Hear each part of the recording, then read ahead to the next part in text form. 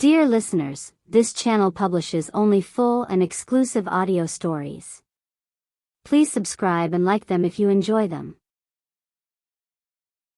Chapter 1: The Invitation. The envelope arrived on a Thursday evening in early October, folded between electricity bills and a catalog she had not requested. At first, Clara almost missed it. She stood in the narrow hallway of her apartment with her coat still on, rainwater cooling on the shoulders of the wool fabric while the building's old radiator hissed softly somewhere behind the walls. Outside, the city moved through another wet evening with exhausted determination. Tires whispered against the street below. A siren passed somewhere far away. Upstairs, someone dragged furniture across hardwood floors with slow persistence. Her apartment smelled faintly of paper and black tea. She held the stack of mail against her chest and stared at the unfamiliar envelope. No return address. Cream-colored paper. Heavy. Expensive. Not decorative in the obvious way people tried to signal wealth. There was no embossed crest, no gold lettering, nothing performative. Its elegance was quieter than that. The kind of object made by people who assumed no explanation was necessary. Only her name. Clara Vale. Typed, not handwritten. She set the rest of the mail on the kitchen counter and remained standing for a moment beneath the hanging light above the sink. The bulb flickered once before stabilizing. The envelope seemed strangely calm there in her hand. As though it had arrived exactly when it intended to. She opened it carefully with a butter knife. Inside was a single card. No signature. No introduction. Just a location. A date 3 weeks away. And beneath it, one sentence. "We hope you accept, asterisk." That was all. Clara read it twice. Then a third time more slowly. The address meant nothing to her. Blackwater House, North Coast Peninsula. She vaguely imagined cliffs, cold wind, private roads disappearing into forests. There was no website. No phone number. No explanation of what the invitation actually was. Not a conference. Not a wedding. Not a retreat, technically. Nothing. She laughed quietly to herself then, though not because it was amusing. Because for several seconds she had felt something she had not experienced in months. Curiosity. Real curiosity. Not the dull obligation of answering emails or pretending interest during meetings. Not the mechanical attention required by ordinary life. Something older than that. Sharper. The kettle clicked in the kitchen behind her. She realized she was still wearing her coat. Later that night she searched the address online. Nothing useful appeared. A few old satellite images. A reference to coastal land ownership. One archived article about a restoration permit filed nearly 10 years earlier. No photographs. No reviews. No social media presence. Which somehow unsettled her more than if there had been too much information. By midnight she was sitting cross-legged on her sofa with the invitation card balanced against her knee while rain moved steadily across the windows. She tried to imagine who would send something like this. An old friend? A corporate event? A mistake? But none of those explanations fit the strange confidence of the wording. "We hope you accept, asterisk." Not. "You are invited." Not. "Please respond." Only an assumption that she would understand something she clearly did not. And beneath her confusion, another feeling slowly emerged. A faint embarrassment. Because despite the absurdity of it, despite how little sense it made, part of her already wanted to go. Clara worked as a branding consultant for a design agency that occupied 3 glass floors in a renovated financial building downtown. People described the company as creative, though most days it involved rearranging language until wealthy corporations sounded more emotionally aware than they actually were. The office smelled permanently of coffee beans and printer heat. Everyone spoke carefully. Not formally. Carefully. As though every sentence passed through several invisible filters before entering the air. At 34, Clara had become exceptionally good at this kind of conversation. She knew how to appear attentive during meetings while thinking about entirely different things. She knew how to smile at exactly the correct moments. She knew how to construct enthusiasm with minimal emotional expenditure. People considered her composed, reliable, intelligent. She had once believed these were meaningful compliments. Lately they felt more like symptoms. On Friday morning she brought the invitation to work folded inside her notebook. Not because she planned to show anyone. Only because leaving it at home felt oddly impossible. Throughout the morning she found herself touching the edge of the card through the fabric of her bag, reassured by its physical existence. At noon she sat through a strategy presentation about consumer intimacy patterns while rain blurred the city beyond the conference room windows. Her coworker Daniel spoke for 20 uninterrupted minutes about emotional authenticity in luxury marketing. Nobody questioned the contradiction. Clara watched reflections slide across the glass table. She suddenly imagined standing up, placing the invitation in the center of the room, and asking if anyone could explain why it disturbed her. Not frightened her. Disturbed her. There was a difference. Fear was simple. This felt more intimate than fear. Like the faint awareness of having missed part of a conversation everyone else understood. Clara? She looked up. Daniel was watching her. You okay? Yes, she said automatically. You looked somewhere else for a second. I probably was. A few people laughed softly. The meeting continued. But afterward, while everyone gathered laptops and coffee cups, Daniel touched her sleeve lightly. You sure you're all right? His voice carried genuine concern beneath its casual tone. Clara almost answered honestly. Instead she smiled. Just tired. He nodded immediately, relieved. Tiredness was socially acceptable. Exhaustion was understandable. People knew what to do with tiredness. Outside the office, the rain had stopped. The city looked polished and metallic beneath pale afternoon light. She walked home instead of taking the train. Halfway across Mercer Bridge she stopped to watch water move beneath the concrete supports. Cold wind traveled along the river. She thought about the invitation again. And for the first time, another thought arrived quietly behind it. What if this was not random? The idea felt irrational immediately afterward. Yet she could not entirely dismiss it. Not because she believed in fate or conspiracy or anything dramatic. But because lately her life had acquired the strange texture of repetition. Days folding into one another with such consistency that any interruption felt deliberate by comparison. Perhaps meaning was easier to project onto mystery when ordinary life had become emotionally weightless.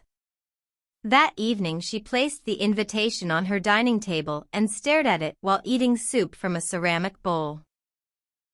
The apartment was silent except for the occasional movement of pipes inside the walls.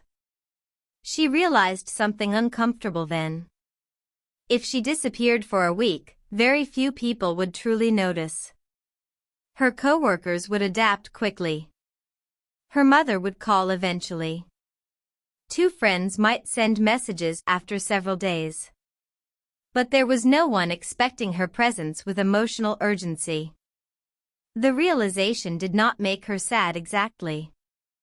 Only aware. She washed the dishes slowly afterward. Then returned to the table. The card remained there in absolute stillness. As though waiting. 3 days later, she accepted. There had been no instructions for responding. Only, at the bottom corner of the card, a small sequence of numbers she had initially mistaken for a printing reference. Eventually she understood it was a phone number. When she called, a woman answered after the second ring. No company greeting. Only, "Good evening." Clara hesitated. "I received an invitation." "Yes." The woman's voice was smooth and unhurried. "Not warm. Not cold. I wanted to know what exactly this is." A brief silence followed. "You are free to decline." "That doesn't answer the question." "No," the woman agreed softly. "It doesn't." Clara moved toward the window unconsciously. Across the street, a man walked a white dog beneath amber streetlights. "Who sent it?" "You were recommended." "By who?" "I'm afraid that information isn't important." Something about the phrasing irritated her immediately. Not important to whom? But before she could speak again, the woman continued. "Transportation can be arranged from the city terminal on the date listed." "What happens there?" "At Blackwater House?" "Yes." Another pause. "You rest," the woman said. The answer was so simple it almost sounded sincere. Clara leaned against the glass. "And if I decide to come?" "We will expect you at 6:15 in the evening." "That's all?" "Yes." Clara waited for more. None came. Finally she said, "You really aren't going to explain anything?" "No." Again the calm certainty. Not defensive. Not evasive. Merely factual. Then, unexpectedly, "You may find the experience easier if you arrive without expectations." The line disconnected gently afterward. No goodbye. For several seconds Clara remained motionless beside the window with the phone still against her ear. Then she laughed once under her breath. Not from amusement.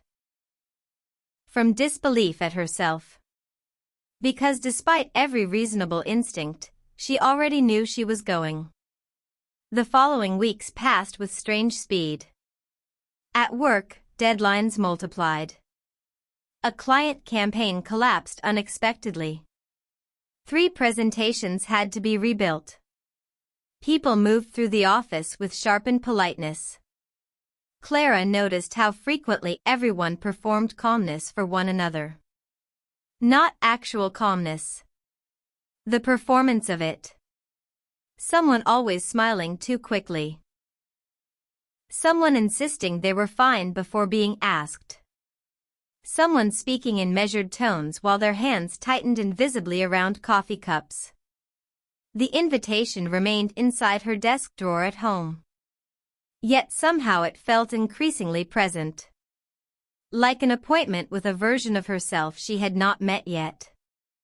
One evening her mother called while Clara packed documents into her work bag. "You sound distracted," her mother said immediately. "I'm working." "You're always working." Clara smiled faintly. Her mother lived alone near the coast several hours south. Since Clara's father died 6 years earlier, conversations between them had become careful in a different way. Less conflict. Less honesty too. "I might take a trip soon," Clara said. Oh. Just for a few days. With who? No one. A small silence appeared. Her mother disliked solo travel. She associated it with loneliness in a way Clara never had. Where are you going? I'm not entirely sure yet. That doesn't sound reassuring. It's probably nothing. Probably? Clara walked toward the kitchen. Rain moved softly against the windows again. I got invited somewhere. What kind of invitation? I don't know. Her mother laughed uncertainly. That sounds slightly dangerous. It isn't dangerous. How do you know? Clara opened the refrigerator and stared inside without seeing anything. I don't, she admitted. Another silence followed. Then her mother said quietly, You sound tired lately. There it was again. Tired. The acceptable explanation. Clara leaned against the counter. I think maybe I am. You should come visit instead. I know. You disappear into that city too much. The comment lingered after the conversation ended. Disappear into that city. As though anonymity could become architectural. As though buildings themselves could slowly absorb people. Later that night Clara dreamed of arriving at a hotel where no one explained the rules. Guests moved elegantly through enormous candlelit rooms while she struggled to understand what behavior was expected of her. In the dream, everyone else already knew. When she woke before dawn, her heart was beating too fast. Yet beneath the unease was another sensation. Anticipation. The morning of departure arrived cold and silver beneath low clouds. Clara packed lightly. Sweaters. Books. A black dress she rarely wore. Comfortable shoes. She almost brought her laptop, then decided against it. For reasons she could not fully explain, the idea felt inappropriate. At the last moment she stood in the center of her bedroom looking around the apartment. The stillness unsettled her unexpectedly. Not because she feared leaving. Because nothing in the room seemed to resist her absence. The plants near the window. The stacked books. The folded blankets. Everything appeared perfectly capable of continuing without her. She locked the apartment carefully. Downstairs, the city moved through another ordinary morning. People carrying coffees. Buses sighing at intersections. Construction noise echoing between buildings. Clara entered a taxi and gave the terminal address. As they crossed downtown traffic, she noticed something strange happening inside herself. A gradual quieting. Not relaxation exactly. But the slow release of routines that had held her attention for too long. Emails unanswered. Meetings postponed. Deadlines temporarily suspended. For the first time in months, she had nowhere specific to perform herself. The terminal sat near the northern edge of the city beside the water. Private ferries departed from their toward islands and coastal properties inaccessible by road. Inside, the building smelled of salt air and polished concrete. At precisely 6:15, a man in a dark coat approached her. Ms. Vale? Yes. He nodded once. This way. No friendliness. No suspicion. Only efficiency. He carried no visible identification. Clara followed him through a side corridor toward an outdoor dock where a long black boat waited against dark water. 3 other passengers were already aboard. No one spoke. The boat itself looked expensive in the understated way everything connected to the invitation seemed to be. Soft lighting beneath the seats. Thick wool blankets folded precisely near each passenger. Quiet engines humming beneath polished wood. The city behind them glowed through mist as they departed. Gradually the skyline receded into abstraction. Glass towers dissolving into distant light. Cold air moved across the water. Clara wrapped a blanket around herself and studied the others discreetly. A gray-haired man reading without turning pages. A woman near 50 wearing an ivory coat and gloves despite the mild temperature. A younger man staring toward the horizon with absolute stillness. None of them appeared nervous, which somehow intensified her own unease. After nearly an hour, the coastline emerged. Dark cliffs.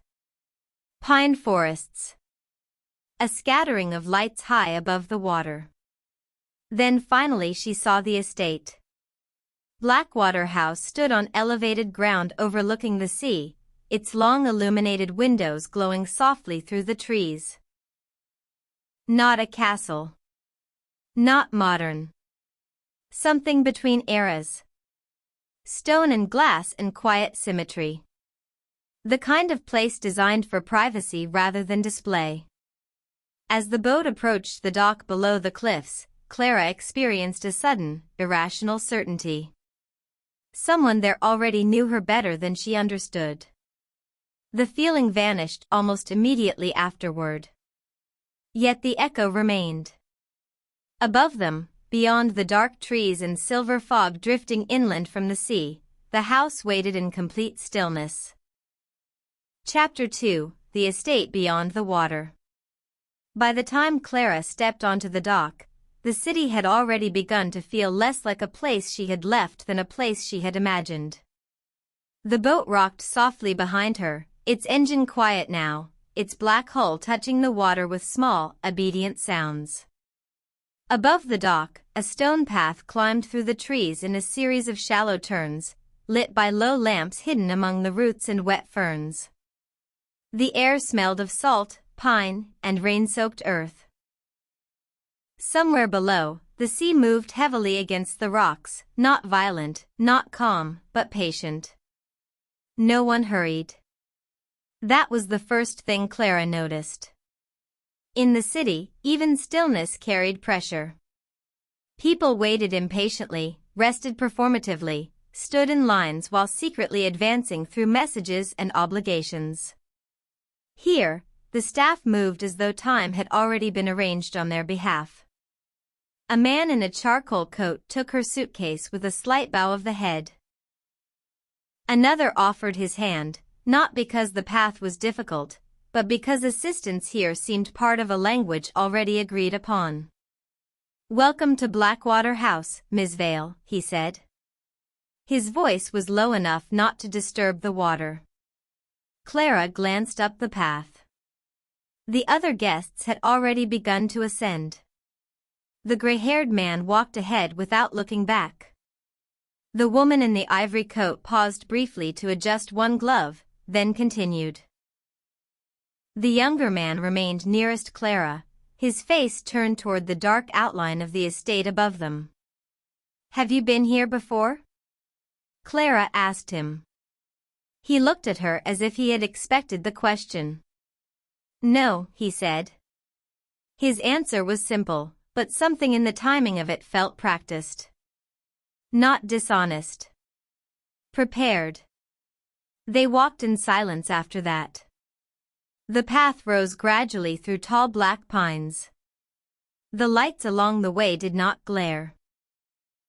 They appeared only where needed, illuminating a curve, a step, a silver railing fixed discreetly into the stone. Everything was designed to prevent surprise while preserving mystery. Halfway up, Clara turned and looked back. The boat had already left. No announcement. No farewell. It was moving across the dark water, its lights shrinking into mist.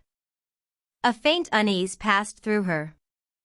Not fear, exactly. More the awareness that departure had been made complicated without anyone saying so. The younger man noticed her watching. "I suppose they don't expect anyone to change their mind immediately," he said. His tone was dry, almost amused. "Do you?" "Not immediately." She looked at him. He smiled politely, then offered his name. "Elias Venn." "Clara Vale." "I know." The words were spoken softly, almost absently. Then he seemed to realize what he had said. "I mean, they announced you at the dock." "They didn't." A brief pause. A very small one. Elias looked ahead. "Then I must have overheard." Clara said nothing. The path turned again, and the house revealed itself gradually rather than all at once. Blackwater House was larger than it had appeared from the water. Built of pale stone darkened by weather, it stretched along the cliff like something grown from the land rather than placed upon it. Wide windows reflected the last blue of evening. Ivy climbed one side in carefully maintained disorder. A glass conservatory extended from the western wing, glowing with soft interior light, its panes misted by warmth from within. It was beautiful. Undeniably. But not inviting in the usual sense. It did not open itself toward visitors. It seemed to observe them arriving. At the top of the path, they reached a gravel courtyard where several cars stood parked beneath bare-branched trees. None had visible drivers. None looked recently used. The gravel had been raked into subtle arcs that made Clara suddenly aware of her own footsteps. A woman waited beside the entrance. She was perhaps 60, though her posture made age difficult to read. Her silver hair was drawn back at the nape of her neck. She wore a dark green dress with a high collar and no jewelry except a narrow gold ring on her right hand. Her expression was composed without being blank. "Miss Vale," she said. "Mr. Venn." Again, no hesitation. No checking of lists. As if faces had been memorized long before bodies arrived. "I am Mrs. Astor," she continued. "You may come inside." "Not please." "Not if you will." "You may." Clara noticed the phrasing immediately and disliked that she noticed it. Inside, warmth surrounded them. The entrance hall was wide and softly lit, paneled in dark wood polish to a low sheen. A fireplace burned at the far end beneath a large abstract painting in deep blues and grays. No music played, yet the house seemed full of quiet sound. The fire settling, distant footsteps, the low murmur of voices somewhere beyond the hall. Everything smelled faintly of cedar, wax, and orange peel. A long table stood near the staircase with folded cards arranged in a precise row. Mrs. Astor handed one to Clara. "Your room is in the east wing. Dinner will be served at 8. Until then, you are free to settle in." "What is the schedule after dinner?" Clara asked. Mrs. Astor's eyes moved to her face. "There is no schedule this evening." "And tomorrow?" "There will be breakfast." Clara waited. Mrs. Astor did not add anything. Elias lowered his gaze, but Clara thought he might be smiling. "Is there someone we should speak to?" Clara asked. "Someone hosting?" "You are already being received." It was not quite an answer. It was not quite evasion either. Mrs. Astor turned slightly, and a young woman in a black dress appeared with Clara's suitcase. She must have entered silently through a side passage. "This is Mara, Mrs. Astor said. "She will show you to your room." Mara smiled, but the smile did not try to become familiar. "Good evening, Miss Vale." Clara followed her up the staircase. The banister was smooth beneath her fingers, the wood worn by generations of hands or perhaps designed to seem that way. Paintings lined the upper corridor, landscapes without figures, coastlines under varying weather, rooms lit by windows but empty of people. The effect was tasteful and faintly lonely. Mara walked ahead with unhurried precision. "Have many guests arrived?" Clara asked. "Most." "How many are expected?" 12. "Is that usual?" Mara paused at a turn in the corridor and glanced back. "For this house?" "For this event." Her smile remained. "I couldn't say what is usual for an event without a name." It was the first almost human thing anyone had said since Clara arrived. She smiled despite herself. "That's fair." Mara continued walking. The east wing was quieter than the rest of the house. The corridor narrowed and the lamps were set lower, so that light pooled along the walls rather than filling the space. At the end, Mara opened a door with a brass key and stood aside. Clara entered. The room was extraordinary. Not large in a theatrical way, but deeply considered. A wide bed dressed in white linen faced 3 tall windows overlooking the sea. A writing desk stood near one window, already supplied with cream paper, black ink, and a small vase of winter roses. A pale rug softened the floorboards.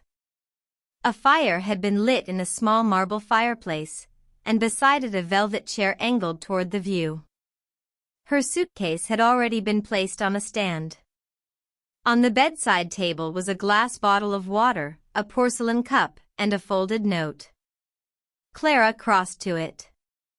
The note read, "You are not required to be anyone here." For a moment the room seemed to become even quieter. Clara read the sentence again.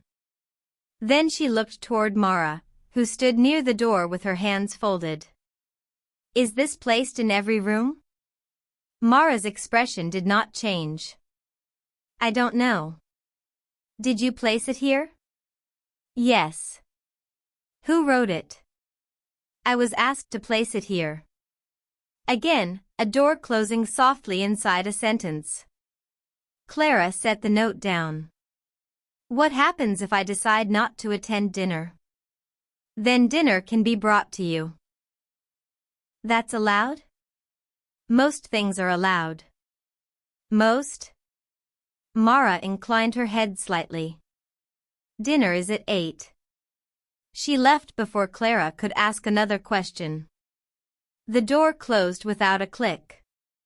Clara stood in the center of the room listening to the sea below the windows. "You are not required to be anyone here." It should have comforted her. Instead it felt too accurate. As though whoever had written it knew that being someone had become a kind of labor. She removed her coat slowly and sat on the edge of the bed.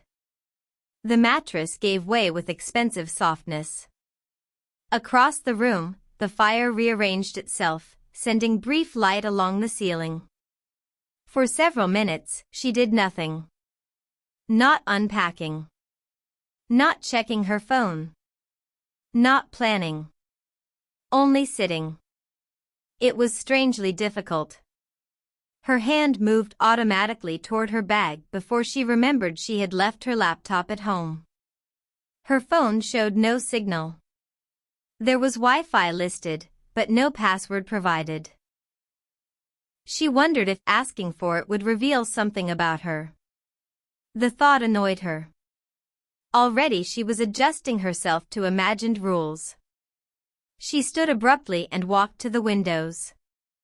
Outside, the estate grounds descended toward the sea in terraces.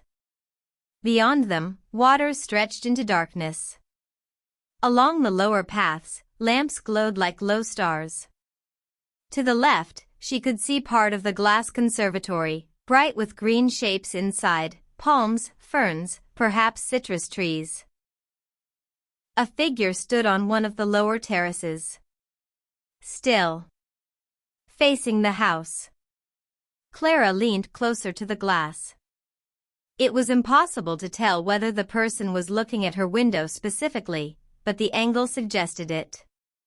Then the figure turned and walked away among the hedges. She told herself it meant nothing. Large house. Many guests. Many staff. People were allowed to stand outside. Still, she let the curtain fall halfway across the window. At 7:45, she dressed for dinner. She chose the black dress because it required the least thought. Its simplicity usually made her feel protected. She brushed her hair, applied lipstick, then wiped most of it away. In the mirror, her face looked calmer than she felt. Before leaving, she looked again at the note. "You are not required to be anyone here." She folded it once and placed it in the drawer of the bedside table, as if returning it to the house. The dining room was already half full when Clara arrived. It opened from the main hall through tall double doors and looked out over the dark water through windows nearly 2 stories high. Candles burned along the table, though electric lights glowed discreetly above the paintings.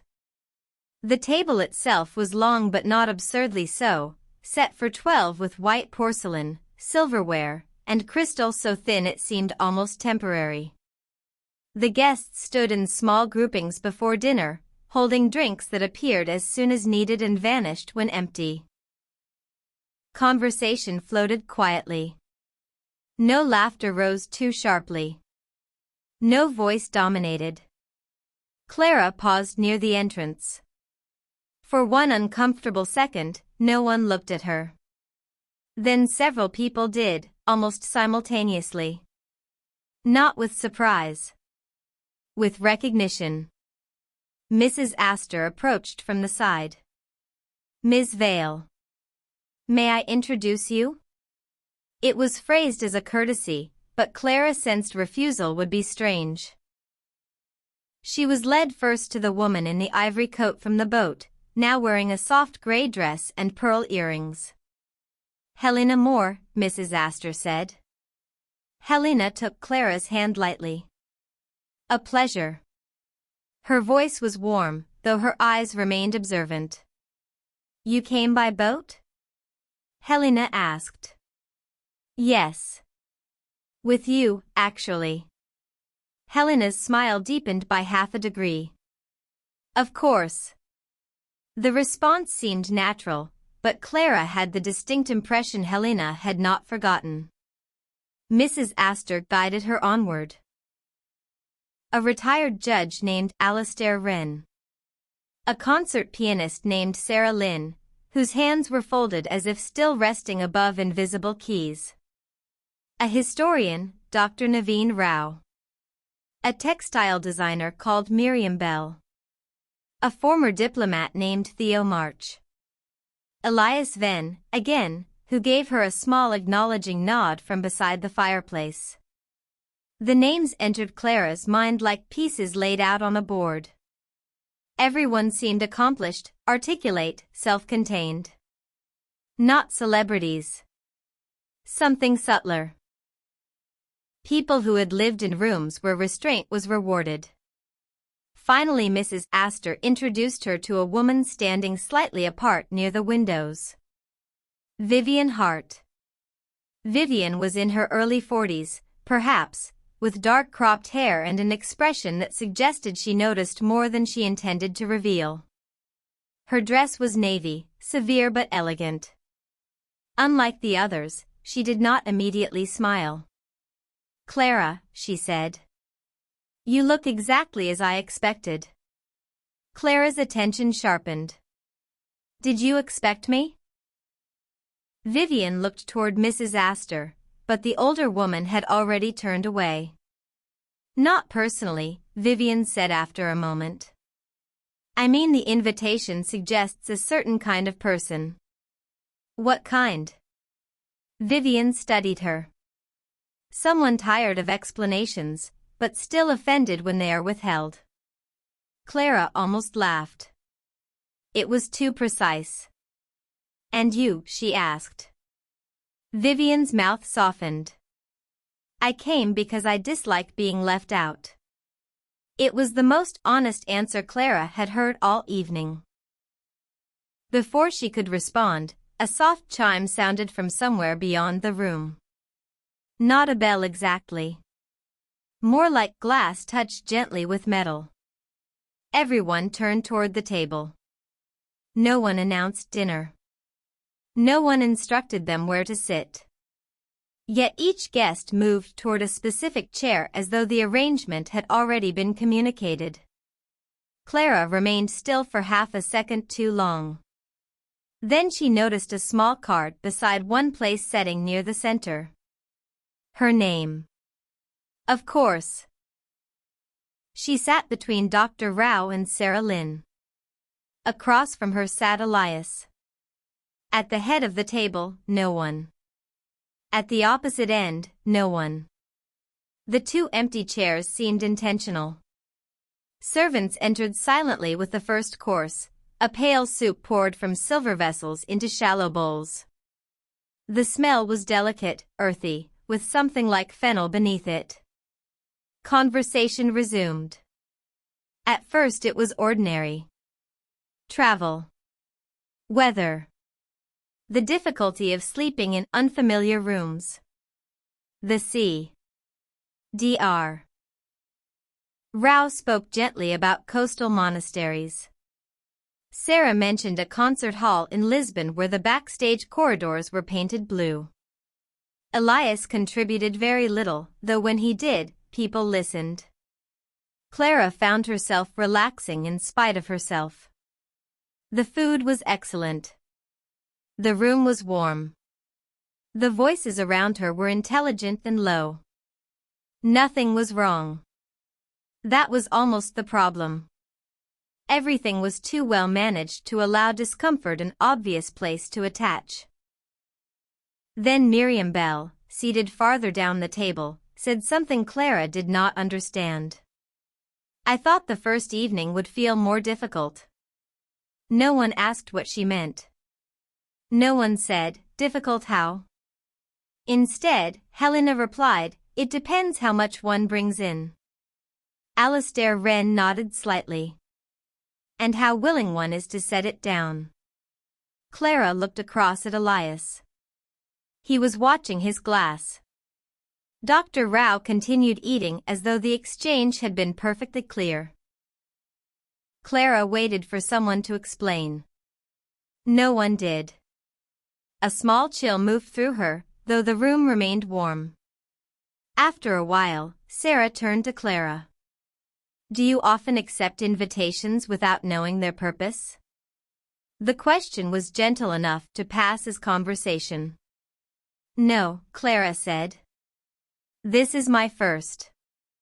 Then you are either brave or very weary. Are those the only options? Sarah smiled. Usually they are related. Clara considered this. What about you? I came once before. The words reached Clara with quiet force. Across the table, Elias looked up.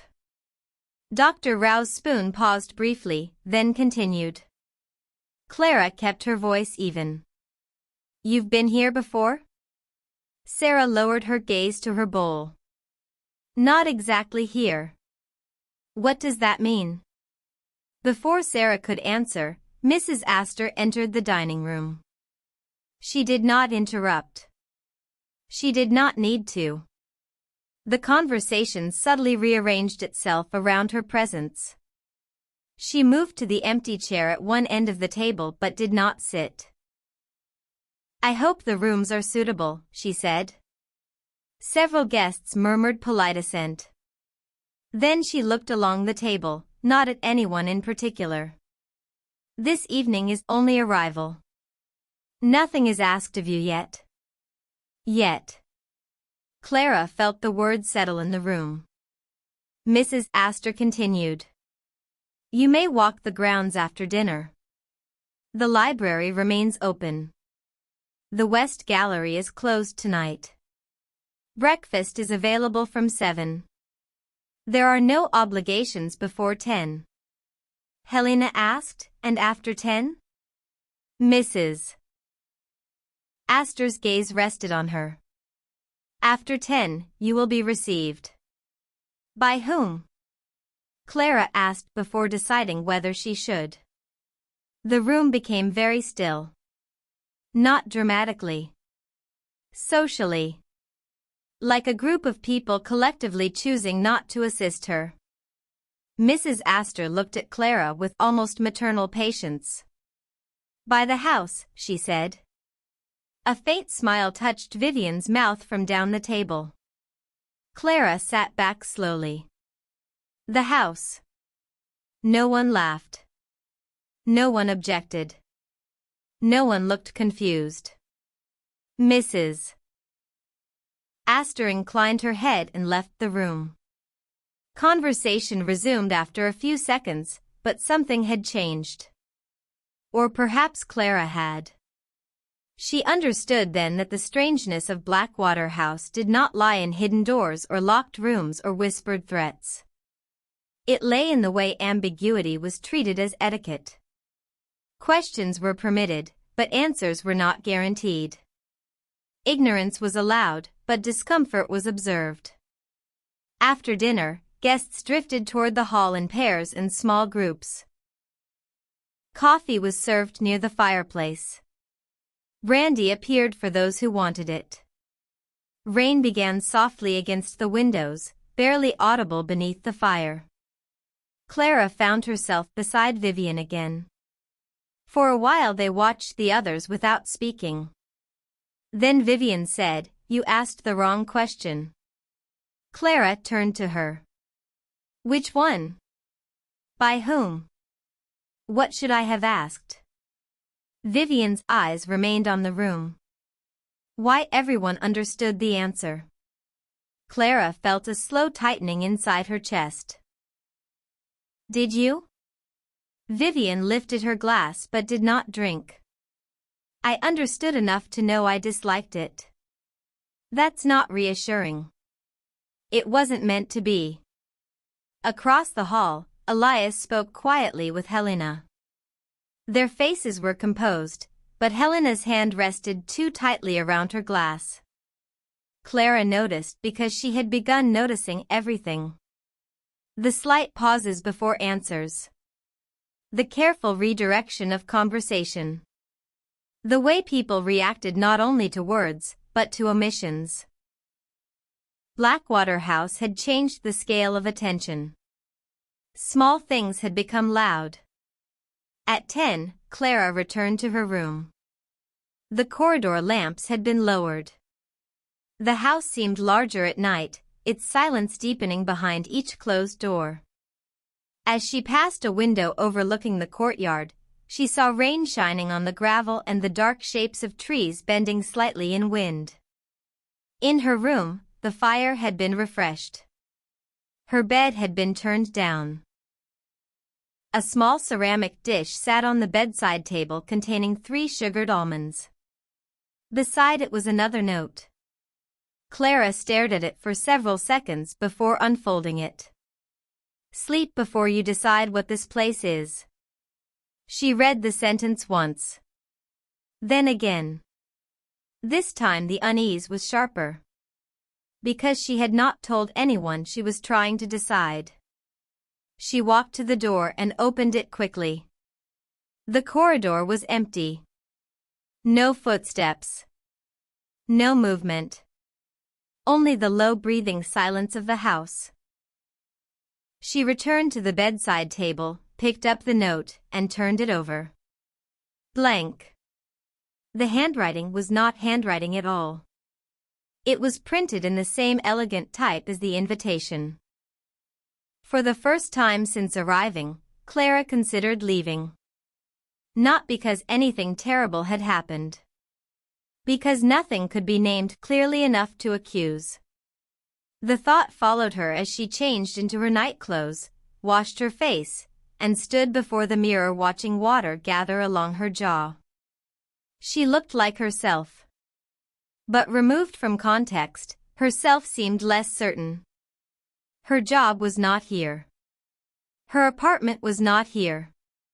The familiar witnesses of her life were absent. Who was she without the people who expected her to behave consistently? The question felt too large for the hour. She turned off the lamp.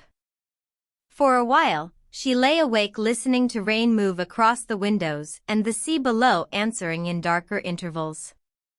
The bed was soft, the room warm, the darkness gentle enough for sleep. Yet her mind remained alert. At some point near midnight, she heard a sound in the corridor. Not footsteps. A pause. As though someone had stopped outside her door. Clara opened her eyes. The room was very dark except for the faint pulse of firelight. She listened. Nothing. Then, from the other side of the door, came the softest sound. Paper sliding beneath wood. She waited until the silence returned completely. Then she rose, crossed the room, and turned on the lamp. A white card lay just inside the threshold. For several seconds she did not touch it. Then she bent and picked it up. There was only one line. Not every guest receives the same invitation.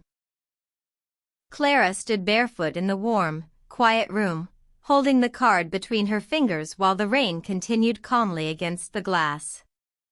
Beyond her windows, Blackwater House rested above the water with all its lights lowered, elegant and still, as though nothing unusual had happened at all. Chapter 3: The Guests.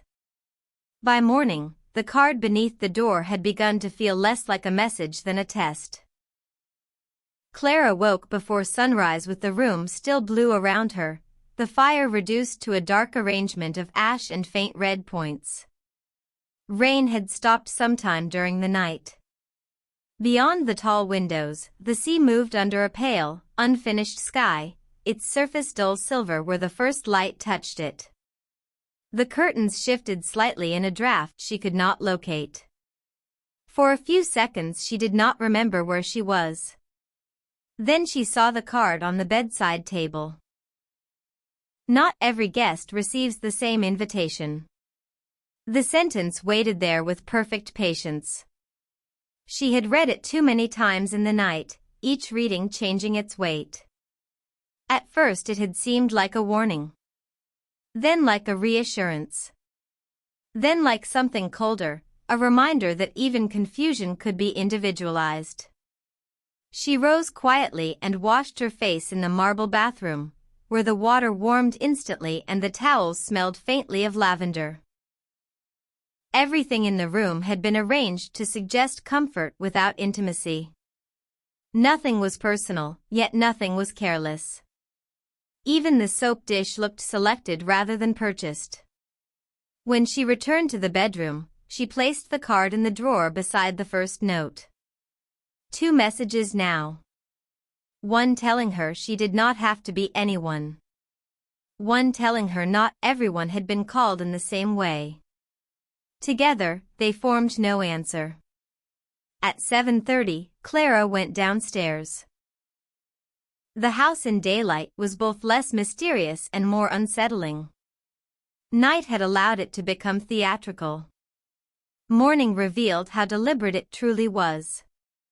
Every corridor held a view arranged with quiet precision, a line of trees beyond glass, a bronze sculpture in a pool of light, a chair placed where no one would naturally sit but where someone might beautifully imagine sitting.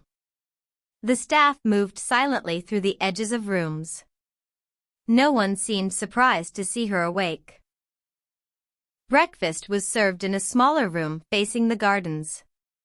Pale sunlight entered through tall windows and touched a long sideboard where silver dishes had been laid out with restrained abundance: fruit, warm bread, soft cheeses, eggs, porridge, coffee, tea, honey in a glass jar. It was luxurious without being excessive, as though excess itself would have been considered vulgar. 3 guests were already there. Dr. Naveen Rao sat near the window with tea and a notebook. Helena Moore stood at the sideboard selecting berries one by one.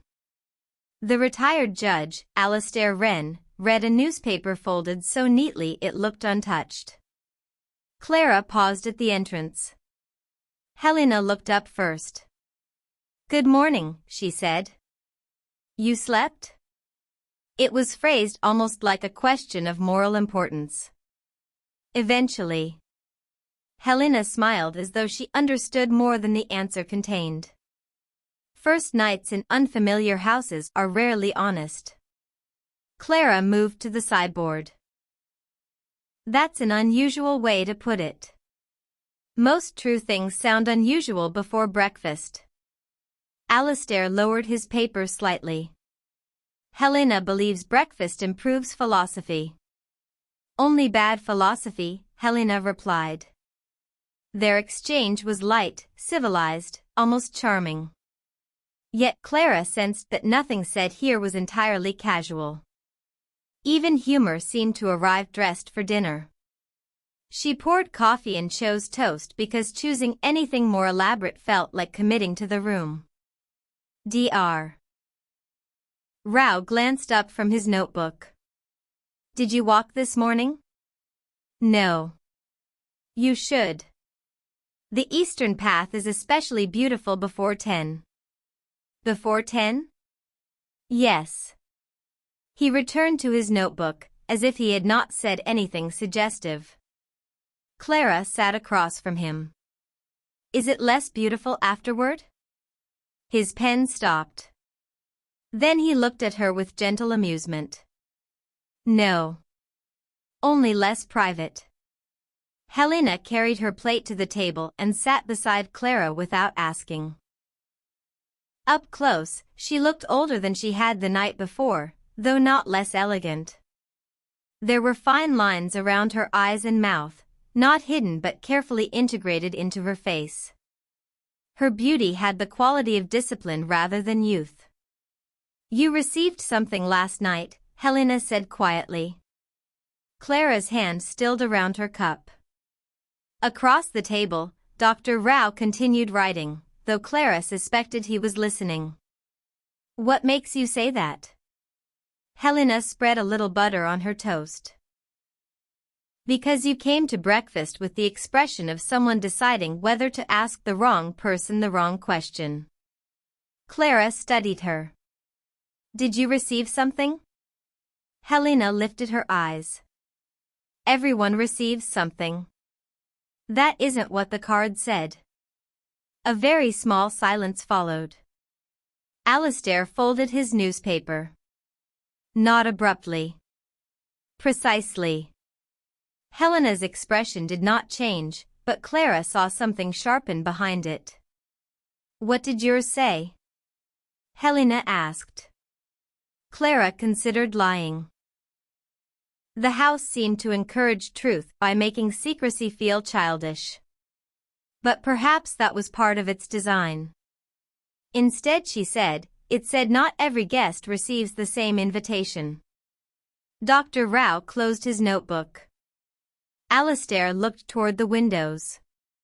Helena's face softened with what might have been sympathy. "That is a difficult one," she said.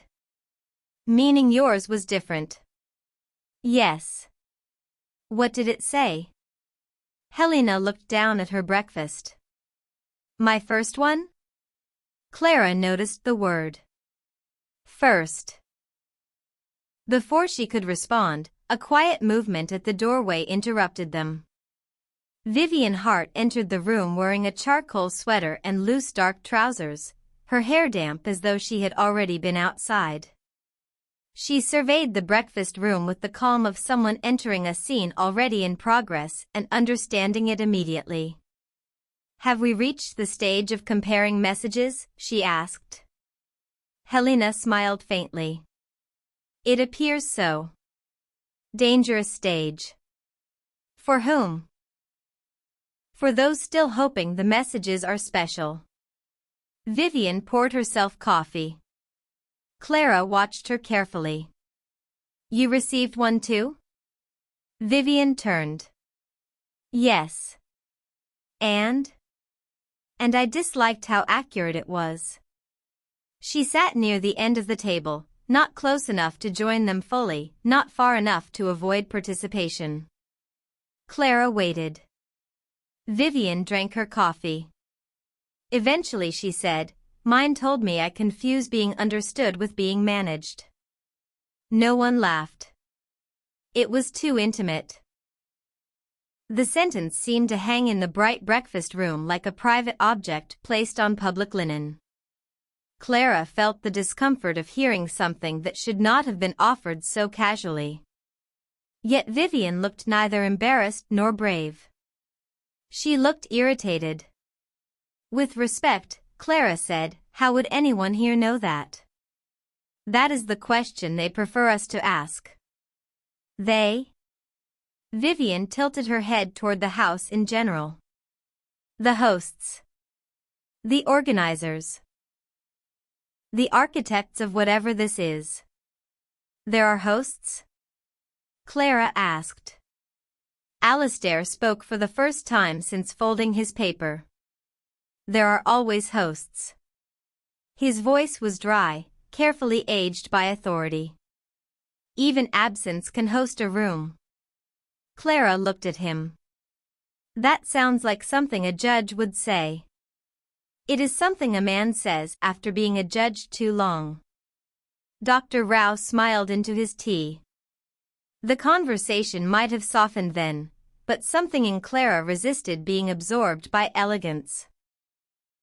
She wanted a plain answer. The house seemed built to prevent plainness. How were all of you invited? She asked.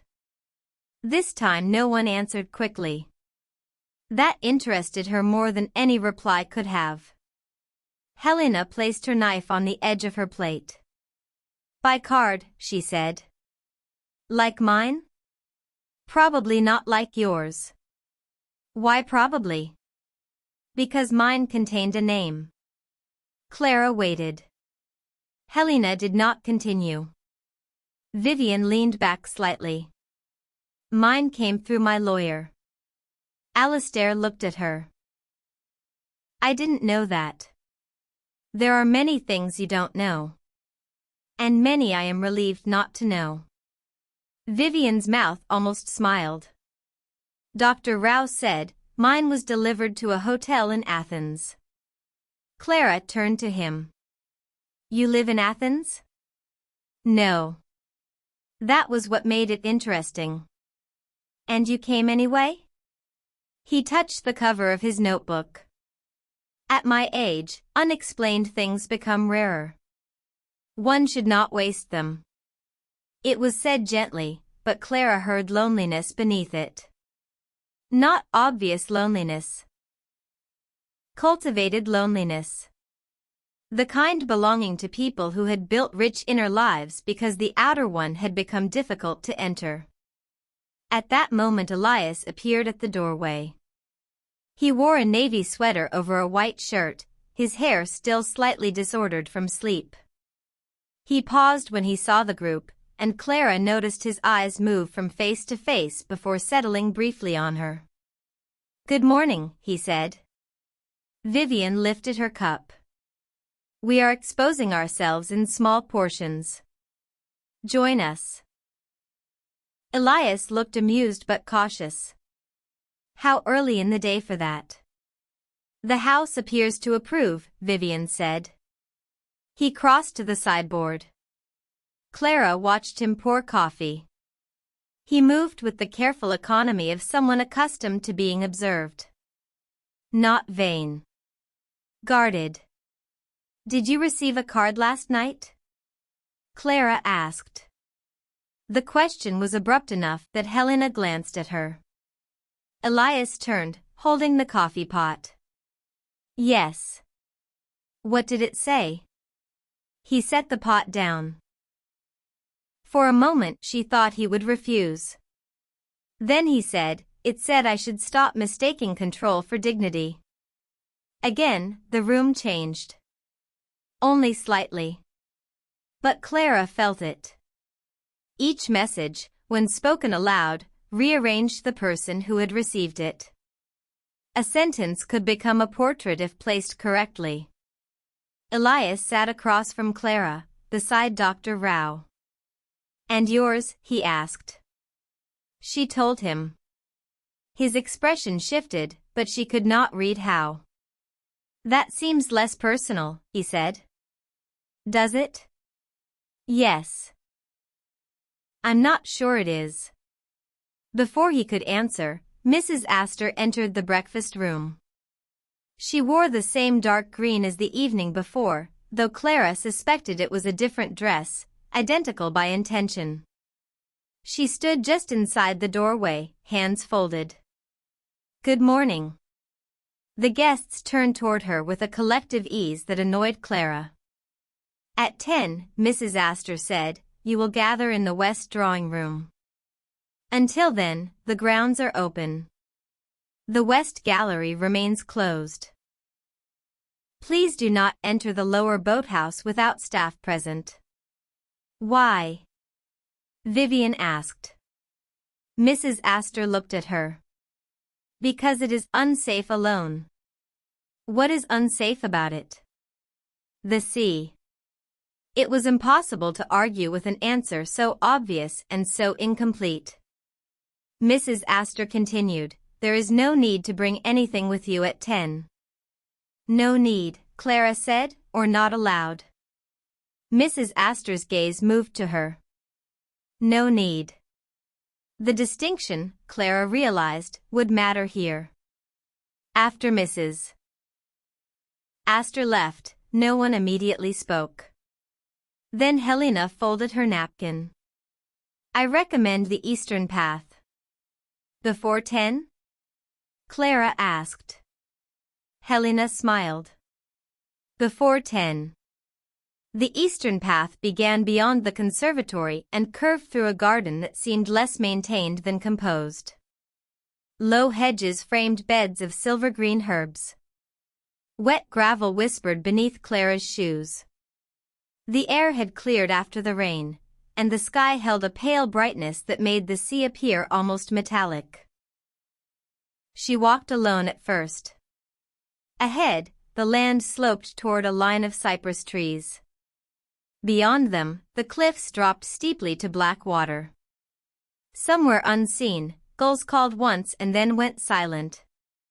Clara tried to let the place calm her. For brief moments, it succeeded. A walled garden opened unexpectedly along the path, filled with white flowers despite the season. Their scent was faint, cold, almost medicinal. At the center stood a stone fountain with no water flowing. On its rim, someone had placed a single green apple. Not fallen. Placed. Its skin shone in the morning light. Clara stopped. There was nothing inherently strange about an apple on a fountain. Yet by now she no longer trusted isolated details. She looked around. No one. She stepped closer and saw that beneath the apple lay a folded paper. For a moment she did not touch it. Then she laughed softly at herself. A house like this could make even fruit seem conspiratorial. She lifted the apple. The paper beneath was blank. Completely blank. No printed sentence. No name. Just thick white paper, folded once. She felt embarrassed by the intensity of her disappointment. Or was it relief? Behind her, someone said, "It does that." Clara turned quickly. Miriam Bell stood at the entrance to the walled garden. She wore a pale blue coat, and her fair hair had been tied loosely at the nape of her neck. She looked softer in daylight than she had at dinner, less composed, almost shy. "What does?" Clara asked. "The house. It makes you expect meaning everywhere." Clara lowered the paper. Did you leave this? No. Do you know who did? Miriam walked toward the fountain and looked at the apple. No. But I know the feeling. She touched one of the white flowers with a gloved finger. At first you think everything is a clue. Then you think nothing is. Then you realize the distinction may be part of the exercise. Clara folded the blank paper again. Everyone keeps speaking as though they understand what's happening. They don't. You sound certain. People sound different when they understand something. Here they mostly sound careful. It was the first thing anyone had said that made Clara feel less alone. Miriam sat on the stone edge of the fountain. I was a textile designer, she said. Was? I suppose I still am. But people use identity as a storage room. They put old versions of you in it and expect you to keep visiting. Clara looked at her. That sounds like your card. Miriam smiled, surprised. It was close. What did yours say? Miriam hesitated. Then, softly, it said I had made grief attractive enough that no one asked me to put it down. The garden seemed to still around them. Clara did not know what to say. I'm sorry, she offered finally. Miriam nodded, accepting the inadequacy kindly. My daughter died 9 years ago. Not dramatically. Not in a way that turns life into a film. She was ill. Then she was gone. Afterward people admired how gracefully I continued. Grace can become a prison if enough people praise it. Clara sat beside her. The stone was cold through her dress. Why did you come here? Miriam looked toward the empty fountain. Because the invitation did not mention who I had been. They sat in silence. This, Clara thought, was how the house worked. Not by frightening people. By placing them in conditions where ordinary defenses seemed unnecessary, then watching what came forward. Do you trust it? Clara asked. Miriam considered. No. Do you trust anyone here? A faint smile. Also no. That's comforting. It might be the only sensible position. Wind moved through the garden, carrying salt from the sea. Clara looked down at the blank paper in her hand. Maybe this one was meant to stay empty. Miriam glanced at it. Or maybe you arrived before the message. The thought unsettled Clara more than it should have. A bell sounded in the distance, soft and low. Not the same chime as dinner. Miriam stood. It's almost 10. Clara slipped the blank paper into her pocket. Do we have to go? Miriam looked at her with mild surprise. Of course not. Then she added, but everyone will. The west drawing room faced inland toward the forest rather than the sea. By the time Clara arrived, 11 guests had gathered. A 12th entered moments later, a tall woman Clara had not yet met, with silver bracelets stacked on one wrist and eyes so pale they seemed almost gray. Mrs. Astor introduced her simply as Beatrice Vale. Clara's head turned at once. Vale, she said. The woman looked at her with polite interest. Yes. My surname is Vale. So I understand. There was no surprise in her voice. Are we related? Beatrice smiled. Most people with the same name are not. That doesn't answer the question. No. The reply was so reminiscent of the woman on the telephone that Clara felt a flicker of irritation. Mrs. Astor did not intervene. The drawing room had been arranged with 12 chairs in a wide circle. No table. No podium. No visible host. A fire burned low in the grate, though the room was not cold. At 10 exactly, the door closed. Not slammed. Not locked. Closed. Mrs. Astor stood near the fireplace. "This morning is simple," she said. "You will each introduce someone else." A small movement passed through the group.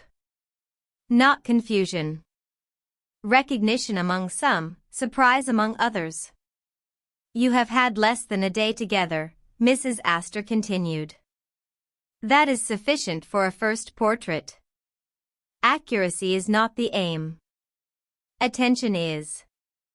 No one spoke. Clara looked around the circle. Helena sat with perfect posture, hands resting in her lap. Vivian leaned back, expression guarded. Elias looked at the carpet. Dr. Rao appeared interested. Miriam seemed sad but calm. Alastair looked as though he had presided over stranger proceedings and found this one legally vague.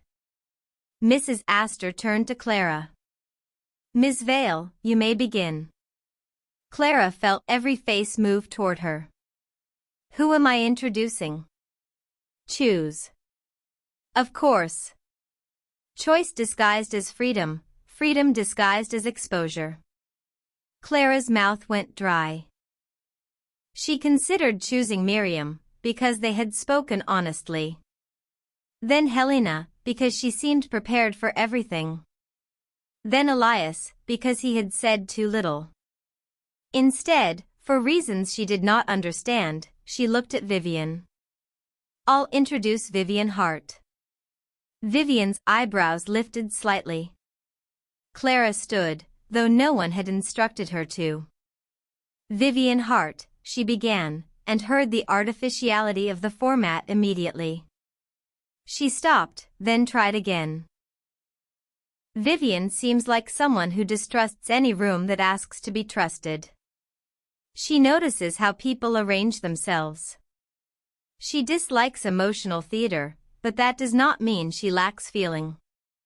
I think she came here expecting manipulation and is annoyed to find herself interested anyway." A brief silence followed. Vivian looked at her steadily. Then she said, "Not terrible." A few people smiled. Mrs. Astor nodded. "Ms. Hart." Vivian stood. "I'll introduce Elias then." Elias's expression tightened. "Elias presents control as temperament," Vivian said. "Which means he would prefer us to believe he is naturally contained, rather than actively containing something. He listens before speaking, but not because he is generous. Because information feels safer when it moves in one direction. He is probably less arrogant than he appears and more frightened than he would forgive anyone for noticing." The room was very quiet. Elias did not move. Clara saw color rise faintly along his throat. For a moment she expected him to answer sharply, but he only nodded once. "Fair," he said. It was not clear whether he meant it. Mrs. Astor turned to him. "Mr. Venn." Elias stood slowly. His eyes moved around the room, then settled on Helena. Clara noticed Helena's hand tighten almost imperceptibly in her lap. "I'll introduce Helena Moore." He spoke carefully. "Helena has learned to make warmth strategic, but not false. She knows how to comfort people without revealing whether she feels comforted herself. She is skilled at entering intimacy without becoming vulnerable to it. I think she has been admired for wisdom when what she really wanted was permission to be uncertain." Helena closed her eyes for 1 second. Only one. When she opened them, she smiled. "Thank you." But her voice had changed. So this was the game, Clara thought. Not confession. Observation. the social equivalent of placing a hand on glass and feeling another room behind it. One by one, the guests continued. Helena introduced Alistair as a man addicted to fairness because it allowed him to avoid mercy. Alistair introduced Dr. Rao as someone who collected history because the present demanded too much from him. Dr. Rao introduced Miriam with such tenderness that she cried silently before he finished, though he never mentioned her daughter. Miriam introduced Sarah Lynn as a woman who trusted beauty more than people because beauty had never asked her to explain herself. Sarah introduced Beatrice Vale as someone who wore detachment like inherited jewelry. Beatrice introduced Theo March, the former diplomat, as a man who had spent so long translating between nations that he no longer knew his native emotional language.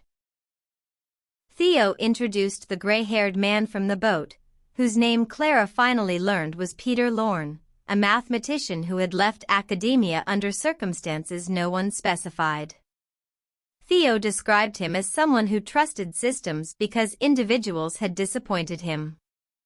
Peter introduced a quiet woman named Amara Quill, a documentary filmmaker, as someone who watched others to avoid being seen. Amara introduced Clara. At the sound of her name, Clara felt herself become still. Amara was small, with close-cropped hair and a calm, unreadable face. She had barely spoken since Clara arrived. Now she stood with her hands loosely clasped.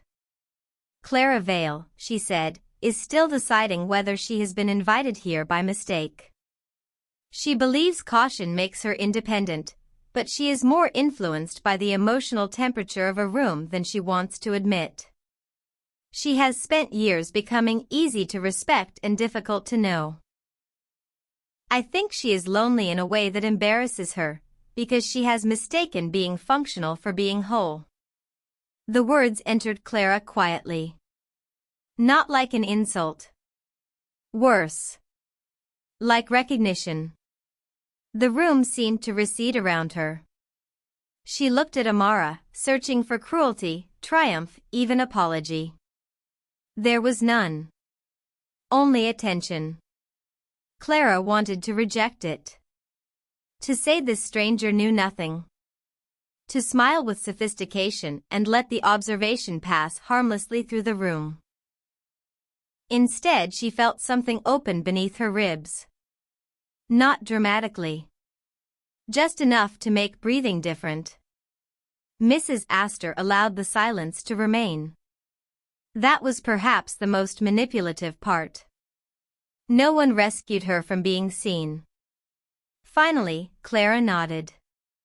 Thank you, she said, because she could not think of anything else that would not reveal more. When all 12 introductions had finished, Mrs. Astor stepped forward. You have now been introduced, she said. Alistair gave a soft, humorless laugh. That is a generous description. Mrs. Astor looked at him. It is the only description needed today. Vivian crossed her arms. And what was the purpose? Mrs. Astor's expression remained serene. To notice how quickly strangers become mirrors when asked. No one spoke. Then she added, lunch is at 1. And left. For several seconds after the door closed, nobody moved. Then chairs shifted softly. People stood, collected themselves, looked away. The atmosphere changed from ceremony back into society, but not completely. Something had been removed from everyone. Or revealed. Clara could not tell which. Elias approached her near the window. Are you all right? The question might have annoyed her if his voice had not been so quiet. Yes, she said. Then, after a pause, no. He nodded. That seems more accurate. She looked at him. Vivian was harsh with you. She was efficient. Is she right? His mouth curved faintly. About which part? Any of it. He looked toward the forest beyond the glass. Yes. The answer surprised her. Before she could ask more, Amara passed near them on her way to the door. Clara turned. Amara. The filmmaker stopped.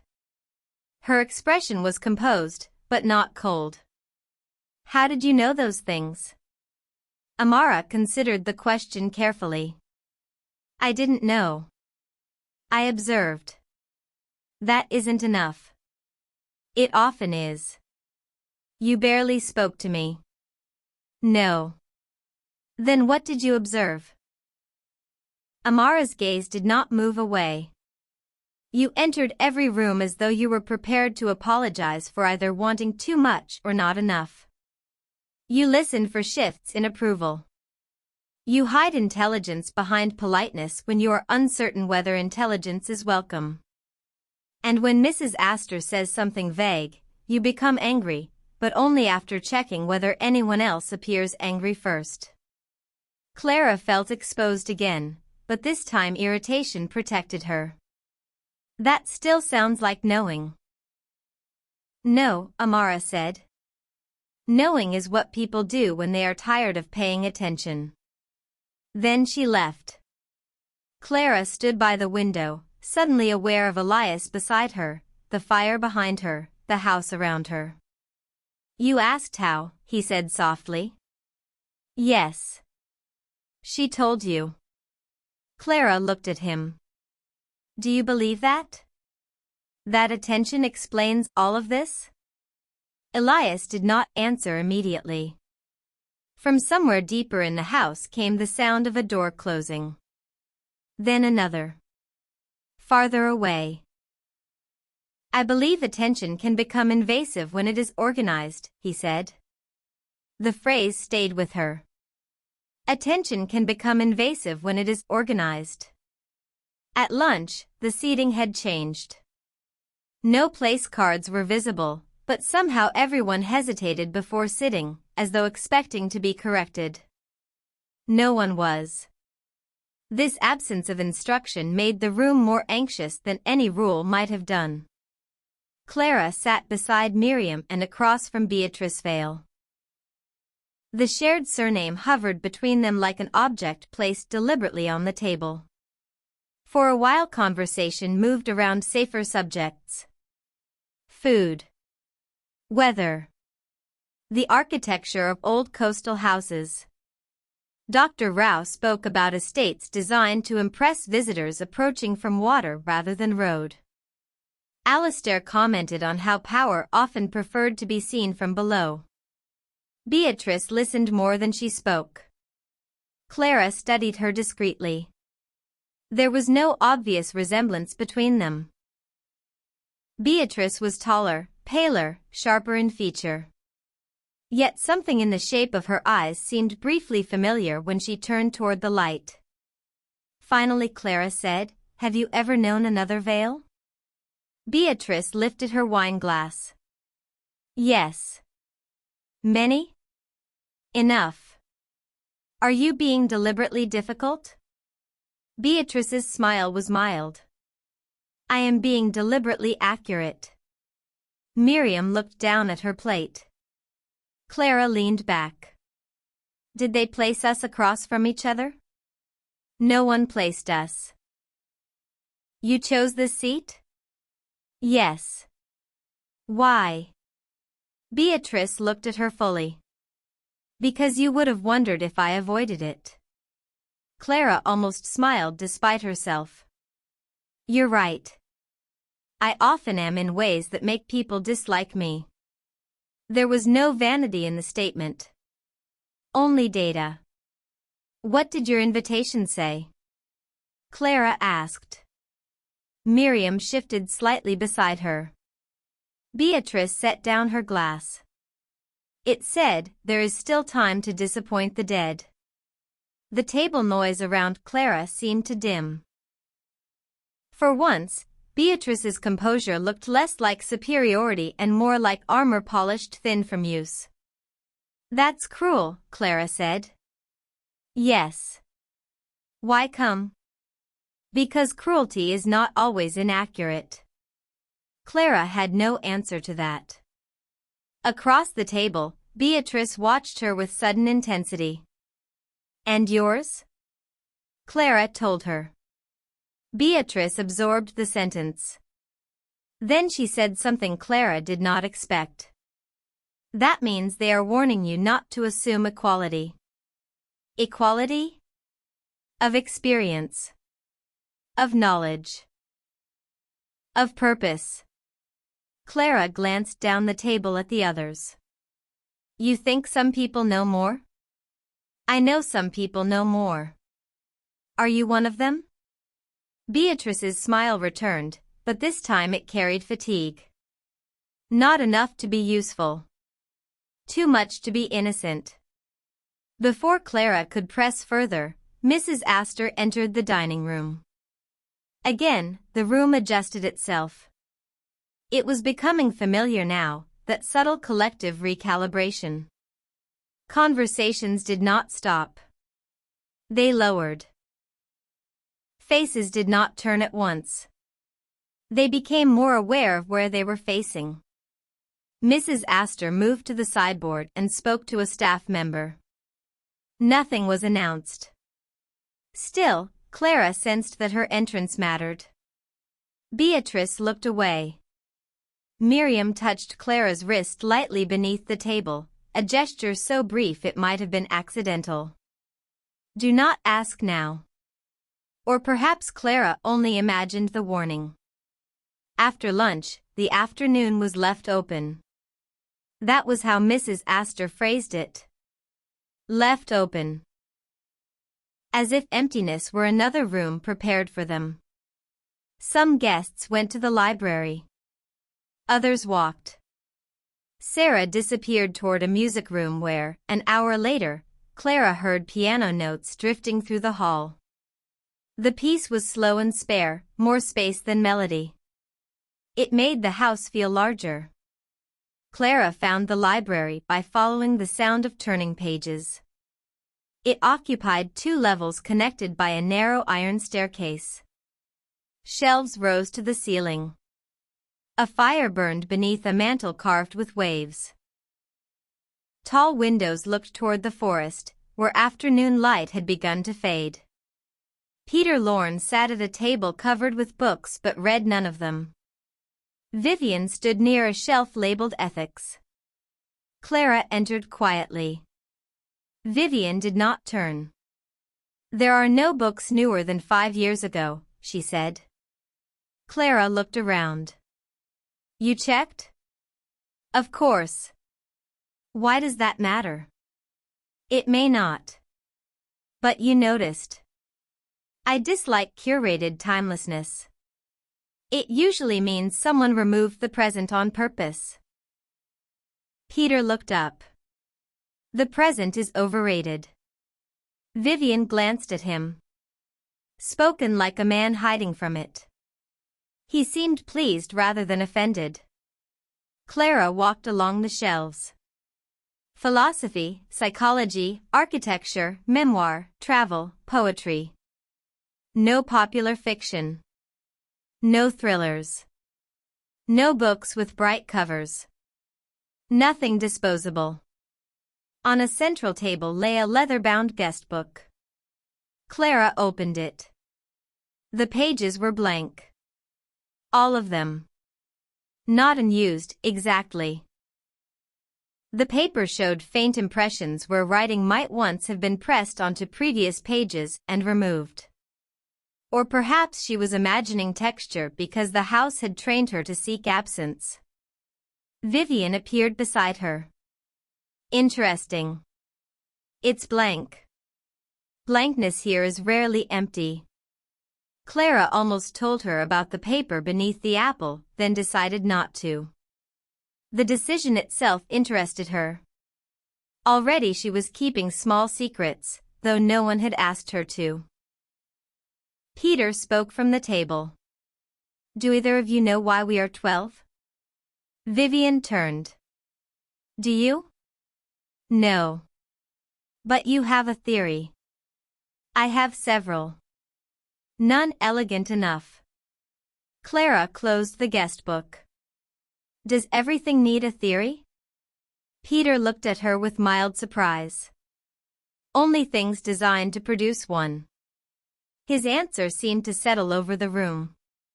Things designed to produce one. Was that what they were? 12 intelligent, tired, defended people placed inside an elegant machine for generating interpretations? At 4, tea appeared in the library without being requested. No staff member announced it. Clara simply looked up and found a tray on the side table, porcelain cups, dark tea, lemon, small cakes dusted with sugar. Beside the teapot lay a folded card. Vivian saw it at the same moment. Neither moved. Peter stood slowly. Shall I? No, Clara said. Her voice surprised her. She crossed the room and opened the card. This one was not addressed to anyone. It read, "This evening, do not speak of what you were before you arrived." Vivian exhaled softly. Peter looked almost delighted. A rule, he said. Clara stared at the sentence. Finally. Something definite. Yet even this did not explain itself. What happens if we do? Clara asked. No one answered. Perhaps because no one knew. Or perhaps because they all understood that the punishment, if there was one, would not be dramatic. It would be social. Psychological. Precise. At dinner, the rule changed everything. No one mentioned work, family history, previous achievements, losses, reputations, cities, marriages, books written, cases judged, concerts performed, countries negotiated, films made, daughters lost. Without biography, conversation became delicate and strange. People spoke of preferences instead. How they took tea. Whether silence felt different in large rooms. Which weather made sleep easiest. Whether a person could miss a place they disliked. The talk was calmer than the night before, but more intimate in unexpected ways. Clara found herself seated between Elias and Beatrice. Across from her, Amara watched the candlelight move in her water glass. What do you miss right now? Elias asked Clara. It was the kind of question that would have felt artificial elsewhere. Here, under the rule, it seemed almost practical. Clara considered. My apartment, she said. But not my life in it. Elias nodded as though that distinction mattered. And you? He looked toward the empty chair at the head of the table. The version of myself who believed leaving a place meant escaping it. Beatrice smiled faintly. That version never survives travel. No, Elias said. It doesn't. Clara noticed then that without professions, guests did not become less defined. They became differently visible. Stripped of context, some softened. Others sharpened. Alistair without the word judge became less imposing but more melancholy. Sarah without the word pianist seemed almost relieved. Vivian without any external identity became more present, not less. The rule had taken away status. But not self. After dessert, Mrs. Astor entered. You observed the rule well, she said. Vivian looked up. Were we being evaluated? Mrs. Astor's expression remained unreadable. You were being listened to. That isn't better. No, Mrs. Astor said. It is not always better. Then she turned to Clara. Miss Vale, there is a telephone call for you. The room went still. Clara felt every guest understand the strangeness before she did. My phone has no signal, she said. The call is through the house line. From whom? Mrs. Astor paused. Your mother. For the first time since arriving, something ordinary entered Blackwater House and seemed more disturbing than mystery. Clara stood slowly. No one spoke as she followed Mrs. Astor from the dining room into a small study off the hall. The room smelled of leather and cold ashes. A black telephone sat on the desk, its receiver resting beside the cradle. Mrs. Astor did not enter fully. You may take it alone. Clara waited until the door closed. Then she picked up the receiver. Hello?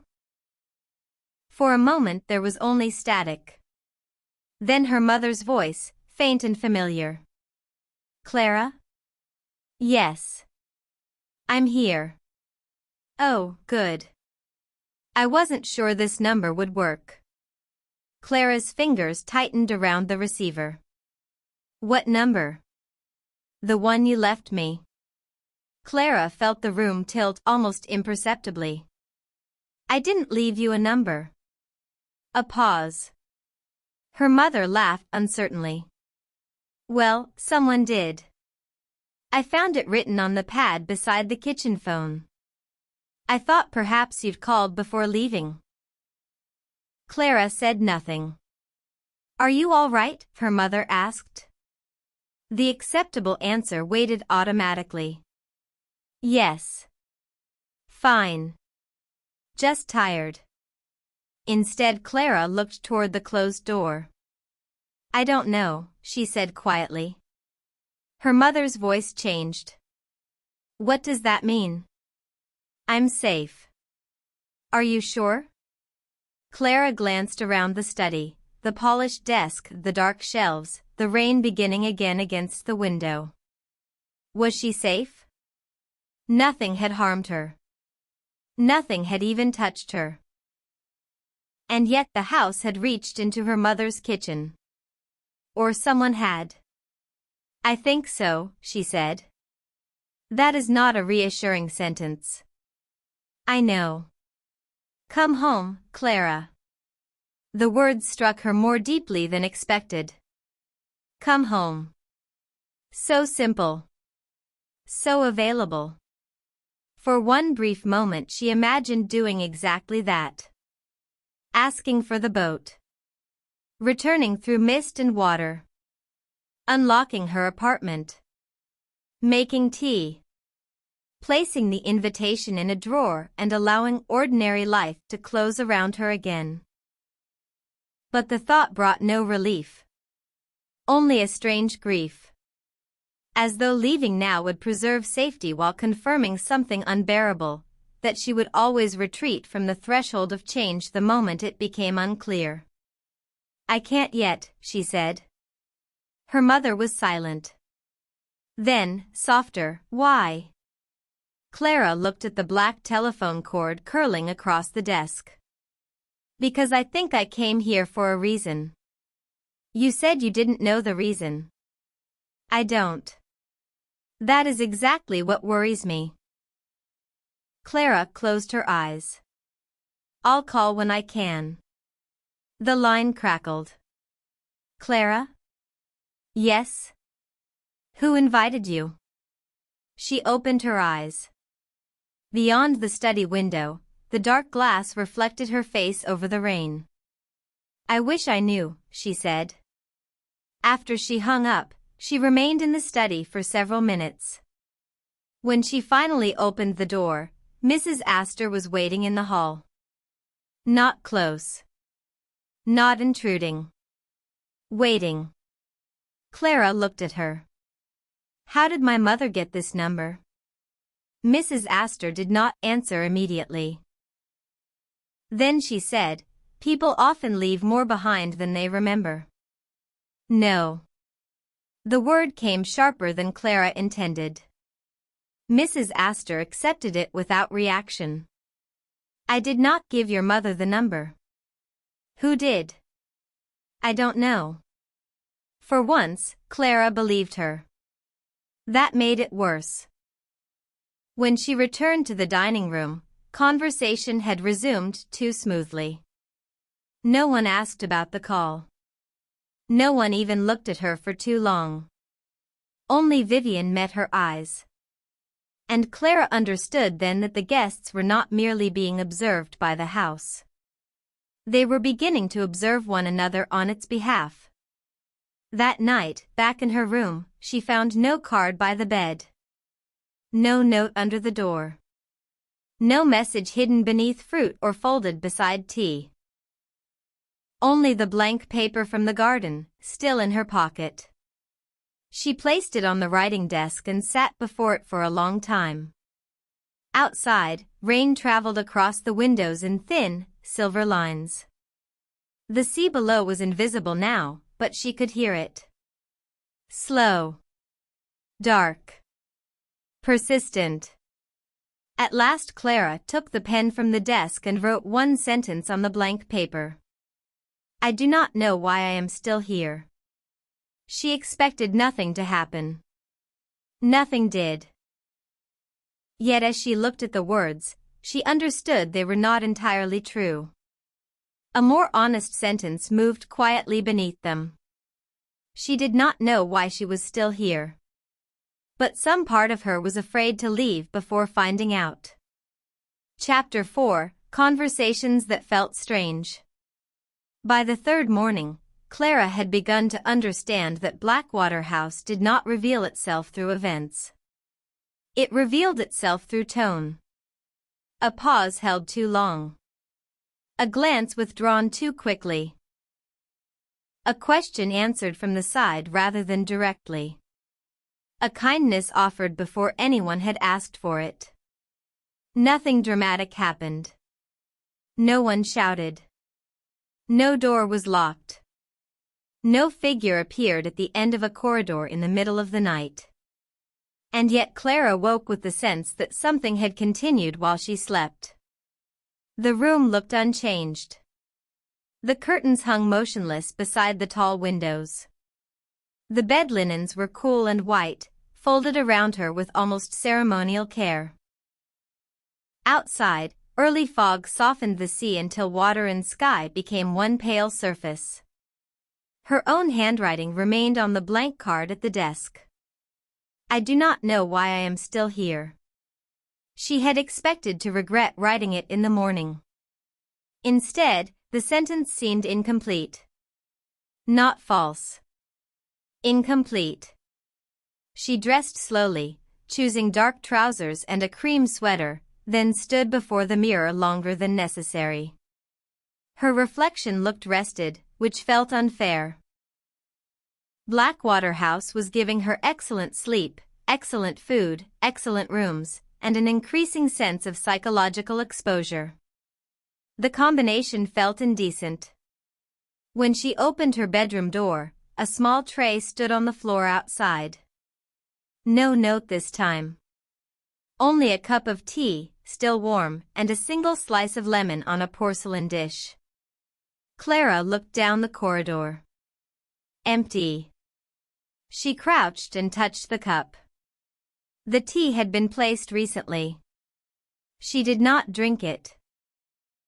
Not because she believed it was unsafe, but because refusing small comforts felt like one of the few forms of resistance still available. She stepped over the tray and walked toward the stairs.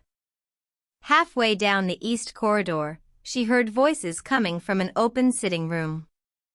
Low, calm voices. She slowed without meaning to. Not yet, someone said. A man. Theo March, she thought.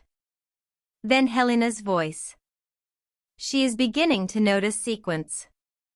She was always going to. Not everyone does. Clara stopped. The corridor around her seemed to narrow. She knew she should either continue walking or make herself known. Instead, she remained still, held by the unpleasant intimacy of overheard conversation. Theo spoke again. Curiosity is not the same as readiness. No, Helena said. but it is often mistaken for it. A chair moved softly inside the room. Clara took one step backward. The floorboard beneath her shoe gave the smallest creak. The conversation stopped. For one suspended second, there was only the sea wind pressing faintly at the windows. Then Helena appeared at the doorway. She did not look surprised. "Good morning, Clara." The absence of surprise was worse than embarrassment would have been. Clara stood where she was. "I wasn't trying to listen." "No," Helena said. "You were trying not to be seen listening." A moment later Theo appeared behind her. He was in his late 50s, tall and narrow, with silver hair and the relaxed posture of a man trained never to appear rushed. At dinner he had seemed courteous to the point of invisibility. In daylight, his face showed fatigue beneath refinement. "Forgive us," he said. "We should have closed the door." It was a perfect apology because it accepted responsibility without revealing anything. Clara looked from him to Helena. "Were you talking about me?" Helena's expression softened. "Yes." The answer arrived so plainly that Clara lost the immediate force of objection. "Why?" "Because you are interesting to us." "That's not comforting." "No," Theo said. "Being interesting rarely is." Clara felt the irritation she had begun to rely on rising again. "What did you mean by sequence?" Helena glanced toward Theo, not for permission exactly, but perhaps for agreement. Theo said, "You notice the order in which things happen. Many people notice the things themselves. Fewer notice placement." "Placement?" "The card after dinner. The rule before biography had settled. Your mother's call after the evening of no past identities. The empty West Gallery remaining closed." Clara's attention sharpened. "The gallery matters?" Theo's smile was faint. "Everything matters, until it does not." That is exactly the kind of sentence people keep saying here instead of answering. Helena stepped into the corridor fully. "You are angry because you still believe answers are being withheld from you. Aren't they?" "Yes. But not only from you." The phrase entered Clara more quietly than expected. "Not only from you." It rearranged the house again. For days she had felt like a latecomer to a room where others already understood the game. But perhaps the hierarchy was less clean than that. Perhaps everyone was ignorant at different depths. Theo turned slightly toward the sitting room. "Will you join us?" "We were having coffee." Clara almost refused. Then she thought of the untouched tea outside her door and understood that refusal, too, could become predictable. She entered. The sitting room faced a narrow inner courtyard where wet ivy climbed pale stone. 3 armchairs had been drawn near a low table. A silver coffee pot stood beside cups no larger than eggshells. There were books arranged on one shelf, all poetry, none opened. Clara sat. Helena poured coffee and handed it to her. This time Clara accepted. For a minute no one spoke. The silence was not awkward. It was being used. Finally Clara said, "Did you know I would be invited?" Theo looked down into his cup. "No." Helena said, "I suspected there would be someone like you." "What does that mean?" "Someone still willing to be offended." Clara laughed once under her breath. "That's my role?" "Not role," Helena said. "Condition." Theo leaned back. Many guests arrive already fluent in resignation. They notice strangeness but call it sophistication. You still object internally. It gives the rest of us a useful contrast. So I'm useful. Everyone is useful here, Theo said. The sentence chilled her because it was not unkind. Clara looked at Helena. Have you been here before? The same question from breakfast returned, but now there was nowhere for Helena to place it without answering. Helena set her cup down. I attended another gathering organized by some of the same people. Where? A house in the Alps. When? 4 years ago. And what happened? Helena looked toward the courtyard. A drop of rain fell from ivy onto stone. I was made aware of the degree to which grief had become my profession. Clara waited. Helena continued in a lower voice. My husband had died the year before. People admired me endlessly. I gave lectures. I served on boards. I became very good at standing beside tragedy and making it seem illuminated. The retreat was unpleasantly clarifying. Did it help? Helena smiled without humor. Help is a small word people use when they want pain to justify itself. Theo's hand shifted slightly around his cup. Clara noticed. Were you there too? She asked him. No. But you know about it. I know Helena. Helena looked at him briefly, and in that glance Clara saw an old intimacy, not romantic necessarily, but built from shared information. They were not strangers. She wondered how many invisible relationships existed among the guests while everyone performed equal uncertainty. Who organizes these retreats? Clara asked. Theo answered first. No single person. A foundation? Not exactly. A therapy group? Helena shook her head. No. Then what? This time neither spoke. From somewhere beyond the room came the distant sound of a piano note, struck once and allowed to fade. Clara put down her cup. You both know more than you're saying. Yes, Theo said. The honesty disarmed her again. And you're comfortable with that? No. Then why participate? Theo's expression changed. Something formal left it. Because sometimes not participating is also participation. Clara stared at him. I don't understand. You will hear that sentence often in life, he said quietly. Usually after something irreversible has already happened. Helena glanced at him with warning softness. But Clara had heard the fracture. What did you do? She asked. Theo smiled almost imperceptibly. There. That is the question rooms like this are built to produce. Is it the wrong question? It is the easiest one. Before Clara could ask more, a bell sounded from the hall. Not breakfast. Not dinner. A lower sound, like wood struck gently. Helena stood. We should go. Where? The conservatory.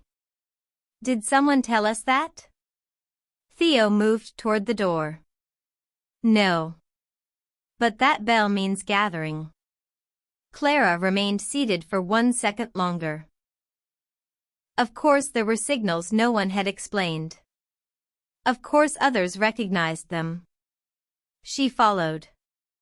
The conservatory was warm enough to blur the glass. Moist green air enclosed Clara as she entered, smelling of soil, citrus leaves, and water collecting in hidden channels. Tall palms rose toward the roof. Ferns crowded stone paths. Orchids clung to black branches in carefully arranged wildness. Outside, the world remained gray and cold. Inside, everything breathed. The guests gathered near a circular pool where orange fish moved slowly beneath lily pads.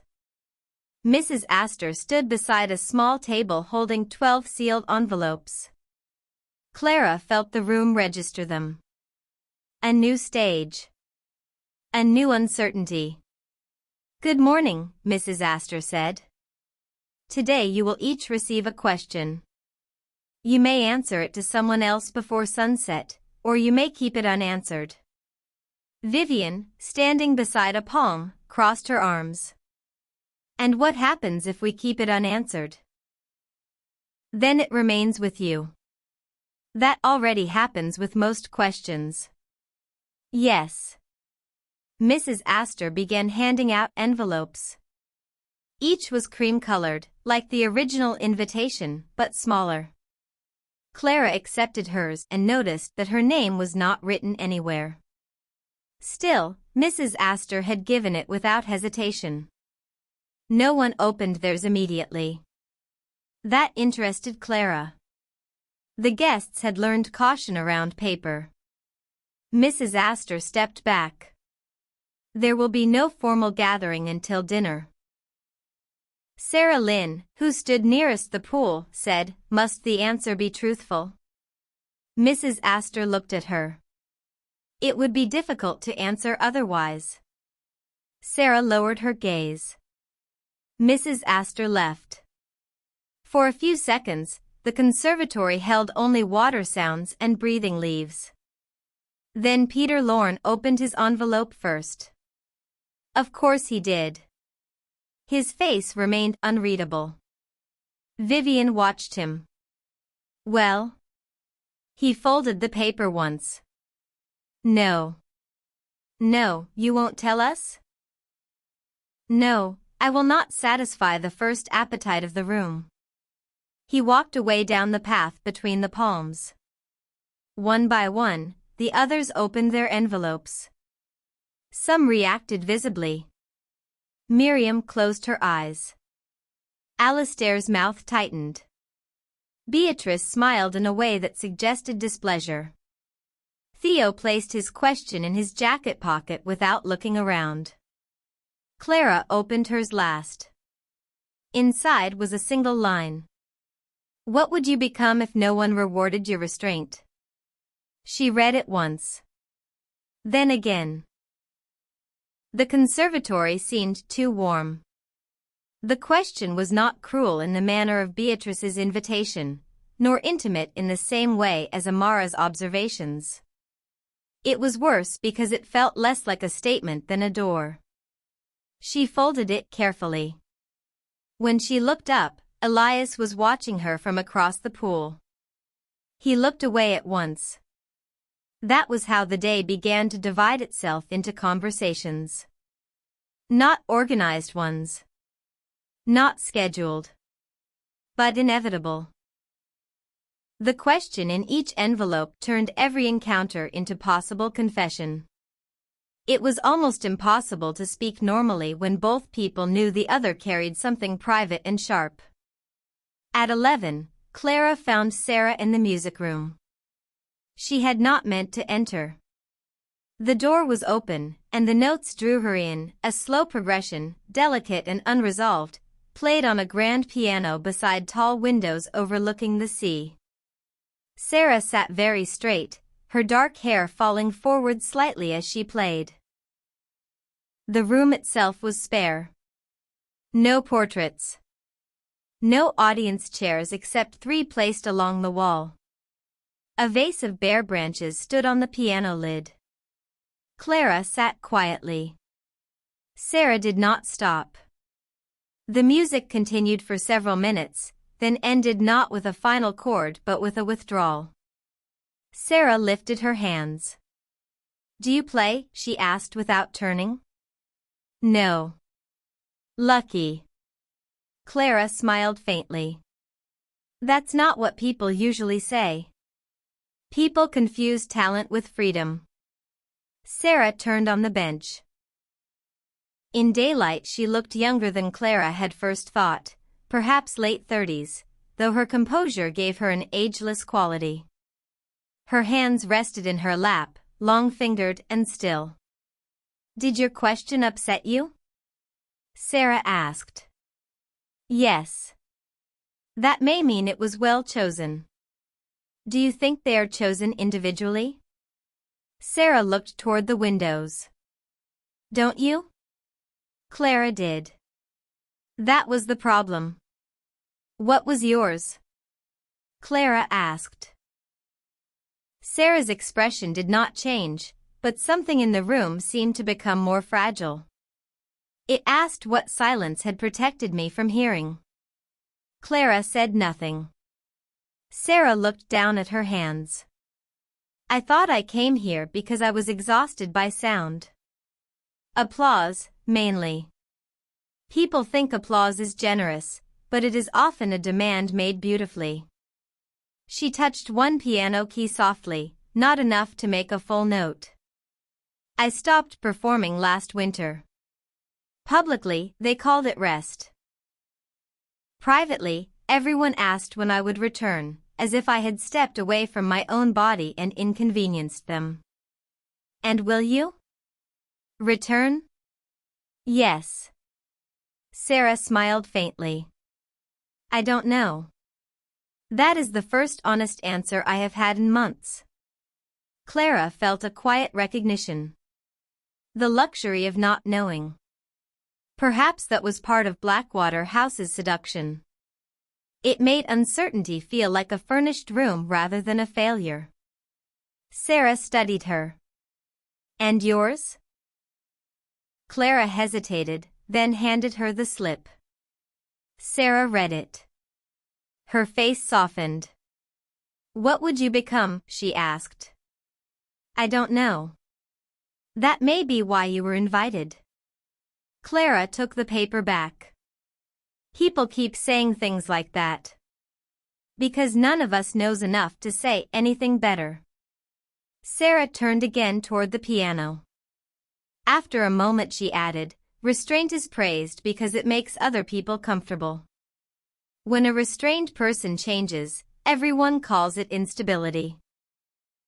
The observation landed gently but stayed.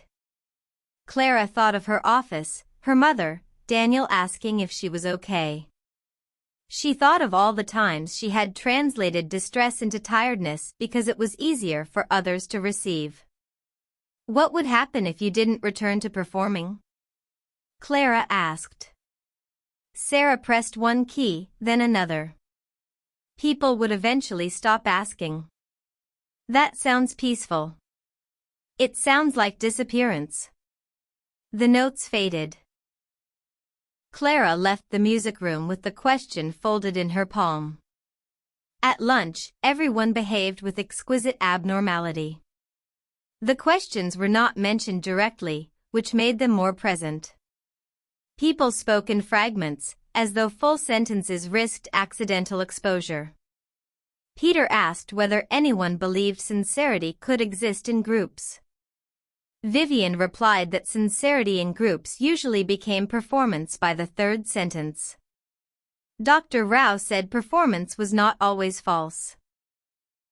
Alistair observed that courts depended on performance and still sometimes arrived at truth. Beatrice asked whether truth arrived or was merely cornered. No one answered quickly. Clara listened, fascinated despite herself. The conversation moved like a chess game played with emotional principles instead of pieces. Every exchange had surface meaning and another beneath it. When Miriam asked Clara to pass the salt, her hand brushed Clara's and she whispered, "After lunch, walk with me." So Clara did. They followed the lower terrace path toward the cypress trees. The sky had cleared enough for light to break in pale strips across the sea. The cliffs below were dark with rain, and the water moved in long bands toward the horizon. Miriam walked with her hands in her coat pockets. "I answered mine already," she said. "To whom?" "Dr. Rao." "What did it ask?" Miriam looked ahead. What loyalty I was still mistaking for love. Clara felt the question open between them. And did you answer? Yes. Was it about your daughter? No, Miriam smiled sadly. That would have been too simple. They walked a few steps in silence. It was about the life I built around being the mother of a dead child. The foundations, charities, talks, memorial work. All beautiful. All meaningful. But somewhere along the way, I began to fear that if I wanted anything ordinary again, it would be a betrayal. Clara listened to the gravel beneath their shoes. Is it? No. But grief can be possessive. It says, if you loved properly, you would remain beside me. The wind lifted a strand of Miriam's hair. Dr. Rao told me history says something similar. Stay near the wound, or the wound will accuse you of forgetting. That helped? It gave me different words. They reached a low stone wall overlooking the drop. Far below, waves broke white against black rock. Miriam turned to Clara. You should be careful with Vivian. The shift startled her. Why? Because she sees accurately when she wants to wound, and tenderly when she wants to disappear. Both are dangerous. I thought you said you trusted no one. I don't. That does not mean I notice nothing. Clara looked toward the house. Vivian stood on an upper terrace, speaking with Amara. From this distance their faces were unreadable. Do you know her? Clara asked. Not before here. Then why warn me? Miriam was silent for a moment. Because you are beginning to mistake recognition for alliance.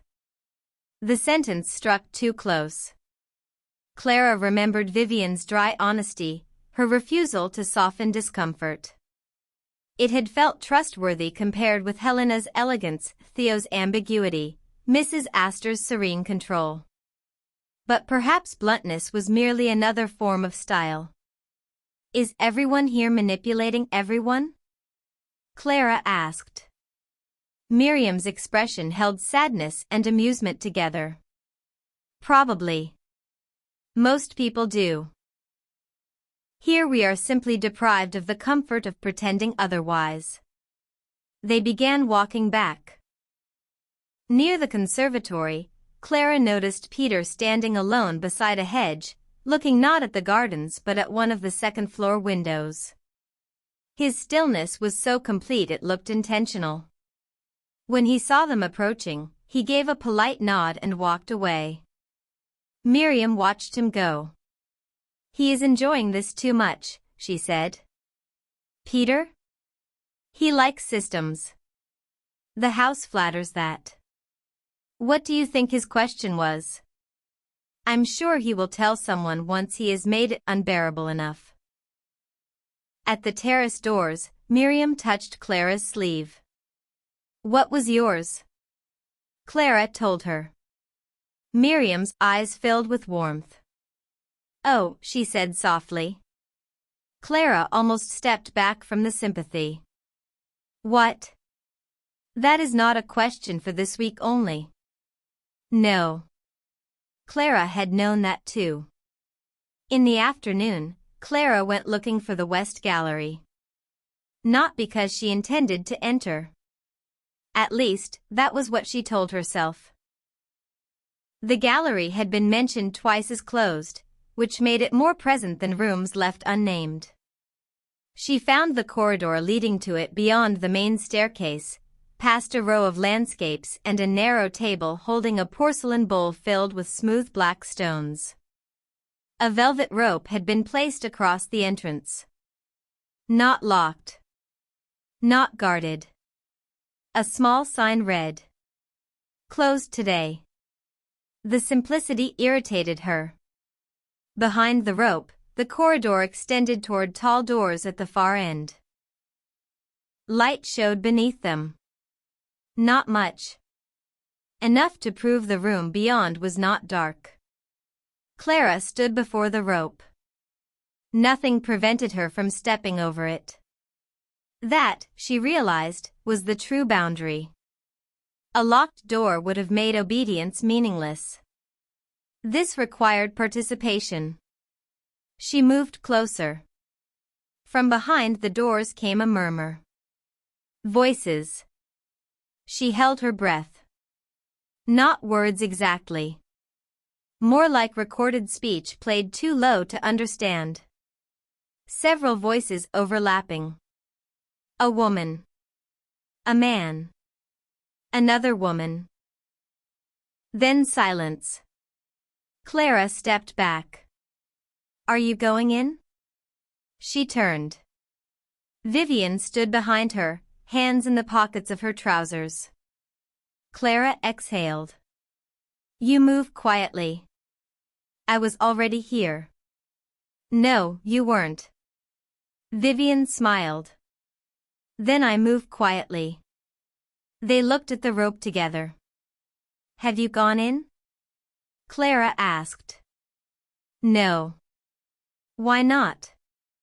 Because I am more interested in wanting to. Clara glanced at her. That sounds like something the house would approve of. I know. It makes me resentful. The murmur behind the doors returned briefly, then faded. Vivian's face changed. You heard that too? Clara asked. Yes. Voices? Yes. Do you know what they are? No. Clara studied her profile. Miriam's warning returned. You are beginning to mistake recognition for alliance. Still, Vivian was the only person who seemed willing to dislike the house in a way Clara understood. What was your question? Clara asked. Vivian did not answer immediately.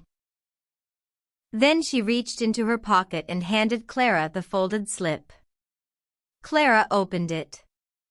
Who taught you that distance was safer than disappointment? She looked up. Vivian's expression was unreadable. That one seems personal, Clara said. They all are. Have you answered it? No. Will you? Probably not. Why? Because I know the answer. Clara waited. Vivian looked at the closed gallery doors. My mother. Then my husband. Then myself, because repetition eventually becomes authorship. There was no self-pity in it. That made it more painful. I'm sorry, Clara said. Vivian shrugged slightly. People say that when they meet a fact and dislike it. What should they say? Nothing, usually. So Clara said nothing. For once, the silence did not feel like failure. The voices behind the gallery doors began again, clearer this time. A man's voice said something that sounded almost like Clara's name. She moved toward the rope. Vivian caught her wrist. Not harshly. Not gently either. Don't. Clara looked at her hand. Vivian released it immediately. Why? Because if it is meant for you, it will find another way. Clara stared at her. That sounds like belief. Vivian looked almost angry. It sounds like experience. Before either could speak again, footsteps approached from the main hall. Mrs. Astor appeared at the end of the corridor. She saw them by the rope. Her expression did not alter. The gallery is closed today. So the sign says, Vivian replied. Mrs. Astor stopped a few feet away. Then the sign has done its work. Clara surprised herself by asking, what is inside? Mrs. Astor's eyes moved to the doors. Portraits. Of whom? Guests. Current guests? A pause. Some current. The answer moved through Clara slowly. Some current. Meaning some not. Some previous. Some perhaps expected. Vivian's posture had changed beside her. Mrs. Astor turned away. Dinner will be in the smaller dining room tonight. After she left, neither woman moved. Finally Clara said, "Portraits." Vivian's voice was low. "I heard." "Did you know?" "No." For once, Clara believed her completely. Dinner in the smaller dining room felt more intimate and therefore more dangerous. The table seated 12 closely. The candles were lower, the walls lined with mirrors aged enough to soften reflections. Each guest appeared doubled in smoky glass, present and slightly removed. Rain returned after sunset, tapping gently against windows hidden behind dark curtains. The rule from the night before seemed gone, or at least unmentioned, but no one rushed back into biography. Something had shifted. They now knew too much about one another to return comfortably to social facts. The first course was served in silence. Then Peter finally spoke. "My question asked what pattern I would defend even after it had failed me." Vivian closed her eyes briefly as if praying for patience. "Of course you announce it at dinner. It seems efficient." Efficiency is often discourtesy wearing better shoes. Peter smiled. "My failed pattern is abstraction." "No one is shocked," Beatrice said. A few guests laughed softly. Peter accepted this. "I spent my life believing that if one could describe a thing clearly enough, one need not suffer it directly." Dr. Rao looked at him with interest. "And did that work?" "For mathematics, yes. For marriage, poorly." The room absorbed this without comment. Peter continued, perhaps enjoying the attention, perhaps compelled by it. "My wife used to say I turned every feeling into architecture and then moved out before anyone noticed." Sarah looked down. "That is a beautiful sentence." It was not beautiful when said at 2 a.m. beside packed luggage.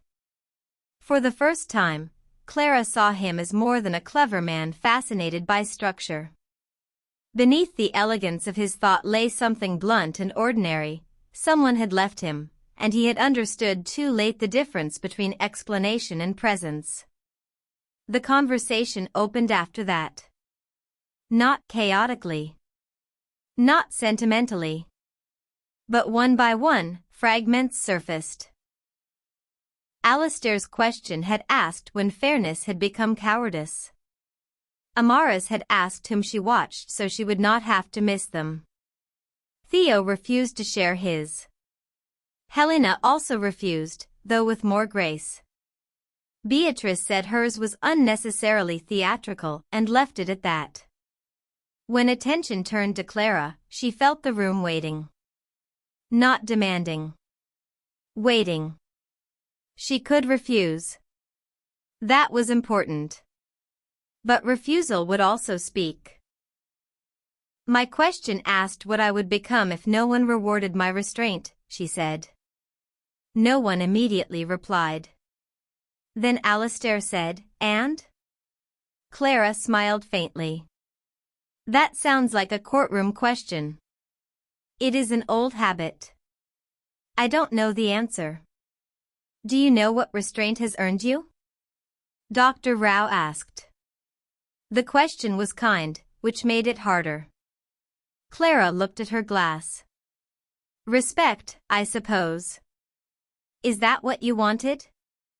There it was again, a door disguised as conversation. She thought of her apartment, her orderly work, the smooth way people depended on her without needing her.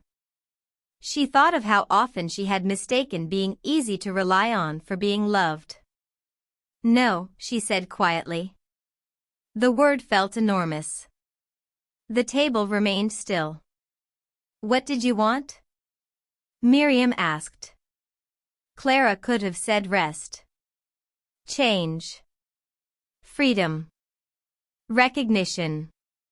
Instead, the honest answer appeared before she could improve it. To be allowed to need without becoming inconvenient. A silence followed. Not empty. Full. Then Sarah said softly, yes. Only that. Yes. And somehow it was enough. For several minutes afterward, the room felt gentler. Not safe, exactly, but less armed. Even Vivian's face had softened, though she looked away when Clara noticed. Dessert arrived, pears poached in wine, pale cream, sugared thyme. As plates were cleared, Mrs. Astor entered. She held no envelope. No card. The West Gallery will open tomorrow at 4, she said. A current passed through the table. No one asked why. Perhaps they had learned that why was the least useful question here. Mrs. Astor continued, attendance is optional. Vivian gave a quiet laugh. Nothing optional here feels optional. Mrs. Astor looked at her. Most meaningful choices do not. Then she left. After dinner, Clara walked alone through the main hall. The house seemed especially quiet, as though preparing itself. She paused beneath the abstract painting in blue and gray, then continued toward the staircase. At the bottom step, she found Elias waiting. Or perhaps merely standing. Can we talk? He asked. His voice was low. She nodded. They walked to the library, which was empty except for dying firelight. Elias closed the door halfway, not fully. Clara noticed and appreciated the gesture. He stood near the mantel. I knew your name before the doc, he said. Clara's body went still. He looked at her directly. I didn't overhear it. I lied. The admission arrived quietly, without drama. Clara remembered their first exchange on the path. Clara Vale. I know. Why? She asked. Because I had seen it. Where? He reached into his jacket and removed a folded paper. Not one of the cream cards. This was older, handled more often. He gave it to her. It was a list of names. 12 names. All the guests. Hers included. At the top, printed in the same elegant type, were the words. Those who may arrive. May. Not will. May. Clara read the list twice. Where did you get this? It was inside my invitation. Her eyes lifted to his. Mine had only the location, date, and sentence. I know. Why didn't you say anything? Because the card last night said not every guest receives the same invitation. I assumed you were meant to discover that gradually. You assumed? No, he said. I obeyed. The word unsettled him as he said it. She could see that. Clara looked again at the list. Why would they give this to you? My question exactly. Do you know anyone else on it? One name. Whose? He looked toward the fire. Beatrice Vale. Clara waited. The rain tapped lightly at the library windows. Finally he said, she was my analyst. For a moment Clara did not understand. Your therapist? Yes. And she didn't acknowledge you? She acknowledged me privately. When? Before breakfast yesterday. Clara folded the paper slowly. Why would a former therapist and patient be invited together? That is one of several reasons I considered leaving. But you didn't. No. Why? He gave a tired half-smile. Because my question was accurate. Control and dignity. Clara remembered. Elias sat in one of the leather chairs, suddenly looking less composed. She ended treatment 2 years ago, he said. Abruptly. She said she could no longer be useful to me. At the time I found that cruel. Later I suspected she was right. And now? Now she is here, pretending distance. Or perhaps I am pretending relevance. Clara sat across from him. Did she know you were coming? I asked her. She said, not with certainty. That sounds like everyone here. Yes. He rubbed one hand over his face, the first inelegant gesture she had seen from him. I wanted you to know because the gallery opens tomorrow, and I think whatever is inside may depend on who already knows whom. Clara felt the list heavy in her hand. Why tell me? Elias looked at her. Because you still react as though things should be said plainly. I find that difficult. And relieving. For once, no one turned honesty into elegance. They sat quietly in the dim library while the fire lowered itself into embers. Then Clara handed back the list. Elias did not take it. Keep it tonight. Why? So that someone else knows I had it. She understood. Evidence was less about proof here than shared burden. She slipped the list into her pocket. At her bedroom door later, Clara found the tea tray gone. Inside, the room had been prepared for sleep. No card waited on the pillow. No message lay beneath the door. The absence itself felt deliberate now. She placed Elias's list beside her own handwritten sentence on the desk. 12 names. 1 confession. Too many partial truths. For a long time she stood by the window looking down at the grounds. Fog moved among the lower terraces. The conservatory glowed faintly beyond wet glass. Somewhere in the house, someone laughed once, very softly, then stopped. Clara thought of the West Gallery. Portraits. Some current. She thought of Beatrice Vale sitting across from her with calm pale eyes, possibly unrelated, possibly connected in ways not yet visible. She thought of Elias carrying the names before arriving. Helena speaking of sequence. Theo saying curiosity was not readiness. Vivian gripping her wrist before the rope. And beneath all of it, her own question continued. What would you become if no one rewarded your restraint? She had always believed restraint protected her from needing too much. But Blackwater House had begun to suggest another possibility. Perhaps restraint had not protected her from need. Perhaps it had only made her needs easier for others to ignore. Clara turned off the lamp. In the darkness, the sea sounded closer than before. Just as she began to drift toward sleep, a voice spoke softly beyond her door. Not calling to her. Not whispering her name. Simply passing through the corridor with another unseen person. A woman's voice. Beatrice's. She is not the one I expected, it said. Then a second voice answered, too low to recognize. And the footsteps moved away. Chapter 5, the first rule she didn't understand. By morning, Clara had decided not to ask Beatrice what she had meant. This decision lasted until breakfast. The house had woken under a sky so pale it seemed unfinished, with fog pressed against the windows and the sea hidden beyond a white horizon. From her bedroom, Clara could see only the nearest terraces, the low lamps extinguished now, the stone paths wet and shining.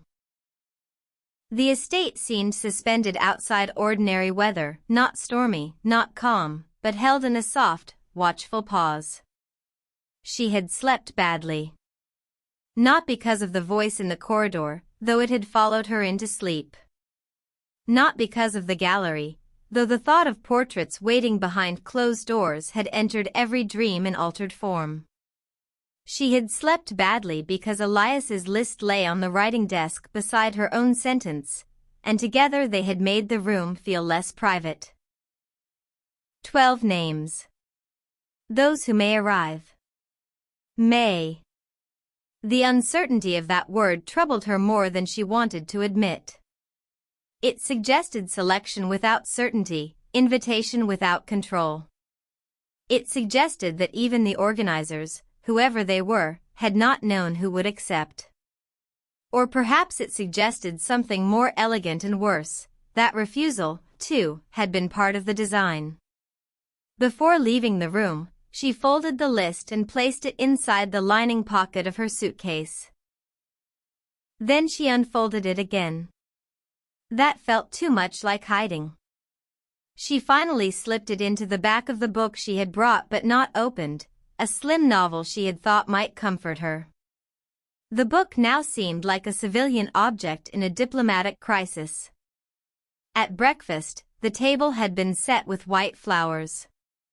No place cards. No visible instruction. No obvious reason. That was how Clara knew something had changed. The flowers were small, arranged in narrow glass vases along the center of the table. Their scent was almost absent. Their whiteness made the food look more vivid: apricots, honey, dark bread, eggs in blue bowls, coffee steaming gently in silver pots. The guests entered gradually, each noticing the flowers without commenting. Clara watched this with growing interest. Blackwater House had trained them quickly. On the first morning, someone would have mentioned the arrangement. By now, everyone understood that an object placed too deliberately might be waiting to see who acknowledged it first. Vivian arrived with damp hair and sat beside Clara without asking. "Don't say anything about the flowers," she murmured. "I wasn't going to." "Good. Peter already wants to." Across the table, Peter Lorne studied the vases with badly concealed pleasure. Dr. Rao unfolded his napkin. "The restraint in this room is becoming theatrical." Vivian poured coffee. "Everything in this room is theatrical. Some of us are simply better lit." Clara almost smiled. Then Beatrice entered. She wore dark gray, her pale hair pinned back, silver bracelets absent today. Without them she looked less ornamental and more severe. Her gaze moved across the room, paused briefly on Elias, then settled on Clara. Not with surprise. Not with guilt. With assessment. Clara felt the previous night's words return. "She is not the one I expected." Beatrice took a seat near the end of the table. Elias entered shortly after and chose a place far from her. Clara noticed because everyone noticed. That was becoming another rule: nothing private remained entirely private after enough people learned to observe. Breakfast began politely. Too politely. Alistair asked Dr. Rao whether the fog reminded him of certain coastal archives in winter. Dr. Rao answered in a way that made even fog sound historical. Helena spoke softly with Miriam about gardens designed to appear natural. Sarah drank tea and looked as if she were listening to music no one else could hear. Clara waited. She did not want to be the first to break the surface, but silence had begun to feel like another form of obedience. Finally, she turned to Beatrice. "You said something outside my room last night." The room did not stop. That would have been too obvious. but several movements changed their rhythm. Vivian's cup paused just before reaching her mouth. Elias looked down at his plate. Helena's eyes lowered, not toward food but toward stillness. Beatrice spread jam on a piece of toast with delicate precision. Did I? Yes. What did I say? Clara watched her. You said I was not the one you expected.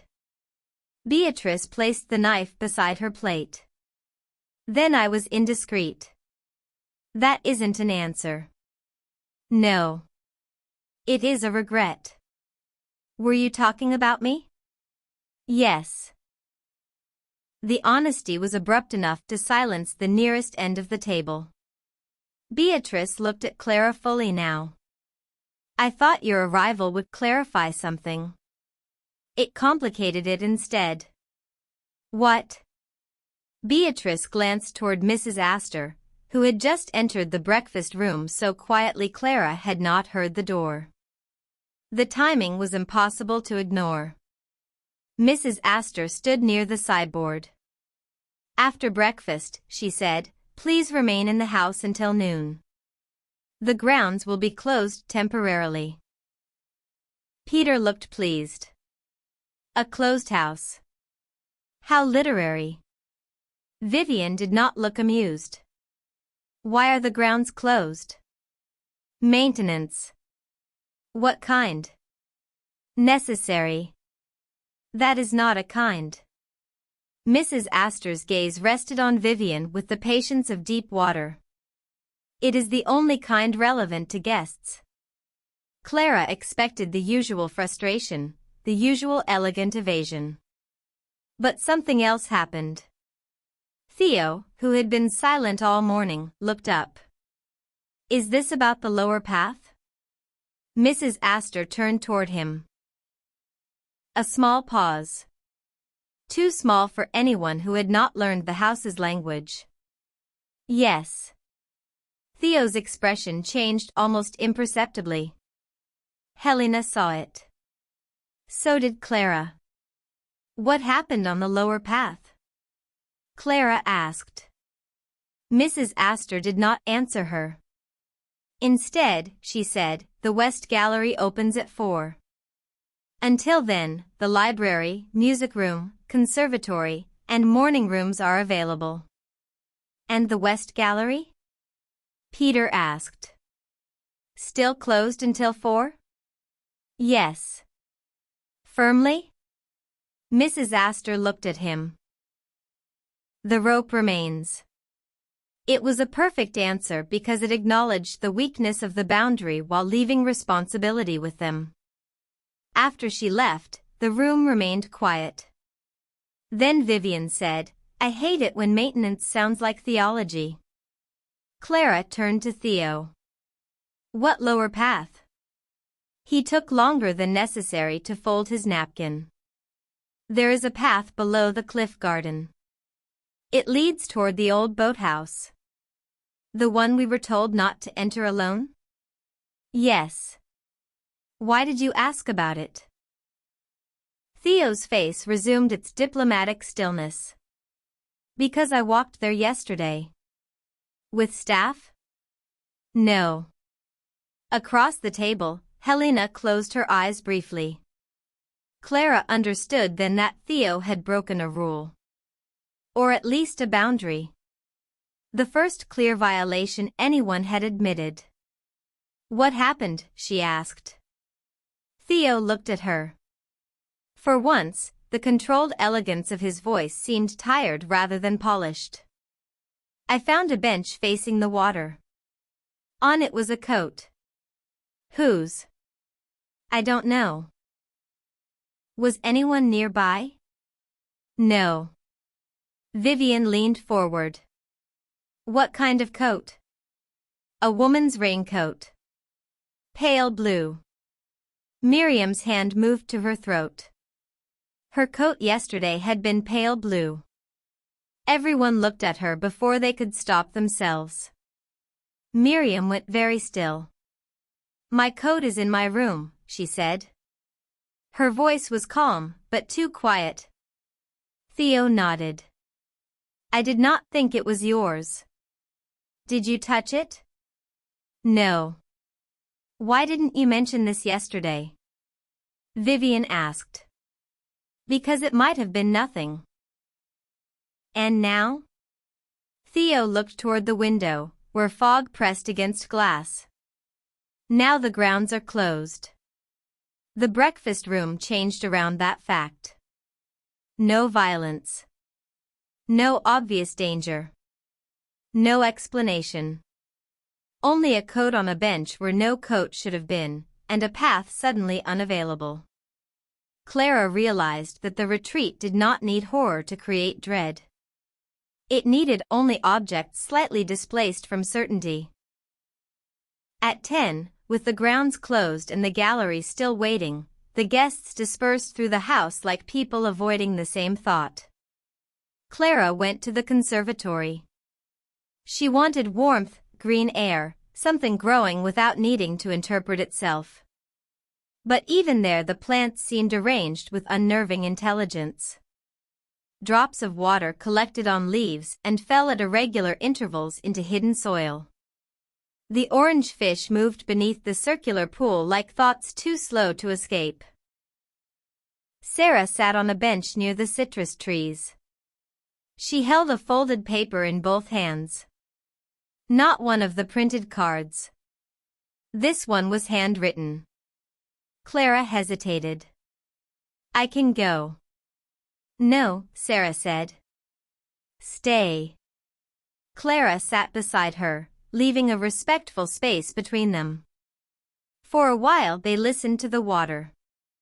Then Sarah said, There is a rule I don't understand. Clara almost laughed. Only one? Sarah smiled faintly, but it vanished quickly. At breakfast, no one asked Mrs. Astor whether anyone was missing. Clara thought back. 12 guests had been present. She was sure of it. Wasn't she? She counted in memory: Helena, Vivian, Elias, Dr. Rao, Miriam, Alastair, Sarah, Beatrice, Theo, Peter, Amara, herself. 12. No one was missing. No, Sarah said. But we all checked. Clara looked at her. Sarah's hands tightened around the paper. When Mrs. Astor said the grounds were closed, everyone counted without admitting it. I saw it. So did you, perhaps. We checked the room for absence before asking about cause. Clara felt a slow unease move through her. Sarah was right. The thought had passed through the room faster than speech. Not because anyone expected violence, but because the house had placed them in a state where explanation arrived after consequence. What is the rule? Clara asked. Sarah unfolded the handwritten paper. It was under my door this morning. Clara looked at the page. The handwriting was elegant but not printed, a narrow dark script. Do not confuse attendance with presence. Clara read the sentence twice. Is that from the house? I don't know. It's handwritten. Yes. Have any others been handwritten? Not that I've seen. The distinction mattered. Printed messages belonged to the system of Blackwater House. Handwriting implied a person. A particular hand. A breach in the smooth anonymity. What do you think it means? Clara asked. Sarah looked toward the high glass ceiling. I think someone can be in a room and not be counted among us. The conservatory air felt suddenly too warm. Staff? Perhaps. Or a guest. Sarah refolded the paper carefully. Last night after dinner, I heard someone crying in the music room. You? No. I was in the corridor. Who was it? I went in. No one was there. Clara waited. The room smelled of rain, Sarah said. That could mean nothing. Yes. But neither of them believed it meant nothing. At noon, the grounds reopened without announcement. A staff member simply opened the terrace doors. The fog had thinned. Pale sunlight lay across wet stone. No one rushed outside, which made Clara understand how deeply the closure had worked. Even after permission returned, hesitation remained. She found Vivian in the library, standing before the blank guest book. "Come with me," Clara said. Vivian looked up. "Where?" "The lower path." "Because Mrs. Astor said maintenance is complete?" "Because Theo found a coat." Vivian closed the book. "That is precisely why sensible people would avoid it." "You're coming?" "Obviously." They left through the side doors and followed the terraces down toward the cliff garden. The air smelled washed clean. Water dripped from the yews. Far below, the sea was visible again, dark blue beneath broken clouds. The lower path began behind a stone arch half covered in ivy. It descended sharply between rock and shrub, narrower than the paths near the house, less ornamental, more exposed to wind. A discreet sign at the entrance read, "Please request assistance beyond this point." Vivian looked at it. Polite threat. Polite warning. Same family. They continued. The path bent along the cliff. A railing ran beside it, cold and damp beneath Clara's fingers. Below, waves folded and unfolded against black stone with hypnotic regularity. The old boathouse appeared after several minutes, set into a cove below them, its roof dark with rain, its wooden doors closed. Halfway down stood the bench Theo had described. Empty. No coat. No sign anything had been there. Clara stopped. Vivian walked to the bench and looked at the wood. "There," she said. Clara came closer. A faint damp outline remained across the seat, shaped like fabric folded over itself. Not proof, exactly. But an impression. Vivian touched the edge of it. Something sat here through rain. A coat. Or something meant to be seen as a coat. Clara looked toward the boathouse. "Why leave it here?" Vivian straightened. To make Theo notice. Or to make whoever followed Theo notice what he noticed. Or because someone forgot a coat and this place has made us insufferable. Despite the tension, Clara smiled. Then she saw something beneath the bench. A small brass object half hidden in wet leaves. She crouched and picked it up. A key. Not modern. Heavy, with a simple round head and a darkened stem. Vivian's expression sharpened. "Do not put that in your pocket." "I wasn't going to." "You were absolutely going to." Clara held it on her palm. There were no markings. "Boathouse?" she asked. "House," Vivian said. "Gallery. Drawer. Symbol. Trap. Choose your preferred genre." Before Clara could answer, a voice called from above. "Ms. Vale." Mrs. Astor stood at the top of the path. She did not look breathless. She did not look angry. She looked inevitable. Clara closed her fingers around the key. Vivian noticed but said nothing. Mrs. Astor descended only far enough to be heard clearly. "The lower path should be taken with staff present." "The sign said request assistance," Vivian replied. "And did you?"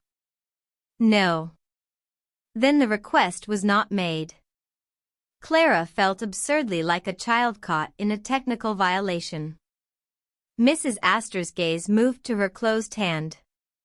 "Did you find something?" A rule appeared suddenly, not spoken but unmistakable. Answer honestly. Or don't. Clara opened her hand. A key. Mrs. Astor looked at it. For the first time since Clara had met her, the older woman's composure shifted. "Not much.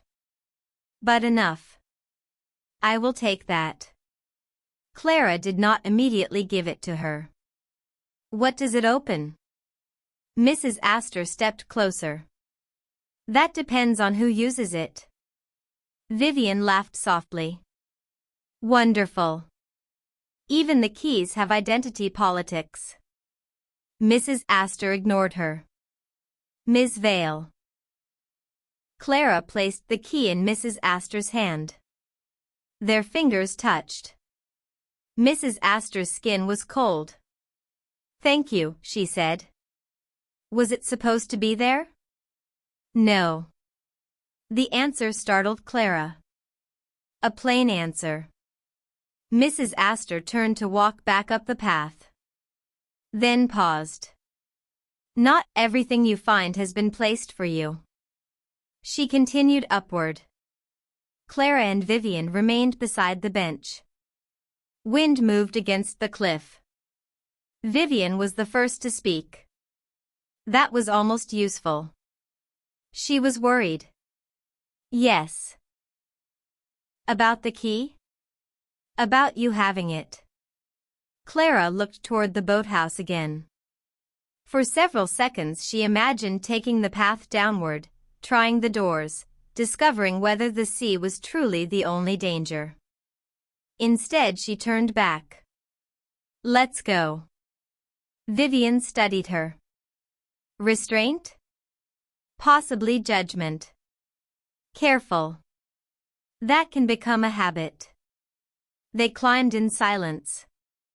At the top of the path, Clara looked back once. The bench remained empty, facing the water like a witness waiting for someone to return. At 4, the west gallery opened. There was no announcement. The velvet rope was simply gone. Guests gathered in the corridor gradually, none admitting eagerness. Clara arrived with Vivian, but found nearly everyone already there. Elias stood near the far wall, pale with concentration. Beatrice stood apart, her face unreadable. Sarah held her arms around herself as though the corridor were cold. Peter looked almost indecently alive with curiosity. Mrs. Astor waited before the tall doors. "The gallery may be entered alone or together," she said. "You may leave whenever you wish. Do not touch the portraits." "Are they dangerous?" Peter asked. "No." "Then why not touch them?" "Because they are not yours." That silenced him. Mrs. Astor opened the doors. The gallery beyond was long, high-ceilinged, and lit from above by a series of frosted skylights. The walls were painted a deep muted blue. Portraits hung in a single line around the room, each separated by generous space. No labels were visible from the entrance. At first Clara saw only the elegance of it. Then she saw the faces. Helena. Theo. Beatrice. Peter. Sarah. Miriam. Alistair. Dr. Rao. Vivian. Elias. Amara. And herself. Her portrait hung near the far end on the left wall. Clara did not move. The painting was not photographic. It was rendered in oils with loose, precise brushwork, intimate without being flattering. She was seated in a chair beside a window, turned slightly away from the viewer, as though someone had called her name but she had not yet decided whether to respond. The expression on her painted face made her uncomfortable. It was not how she appeared in mirrors. It was how she felt when unobserved. She approached slowly. Beside each portrait, a small brass plate listed only a first name. Clara. No date. No artist. She searched the paint for clues. The sweater in the portrait was the one she had worn yesterday. The room behind her resembled her bedroom here. The angle suggested someone standing near the fireplace. Her throat tightened. This portrait could not have been painted before her arrival. Not unless someone had imagined her with impossible accuracy. But it was oil, layered, dry enough to hang. How, she whispered. Elias stood beside her. I don't know. His own portrait showed him standing before a closed door, one hand lifted but not touching it. His face held such weary caution that Clara felt embarrassed looking at it. Across the gallery, Miriam began to cry. Not loudly. No collapse. Just one hand over her mouth as she looked at her portrait. Clara glanced over. Miriam was painted in a garden, holding a blue coat she was not wearing. The same shade as the coat on the bench. A chill moved through the room. Theo saw it too. His face went gray. Vivian walked from portrait to portrait, expression hardening. Her painting showed her seated at a dining table with every chair around her empty, though shadows suggested figures had only just left. Sarah's portrait showed her hands resting above piano keys without touching them. Alistair's showed him standing between two doors, both open, looking at neither. Dr. Rouse showed him surrounded by papers that had turned into fallen leaves. Peters showed him drawing a perfect circle on glass while the room behind him blurred. Amara's showed her holding a camera pointed at a mirror, but in the mirror her face was absent. Beatrice's portrait was different. It was older. Not in style, but in subject. She appeared younger by perhaps 15 years, standing in this very gallery, looking at a portrait within the portrait. The painted inner portrait was turned away from the viewer. Clara approached it. Beatrice appeared beside her. Don't, she said. Clara stopped. Don't what? Ask the obvious question. Was this painted years ago? Beatrice looked at the younger version of herself. Yes. So you have been here before? Yes. The admission moved through the nearest guests. Elias turned from across the room. Beatrice did not look at him. You said you knew too much to be innocent, Clara said. Beatrice's mouth tightened. That was imprecise. Innocence is rarely lost all at once. Usually it is negotiated away. Clara looked back at her own portrait. Who painted these? I don't know. Did you sit for yours? No. Then how? Beatrice's eyes remained on the painting. The retreat has always included artists, analysts, observers, facilitators. People who watch. People who interpret. People who make meaning visible. It is not supernatural, Clara. Merely intrusive. Intrusive. The word landed heavily. At the far end of the gallery, Peter spoke too loudly. The technical question is impossible. These cannot all be recent unless an artist worked here in secret at remarkable speed. Amara answered quietly, or unless someone painted from photographs. Clara turned. Photographs. Her bedroom.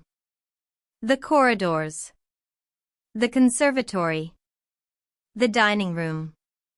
The feeling of being observed gathered form. Vivian's voice cut through the room.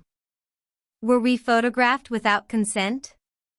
No one answered because Mrs. Astor was no longer in the doorway. She had left them inside. That absence became louder than any reply. Helena stood before her own portrait. It showed her at a table with a cup of tea, one chair opposite her empty, her hand extended toward it. Her face was composed, but in the painting her reflection in the teapot was crying. "This is not evidence," Helena said. Vivian turned on her. "It is evidence of something. Of observation, yes. Not necessarily violation." Vivian's expression sharpened. That is the kind of distinction abusers adore. The room froze. No aggressive argument followed. Vivian's voice had not risen. But the sentence cut too cleanly. Helena absorbed it. Then she nodded once, as if accepting a deserved wound. "You are right to distrust the distinction." Clara looked between them. This was the first time the house had produced something close to open conflict, and even that remained controlled, civilized, devastating. Elias crossed toward Beatrice. "Did you know portraits would be here?" Beatrice finally looked at him. "I knew the gallery existed." "Did you know mine would be?" "No." "Did you know I would be invited?" Her silence lasted too long. Elias stepped back. "There it is." Beatrice closed her eyes briefly. "I recommended you once."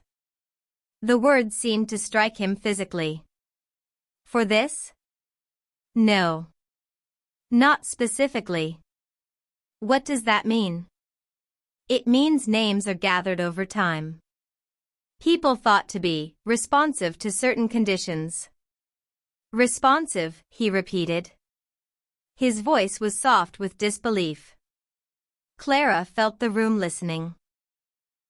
Beatrice looked pained now, but pain did not absolve her. "I was involved years ago in an early version of this work. Not as organizer. As consultant." "Consultant," Vivian said. "That word has buried many crimes." Beatrice turned toward her. "I won't defend it." "Convenient." "Yes," Beatrice said quietly. "Too late." Mrs. Astor reappeared at the doorway then. Not rushing. Never rushing. But her presence did not settle the room this time. It intensified it. Vivian walked toward her. "Were we photographed?"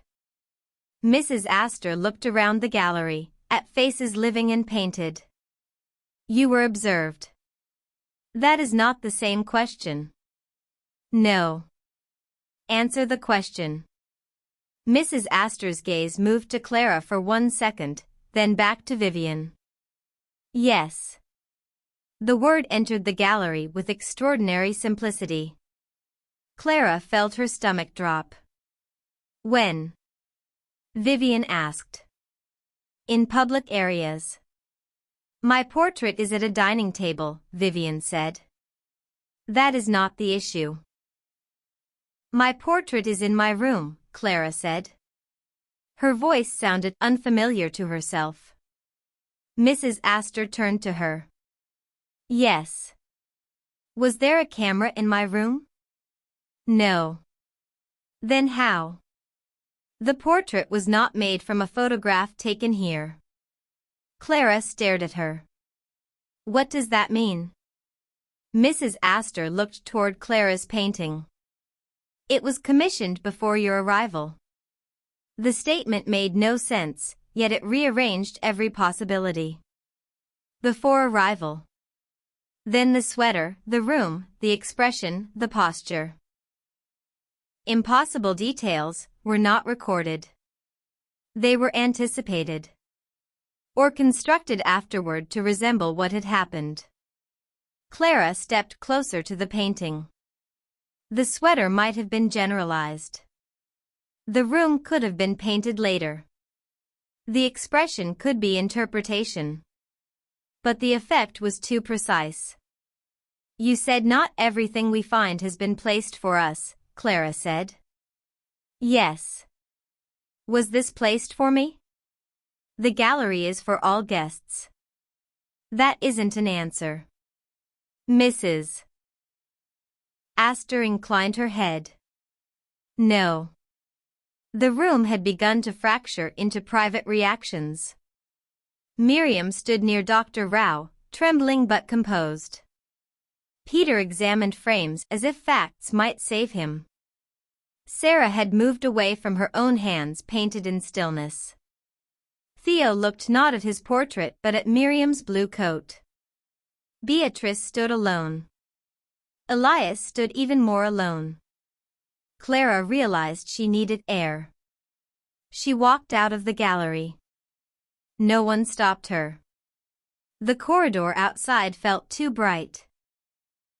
She continued down the hall, through the main entrance, onto the terrace.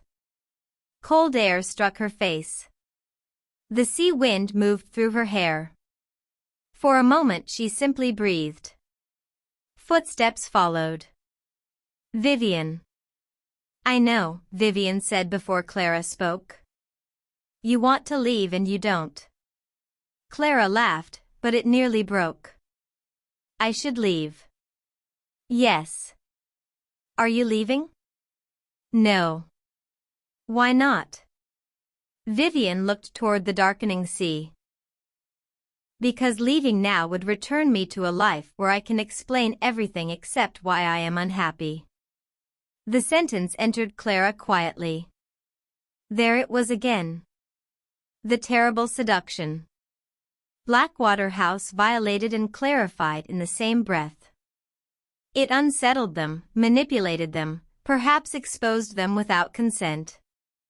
Yet it also named things they had spent years avoiding. It made ordinary life seem dishonest by contrast. That did not make it good. But it made it difficult to dismiss. Clara wrapped her arms around herself. What is the first rule? She asked. Vivian glanced at her. What? The first rule I don't understand. Vivian considered. That no one forces us. Clara looked back toward the house. Windows glowed softly in the late afternoon, warm and beautiful. Behind one of them hung her portrait, impossible and intimate. No one forces us, Clara repeated. The words felt false and true at once.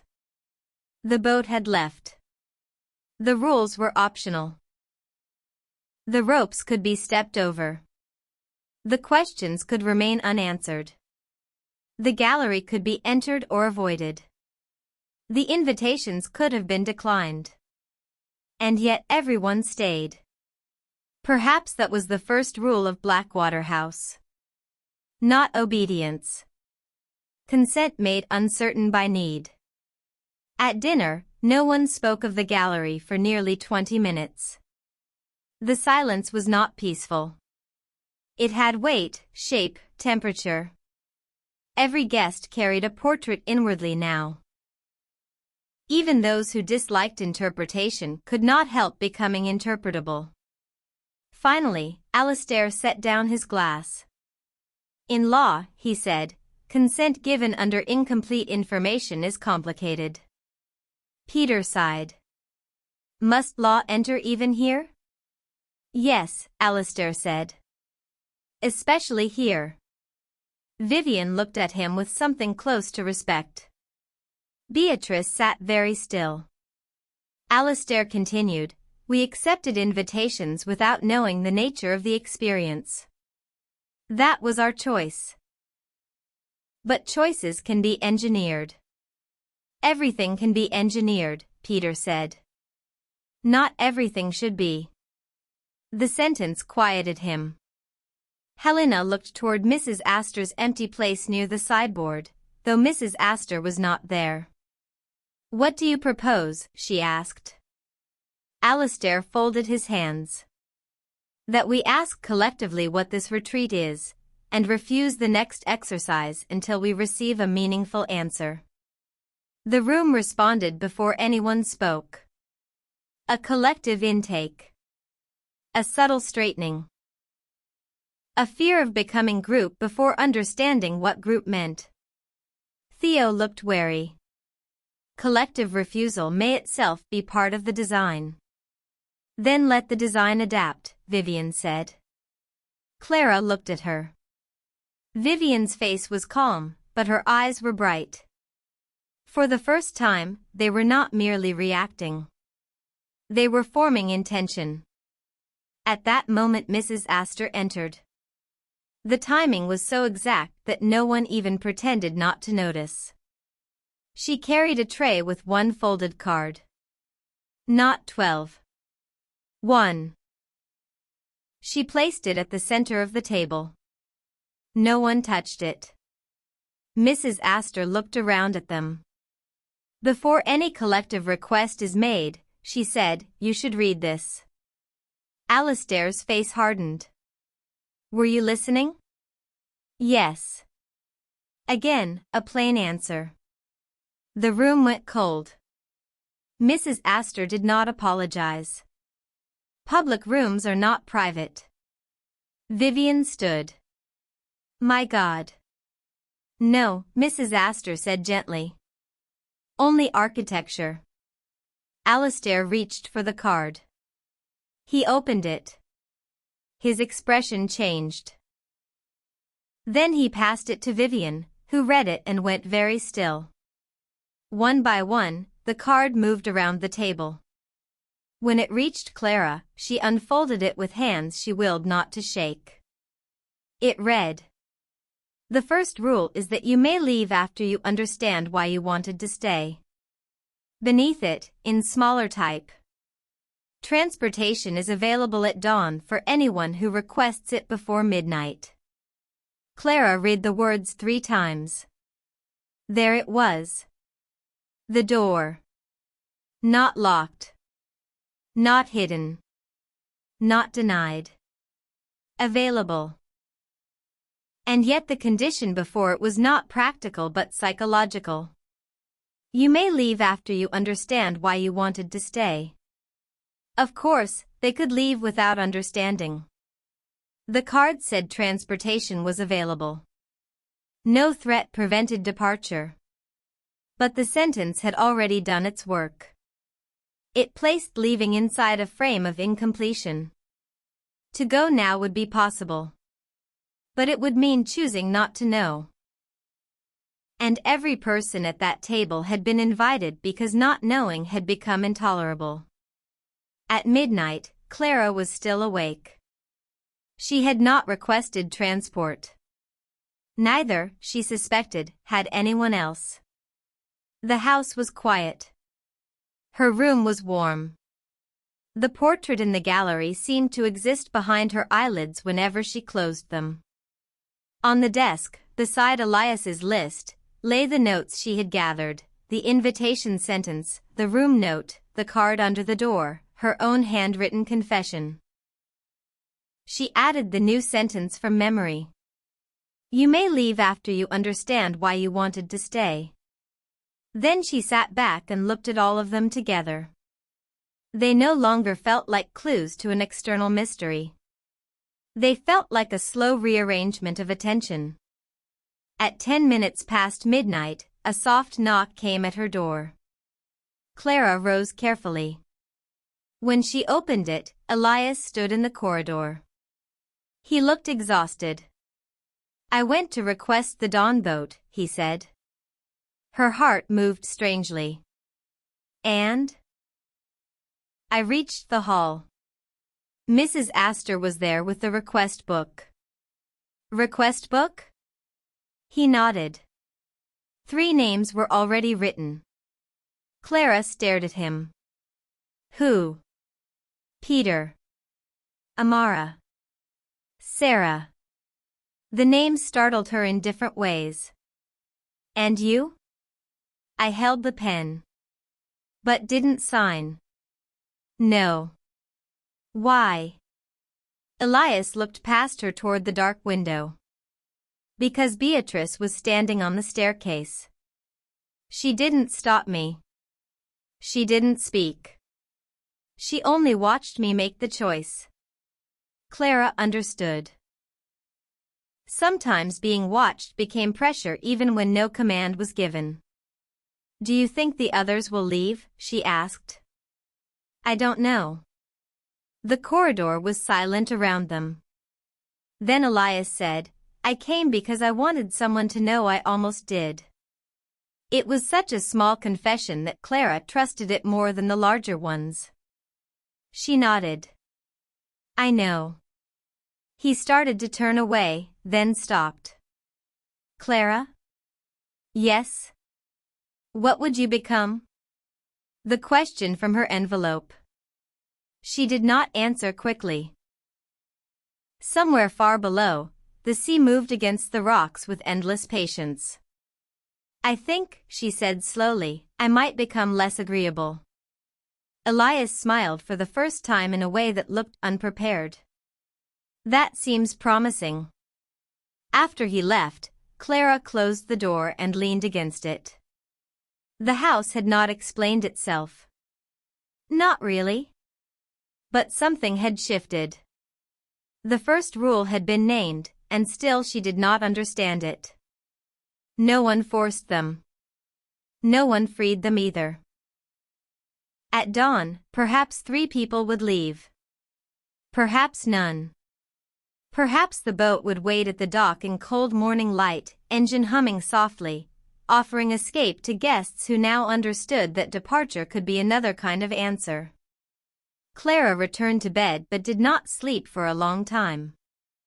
Outside, the fog thickened over the estate, covering the paths, the garden, the lower bench, the old boathouse, and the water beyond.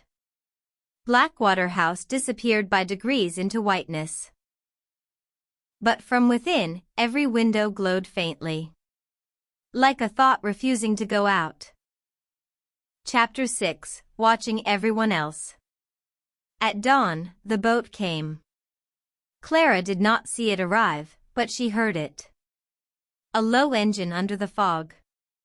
A soft disturbance in the water below the cliffs. Then nothing. She had slept only lightly, in brief fragments that felt less like rest than intervals between thoughts.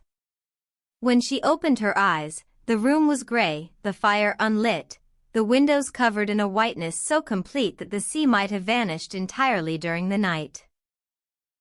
For a while she remained still beneath the sheets, listening. No footsteps in the corridor. No doors opening. No luggage wheels over polished floors. If anyone had decided to leave, they were doing it with the same elegance with which everything else occurred at Blackwater House. Quietly. Without announcement. Without rescue from ambiguity. At 7, Clara dressed and went downstairs. The house felt altered. Not emptier exactly, but aware of possible absence. In the entrance hall, one umbrella stood alone in the brass stand though it had not rained. A servant carried a folded blanket through the corridor toward the back stairs. The fire in the great hall had not yet been lit, and in the cold morning light the room looked less luxurious than ceremonial, as though prepared for witnesses who had not arrived. Clara paused at the window overlooking the courtyard. The fog was beginning to thin. On the gravel outside, faint tracks curved toward the road and then disappeared where the mist took over. She could not tell whether they belonged to a car arriving, departing, or simply circling the house for reasons no one would explain. Breakfast had been moved again. Not to the bright room facing the gardens, but to the long sea room where dinner had been served the first night. The windows looked out over milk-white air. The table, however, was set for 12. Clara stopped at the doorway and counted. 12 chairs. 12 plates. 12 folded napkins. A small cruelty, if anyone had left. Or perhaps an assurance. Helena sat near the far end, drinking tea. Dr. Rao stood at the sideboard, selecting fruit with the grave attention of a scholar handling evidence.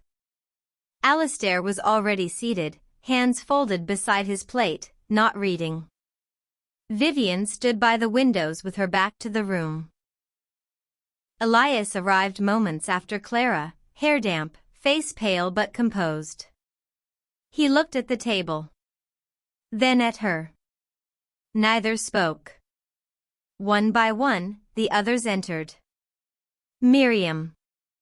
Theo. Beatrice. Peter. Peter's arrival caused the first visible shift. He had signed the request book, according to Elias. Yet there he was, wearing the same dark jacket, looking faintly irritated and alert. Then Amara entered. She took a seat without looking at anyone. Sarah came last. Her eyes were red, though her posture remained immaculate. 12. No one had left. The realization passed through the room like wind beneath a closed door. Vivian turned from the window. Well, she said. How humiliating for all of us. Peter gave a dry smile. Speak for yourself. I am. Mrs. Astor entered before anyone could ask the question aloud. Good morning. No one answered immediately.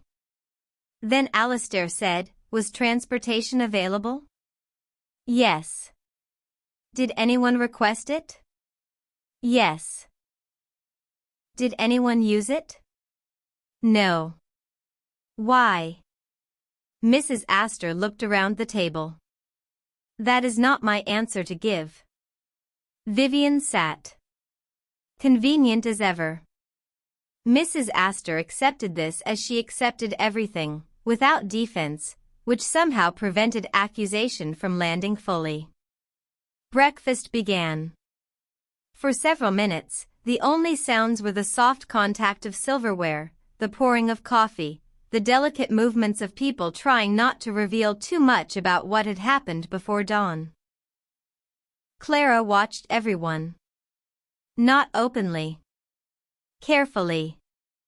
That was what the house had taught her most efficiently, attention as both instrument and vulnerability. Peter seemed annoyed, but his annoyance had the shine of embarrassment. He cut his toast too sharply.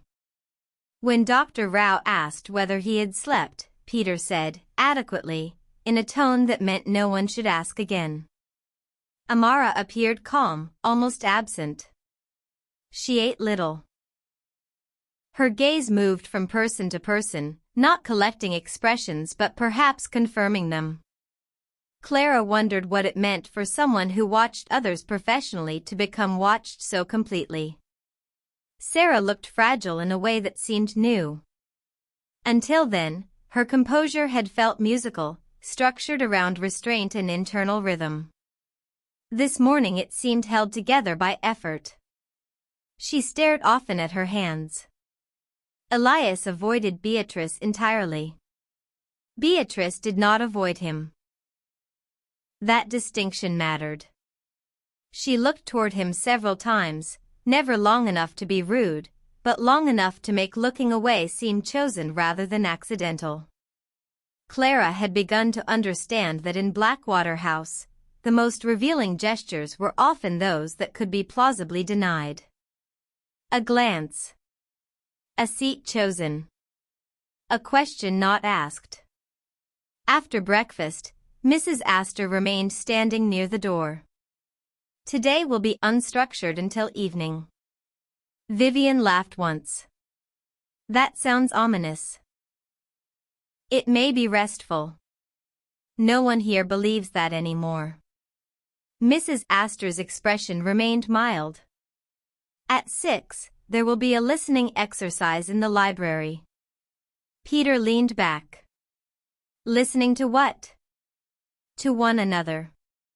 No, Vivian said softly. That is definitely ominous. Mrs. Astor continued as though uninterrupted. Until then, you may spend the day as you wish. Clara waited for more. There was no more. And that, she realized, was the exercise already. Unstructured time at Blackwater House was not freedom. It was a mirror polished by silence. Without tasks, guests became material for one another. They rose slowly from the table. No one wanted to be the first to leave. No one wanted to appear to wait. Clara went to the library. Not because she wanted books, but because it offered vantage points. From the second level, one could see the main doors, the windows toward the forest, and part of the corridor leading to the West Gallery. It seemed like the sort of place where one might watch without being immediately accused of watching. Vivian was already there. Of course. She stood on the iron staircase holding a book she had not opened. Good, Vivian said. You've become suspicious enough to come here. Were you waiting for me? No. But I expected you. That is becoming a disturbing distinction. Vivian descended halfway and leaned against the railing. Everyone stayed. Yes. Did you think they would? I thought Peter might leave. Peter signed so others would know he could. Clara considered this. And Amara? Vivian's expression shifted. Amara signed because she wanted to find out whether wanting to leave was visible. And Sarah? Vivian looked toward the windows. Sarah signed because she truly wanted to leave.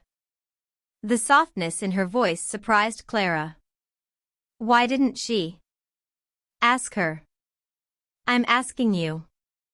Vivian's mouth tightened. Then you are learning the wrong habits. Clara accepted the rebuke because it was true. From the library doorway, they saw Elias pass with Theo. The two men walked slowly, speaking in low voices. Theo's hand moved once in a calming gesture. Elias listened without looking at him. A moment later Beatrice appeared at the far end of the hall. She watched them go. Then she turned, as if sensing Clara's and Vivian's attention, and looked directly toward the library. Clara stepped back despite herself. Vivian did not. Do you think she knows we're watching? Clara asked. Yes. Does that bother you? Less than it should. Beatrice continued down the hall and disappeared. Vivian finally opened the book in her hand, glanced at a page, then closed it again. The danger now, she said, is that everyone will begin behaving like they are in the second act of something. Clara almost smiled. And what should we do? Refuse to become plot. That sounds difficult. It is. Plot is flattering. It tells you your discomfort is meaningful. Clara walked to the table where the blank guest book still lay. The pages remained empty. She ran one finger along the edge of the cover but did not open it. Do you think the house wants us to turn on each other? She asked. No. Vivian's answer came quickly. That surprised her. No. I think it wants us to reveal how we already turn on each other, politely, constantly, in ordinary rooms. The house only removes the decorative plants. Clara looked around at the actual decorative plants in the library corners. Not all of them. Vivian smiled faintly. Then her expression changed. Below, in the corridor, Miriam had appeared. She stood alone outside the West Gallery doors. The gallery had been closed again. No rope this time. Only the doors shut. Miriam did not touch them. She simply stood there, facing the wood, as though listening. Clara felt a pull of concern. "I'm going down," she said. Vivian nodded. "Don't comfort too quickly." It was good advice and impossible advice. Clara left the library and crossed the hall. Miriam heard her coming but did not turn immediately. "The doors are closed," Miriam said. "Yes. I know that." Clara stood beside her. For a while they both looked at the carved panels. "What are you listening for?" Clara asked. Miriam's mouth moved slightly. "My daughter had a blue coat." The sentence was quiet, ordinary, devastating. Clara said nothing. "She wore it the winter before she died.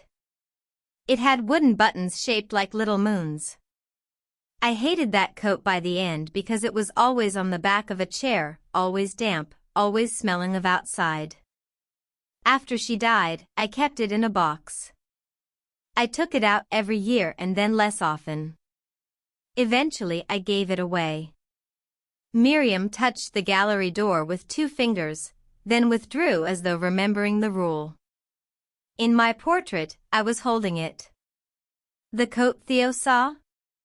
"Not exactly.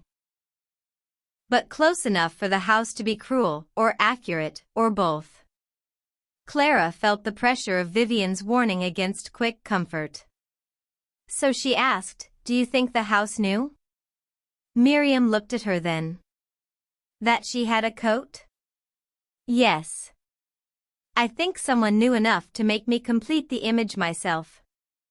Clara understood. The portrait did not need perfect information. It needed precision placed near grief. The mind would do the rest. That was more unsettling than impossibility. "Did you request the boat?" Clara asked gently. Miriam shook her head. "No. I thought I would. I dressed. I packed half my suitcase. Then I sat on the bed and realized I was waiting for someone to tell me leaving would not mean failure. And no one did. No one was there." The simple loneliness of that moved Clara. Miriam smiled sadly. Which may have been the point. Before Clara could reply, the gallery door opened from inside. Both women stepped back. Mrs. Astor emerged. Behind her, the room appeared dark. Not fully dark, gray light from the skylights remained, but the portraits were no longer visible from the hall. Mrs. Astor looked at Miriam, then at Clara. "The gallery is closed today." Miriam's voice was composed. "Were you inside?" "Yes." "Alone?" "Yes." Clara watched Mrs. Astor carefully. "Why?" "For the same reason one covers mirrors in certain houses." Neither Clara nor Miriam spoke. Mrs. Astor closed the door behind her. "Not every reflection is useful every day," she said. Then she continued down the corridor. Miriam exhaled slowly. "I hate how often she says things that sound ridiculous until later." Clara almost laughed. It helped. A little. By afternoon, observation had become contagious. Clara noticed guests positioning themselves in sight of one another without acknowledging it. Amara sat in the conservatory with no camera, watching light move across the pool while Peter stood nearby pretending to study a plant label. Helena and Beatrice walked together on the upper terrace, their conversation too distant to hear but visibly tense. Sarah remained in the music room without playing. Alistair spent nearly an hour in the morning room writing something on hotel stationery, then tore it up and placed the pieces in the fire. The house had given them a day with no instructions, and they had filled it with surveillance disguised as concern. Clara began to feel ashamed of her own attention. Not enough to stop. At 3, she found Amara in the conservatory. The filmmaker sat near the citrus trees, where pale fruit hung among glossy leaves like small moons. She had no notebook, no book, no tea. Her stillness made the room appear to be moving around her. Clara sat across from her. "May I ask you something?" Amara looked at her. "You may ask. I may not answer." That seems to be the house motto. No. The house motto is probably worse. Clara smiled despite herself. "Why did you request the boat?" Amara did not look away. To see who would know. The answer was so direct Clara needed a moment. "And?" Elias knew. "You knew." Mrs. Astor knew. "Perhaps everyone knows by now." "You wanted that?" "I wanted to understand whether departure was private." "Was it?" "No." Amara's face revealed nothing, but her voice had softened. In documentary work, people often think the camera is the intrusion. It isn't always. Sometimes the intrusion begins the moment people know they might be recorded. They become versions. The same thing happened last night. The request book was open on the hall table. Anyone passing could see the names. Privacy became theater. Clara thought of Elias holding the pen while Beatrice watched. So signing was not only an intention to leave, she said. It was a statement. Yes. Or an experiment. Did you want to leave? Amara looked toward the pool. I wanted to want to. The phrase settled gently between them. Clara understood it too well. There were many things she had wanted to want. Stability. Promotion. Marriage when she was younger. The life other people recognized as full. Wanting the right things had often seemed easier than admitting she wanted something unnamed. What was your question? Clara asked. Amara was silent long enough that Clara thought she would refuse. Then she said, It asked whom I watched so I would not have to miss them. Miriam said that at dinner. Yes. And? Amara looked back at Clara. My brother. The room seemed to quiet. He disappeared, Amara said. Not dramatically. Not as a mystery. He left home at 19 and became difficult to find. Then impossible. My family spoke of him as troubled, selfish, lost, all the words that protect people from grief while allowing anger to remain respectable. Did you look for him? For years. Then I started making films about people living at edges. Runaways, monks, migrants, performers after fame, people difficult to keep in frame. Everyone praised my compassion. In truth, I was repeating the search without admitting its name. Clara listened. The orange fish moved beneath the water. Did you find him? She asked. Amara shook her head. No. But I built a life that allowed me to never stop looking. The sentence had the same shape as Miriam's grief, Sarah's silence, Elias's control, Clara's restraint. A life built around a wound so elegantly no one called it architecture. Why did you stay? Clara asked. Amara's eyes sharpened slightly. Because if I left this morning, I would have turned even departure into observation. I wanted to see whether I could remain without filming it internally. And can you? No. She almost smiled. But now I notice that too. Clara found herself liking Amara more than she expected. Not warmly. Not easily. But with trust in her precision. Before leaving, Amara said, "Tonight's listening exercise will be difficult." "Do you know what it is?" "No." "Then why say that?" "Because listening is more intimate than speaking. Speaking lets people manage themselves. Listening reveals what they can bear." At 6, the library had been rearranged. The chairs were no longer scattered near tables or fires.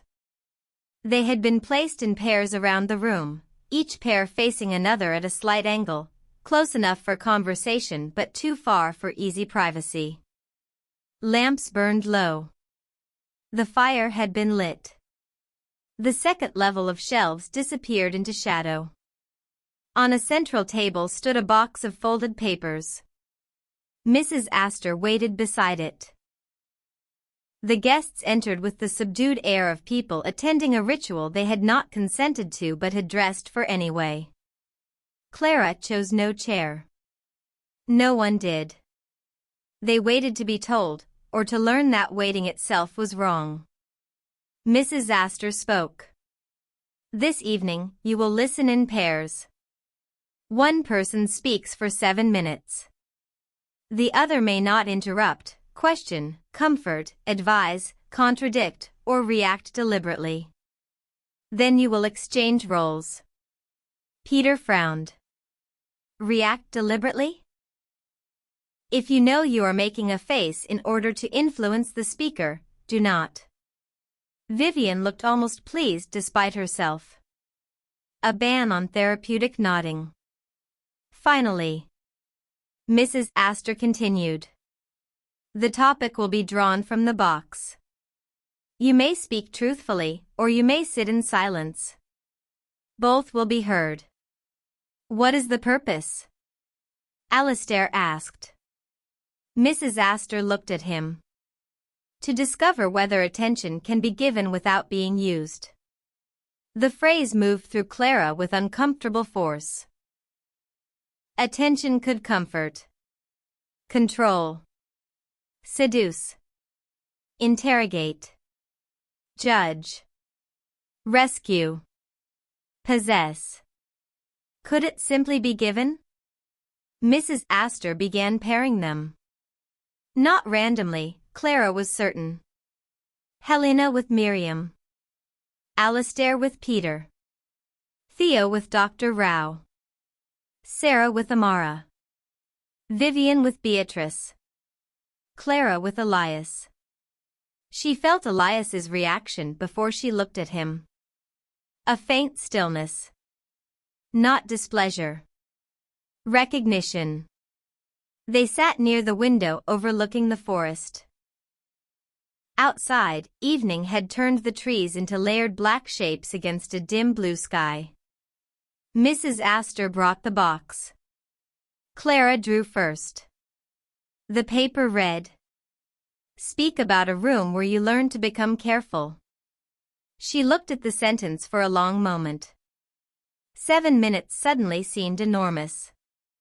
Mrs. Astor placed a small hourglass on the table beside them and turned it over.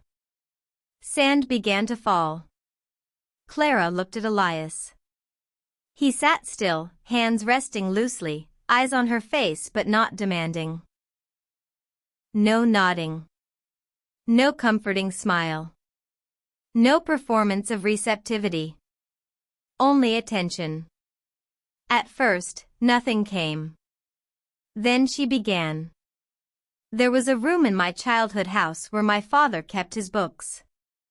Her voice sounded too loud to herself. It was not a library. Just a small room off the hallway with shelves and a desk and a green lamp. He was an accountant. Very precise. Very quiet. People liked him because he never made anyone uncomfortable. I think I learned later that this was considered virtue. Elias did not move. My mother talked more. She filled rooms with weather, neighbors, small plans, complaints about fruit going bad too quickly. My father mostly listened. When I was young, I thought listening meant love.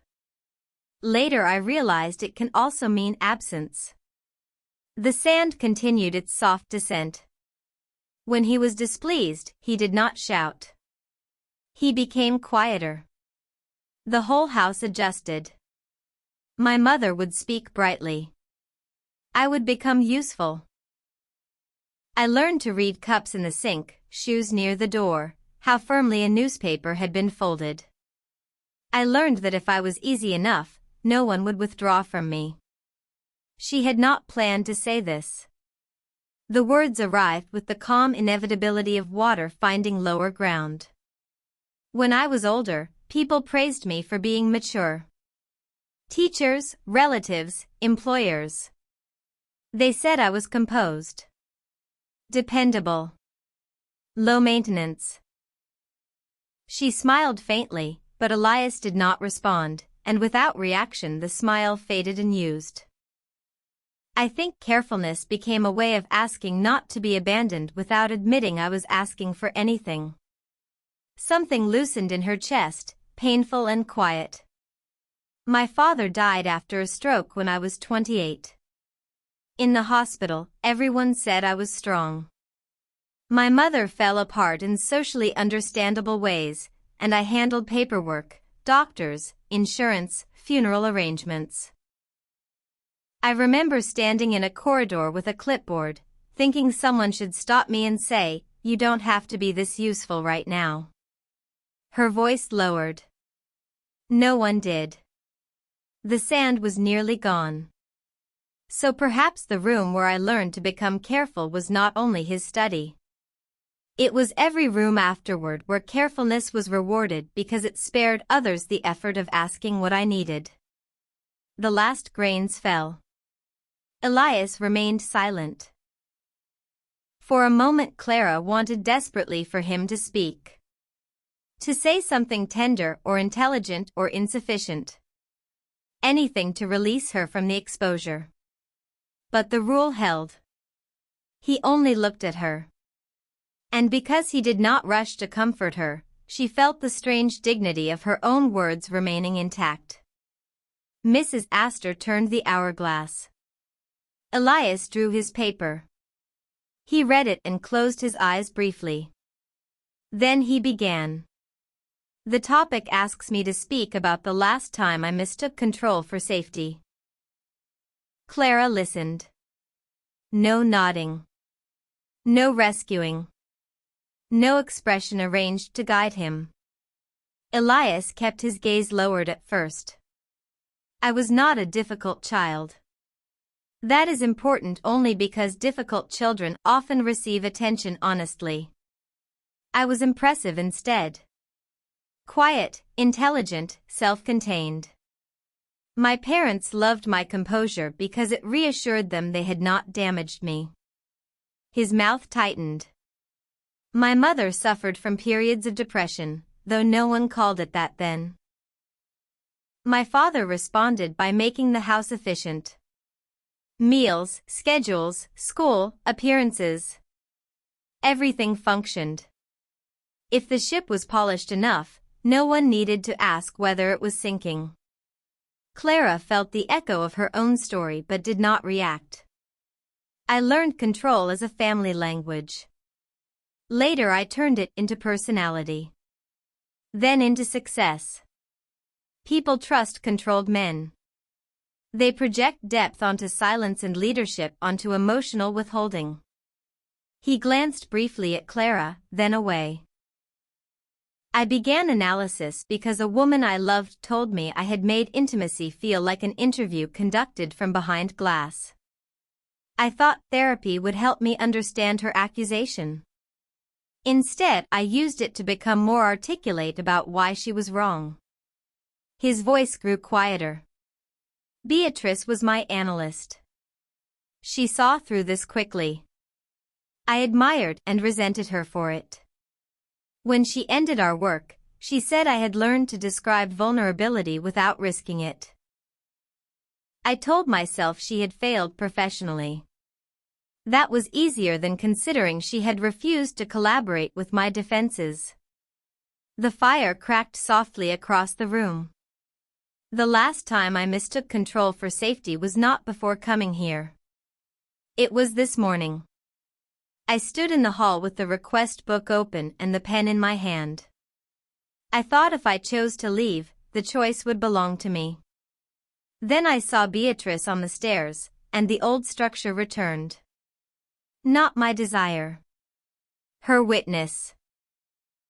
My dignity. My resentment. I stayed partly because leaving under her gaze felt like admitting she still had power. He swallowed. That is the truth, or close to it. I did not stay because I was ready. I stayed because control had not yet become useless enough. The sand ran out. Clara remained silent. It was difficult. Not speaking felt almost muscular, an effort against years of socially approved response. But she held it. Elias looked at her then, and for the first time she saw not polish, not guarded elegance, but exhaustion stripped of strategy. Across the library, other pairs sat in various depths of stillness. Miriam was crying while Helena listened with both hands folded in her lap. Vivian stared at Beatrice with an expression Clara could not read. Peter spoke animatedly while Alistair watched him like a man observing testimony. Sarah sat silent while Amara listened to that silence as though it were speech. When all the hourglasses had emptied, Mrs. Astor returned to the center of the room. No discussion is required, she said. Vivian let out a breath.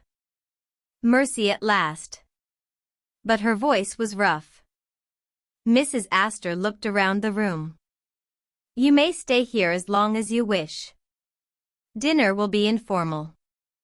Then she left. For several minutes, no one moved. The listening had done something different from the previous exercises. The portraits had exposed interpretation. The questions had provoked confession. But listening without response had removed performance from both sides. It left each speaker alone with what they had said, and each listener responsible for not using it immediately. Clara felt changed and unsatisfied. She wanted to speak to Elias. She wanted not to. He seemed to understand. Thank you, he said softly. For what? For not rescuing me. She nodded. You too. A small smile passed between them, not intimate in the romantic sense, but human in a way Blackwater House had made rare and necessary. They walked out of the library together but separated in the hall without planning to. Clara went toward the terrace doors. She needed air. Outside, night had settled cold and clear. The fog had lifted fully. Stars appeared above the black line of trees.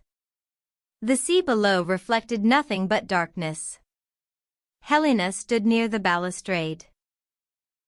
Clara almost turned back, but Helena spoke.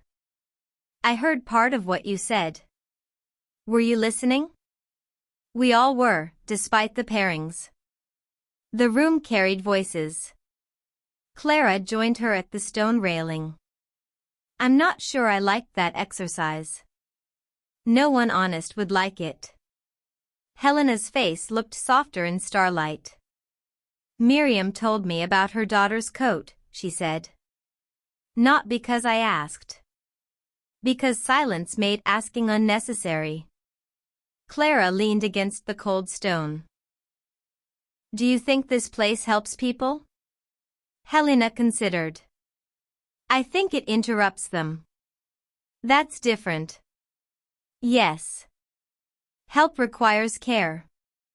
Interruption only requires precision. The answer felt painfully true. And is there care here? Helena looked back toward the illuminated windows of the house. In some people, yes. In the structure itself, I'm not sure. Then why recommend anyone?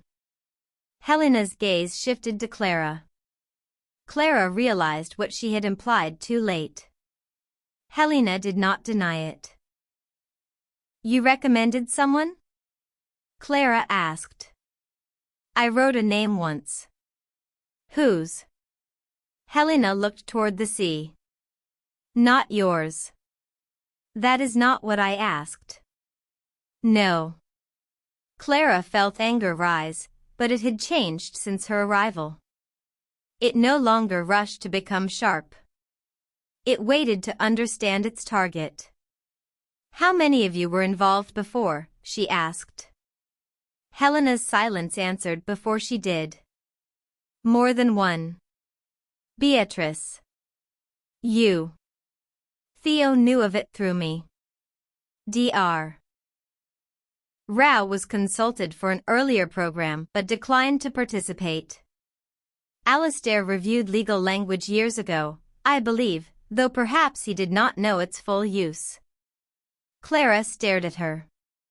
Legal language? Helena closed her eyes briefly. Consent documents. Invitations. Liability. Alistair knows? Ask him. The estate seemed to shift beneath Clara's feet. The guests were not equal. Beatrice had been a consultant. Helena had recommended names. Theo knew more than he claimed. Dr. Rao had been approached. Alistair had touched the edges legally. And the rest? Miriam, Sarah, Amara, Peter, Elias, Vivian, Clara. Invited, observed, used, perhaps helped. Why are you telling me? Clara asked. Helena looked at her with tired honesty. Because watching everyone else has become unbearable. The phrase struck Clara with the force of recognition. That was the day's true lesson. Observation did not remain neutral. Watch long enough, and you became implicated. Watch suffering without response, and attention curdled into complicity. What is this place? Clara asked. Helena's voice lowered. It began, I think, as an experiment in retreat design. Not therapy. Not entertainment. Something between restoration and confrontation for people whose ordinary lives had become too polished to let truth enter.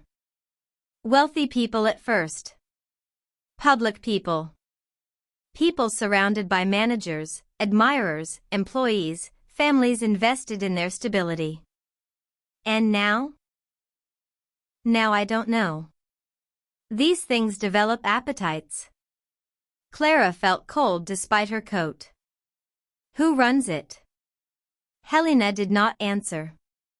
Then, from behind them, Mrs. Astor's voice said, No one who will satisfy you. Clara turned. Mrs. Astor stood in the open terrace doorway, her dark green dress almost black in the night. Helena looked stricken, not because they had been overheard, but because perhaps she had known they would be. Clara faced Mrs. Astor. Were you listening again? Yes. Is there anywhere here we are not listened to? Mrs. Astor's expression remained calm, but something like sadness entered it. Yes. Where? Inside what you have not yet said. Clara almost laughed from anger. That is not privacy. That is limitation. Sometimes they are indistinguishable. No. They're not. The words came clear and steady. Mrs. Astor inclined her head slightly, accepting the correction. For the first time, Clara felt she had not merely reacted inside the rules of the house. She had refused one. Mrs. Astor turned to Helena. You should rest. It was not an order, but Helena obeyed it. She touched Clara's arm lightly as she passed, then went inside. Clara remained facing Mrs. Astor. What happens now? She asked. That depends. On what? On whether watching becomes understanding. And if it doesn't? Mrs. Astor looked toward the dark water. Then it remains surveillance. The word, spoken by her at last, felt like a door opening onto a colder room. Surveillance. Not observation. Not attention. Not care. Clara held her gaze. Tomorrow, I want a real answer. To which question? All of them. Mrs. Astor's mouth softened almost imperceptibly. Then choose one. Clara thought of the invitations, the portraits, the list, the closed gallery, the listening exercises, the guests who were not merely guests, the boat no one took. Finally she said, "Why me?" For once, Mrs. Astor did not answer with elegance. She simply looked tired. "Tomorrow," she said. Then she stepped back into the house. Clara remained on the terrace until the cold entered her hands. Behind her, Blackwater House glowed with exquisite restraint, each window warm, each room arranged, each silence prepared. Inside, 12 people moved through corridors with new knowledge of one another and themselves, watching and being watched, injured by attention and drawn to it all the same. At last Clara returned to her room. No note waited. No card. No message beneath the door. Only the quiet desk, the gathered papers, the book hiding Elias's list, and her own face reflected faintly in the window over the dark. She sat and wrote one new sentence beneath the others. Attention is not kindness unless it knows when to stop. Then she put down the pen. For a long time she listened to the house. Not for footsteps. Not for voices. Not for proof. She listened the way she had listened to Elias, without preparing a response. And beneath the layered quiet, beneath the pipes and wind and distant sea, she thought she heard something else at last. Not a secret. A pattern. Blackwater House was not asking them to solve it. It was teaching them to notice the cost of being solved by someone else. Chapter 7, The Things No One Explained. The next morning, Clara found the first honest object in Blackwater House. It was a chipped cup. Not cracked in an artful way. Not repaired with gold. Not placed in deliberate contrast to the estate's perfection. It sat on the windowsill of the back staircase beside a folded cleaning cloth and a small metal tin of polish, forgotten or abandoned by someone who had been interrupted. Clara stopped when she saw it. The cup was plain white porcelain, with a brown stain near the rim and a chip on one side where the glaze had broken away. It looked ordinary with such force that for a moment it seemed more shocking than any card or portrait. There was no message beside it. No symbolic arrangement. No carefully printed sentence. Just evidence of use. Someone drank from this cup. Someone put it down. Someone failed to remove it before a guest could see. The discovery steadied her. She had taken the back staircase deliberately, hoping to avoid the main hall. Not to hide exactly, but to move through the house in a way not anticipated by its formal routes. The staircase was narrow and uncarpeted, meant for staff. It smelled faintly of soap, ashes, and something metallic beneath old paint. Morning light entered through a small square window overlooking the service courtyard, where 2 delivery crates sat beneath a canvas awning. For the first time, Blackwater House seemed less like an idea and more like a building. Buildings had pipes. Dust. Mistakes. People who carried trays and forgot cups. Clara picked up the cup, then set it down again. She did not want to turn even this into a clue. Yet the temptation was immediate. Was that not what the house had done to her? Made her incapable of encountering anything without asking whether it had been meant? At the bottom of the stairs, she heard voices. Staff voices. Not the calm, formal speech used around guests, but low conversation moving quickly. She said west linens, not east. No, east after 11. Not if the room is occupied. It won't be. A pause. Then a third voice, Mara's, quieter. Don't assume that. Clara remained still on the last step. The voices moved away. She waited, then entered a narrow corridor that led past service rooms and finally into the side of the breakfast room. No one saw her arrive. Or if they did, they politely pretended not to notice. Only Mrs. Astor looked up. She stood near the window speaking with a young man from the staff. When she saw Clara, she dismissed him with a small nod. Miss Vale, she said. Mrs. Astor. You came by the back stairs. Yes. Did you find them useful? The question could have meant anything. Clara decided to answer only what was asked. Yes. Mrs. Astor's eyes rested on her face for a moment. Good. Then she moved away. At breakfast, the guests were quieter than usual. The previous evening's listening exercise seemed to have left everyone less defended, but not more comfortable. Intimacy, Clara was learning, did not always soften a room. Sometimes it made people careful in new ways. They now carried knowledge that had not yet found proper social containers.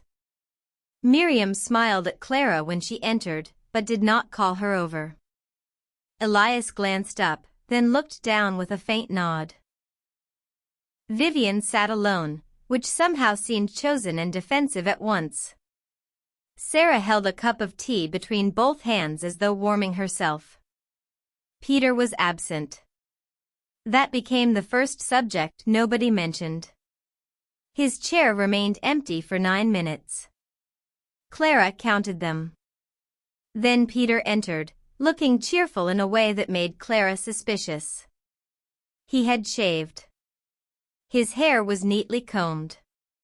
He carried a small notebook under one arm. My apologies, he said to no one in particular. I was detained by a thought. Vivian did not look up. Condolences to the thought. Peter sat. I believe I have misunderstood the geometry of the retreat. Alistair sighed faintly. It is 8 in the morning. Meaning? Meaning geometry can wait until coffee. Peter ignored him. We have assumed the house is central. That all exercises radiate from it. Invitations, portraits, questions, observation. But the true center may be elsewhere. No one encouraged him. He continued anyway. The boathouse. Clara felt the table's attention sharpen. Theo's hand stopped near his glass. Miriam looked toward the window. Vivian finally lifted her eyes. Peter smiled, satisfied. Consider what has been restricted. The west gallery, yes, but eventually opened. The lower path, discouraged. The boathouse, prohibited without staff. The boat, available but unused. Movement in and out is staged around water. The estate beyond the water is not merely setting. It is mechanism. Do you have a point, Vivian asked, or only a mood board? Peter leaned back. My point is that the boathouse has not been explained. Nothing has been explained, Clara said. Peter looked at her approvingly. Exactly. But most unexplained things here are psychological. The boathouse is practical. Doors. Locks. Boats. Storage. Perhaps records. At the word records, Beatrice looked up. Just once. Clara saw it. So did Vivian. Peter saw that they saw it, and smiled with quiet triumph. Mrs. Astor entered with the ease of someone arriving late to a thought she had expected. The boathouse will remain closed today, she said. Peter's smile faded. Vivian set down her coffee. That is convenient. Many practical arrangements are. What is inside? Boats. Peter gave a soft laugh. Surely not. Mrs. Astor looked at him. Among other things. Records? Clara asked.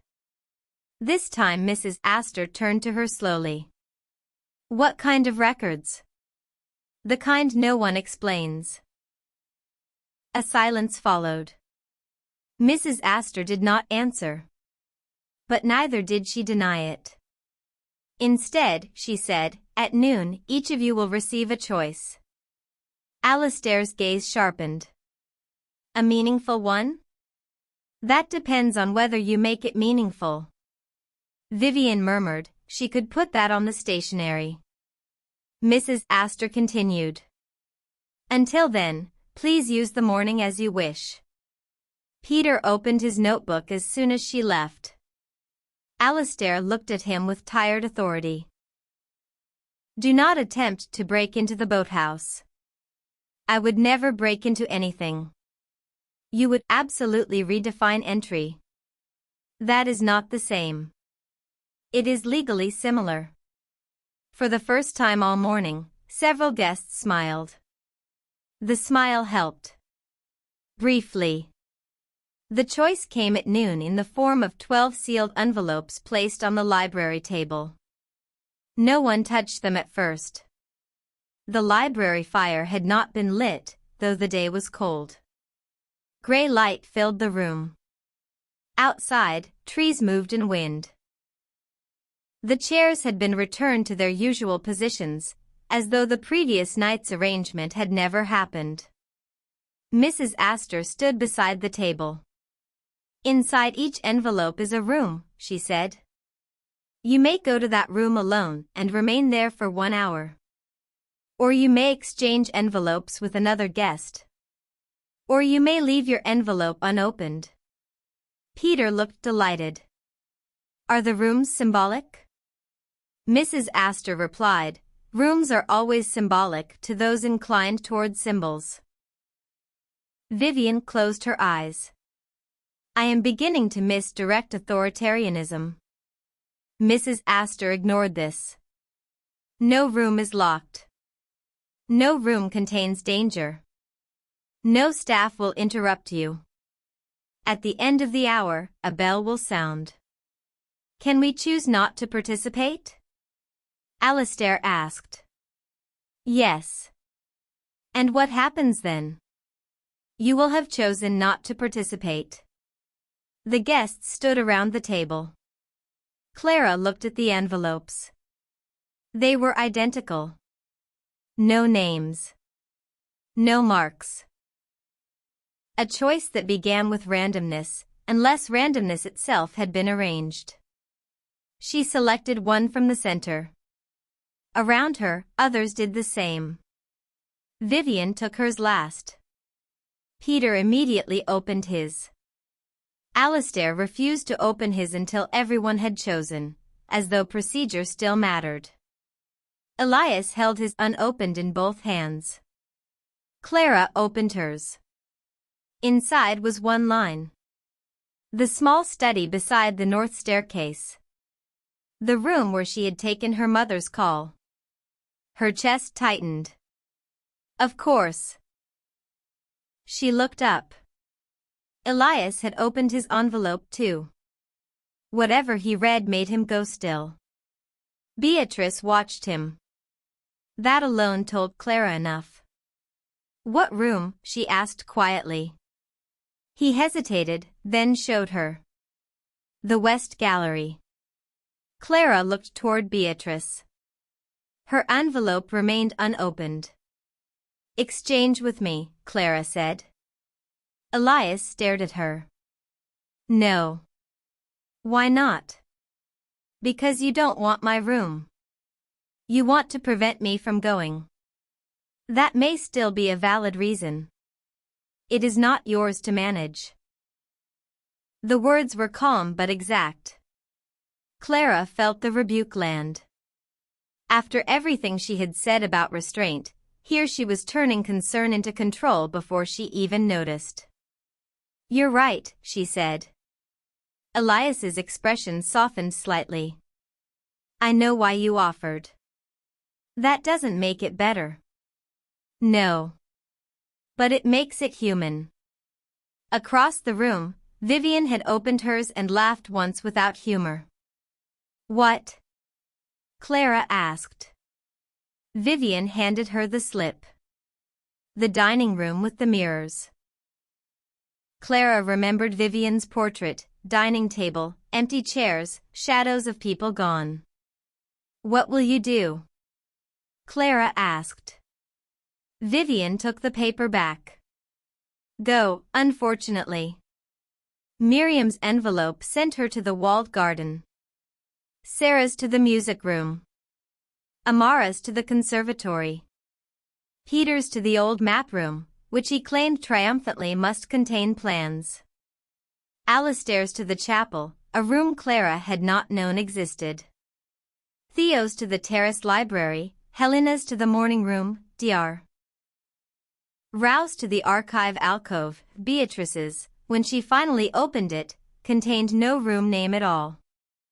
Only a sentence. She read it once, then folded it. Elias saw her face. "What did it say?" Beatrice looked at him, then at Mrs. Astor. Mrs. Astor's expression did not change. Beatrice said, "It says I may choose whom to accompany." The room tightened. Of course. For Beatrice, the choice was not place but person. Elias stepped back almost invisibly. Beatrice saw it. "I won't choose you," she said. His face hardened. "That sounds like kindness." "It may only be restraint." "Careful," Vivian said. "That word is spoken for." Beatrice ignored her. She turned to Clara. "If you permit it, I will accompany you." Clara felt the room shift toward her. "No," Elias said quietly. "Not to Beatrice. To Clara. Or perhaps to the situation." Clara looked at Beatrice. This woman who shared her surname, who had been involved years before, who had expected someone else, who had once helped create the very language now pressing on them. "Why me?" Clara asked. Beatrice's answer came softly. "Because I owe you an explanation." The word moved through Clara like cold water. Explanation. Finally. But here, even an explanation had to be chosen. Clara thought of the small study. The black telephone. Her mother's voice. The number she had not left. The question she had asked Mrs. Astor, "Why me?" "Yes," Clara said. Elias turned away. Vivian watched Clara with an expression that did not approve or disapprove. Mrs. Astor nodded. "The hour begins when the bell sounds." It sounded immediately. A low, warm note moving through the house. And like that, 12 people separated into rooms prepared before they knew they were going. The small study beside the north staircase looked exactly as it had during the phone call, and entirely different. Daylight changed it. The leather chairs seemed less formal. The shelves less imposing. The black telephone on the desk looked ordinary now, almost old-fashioned.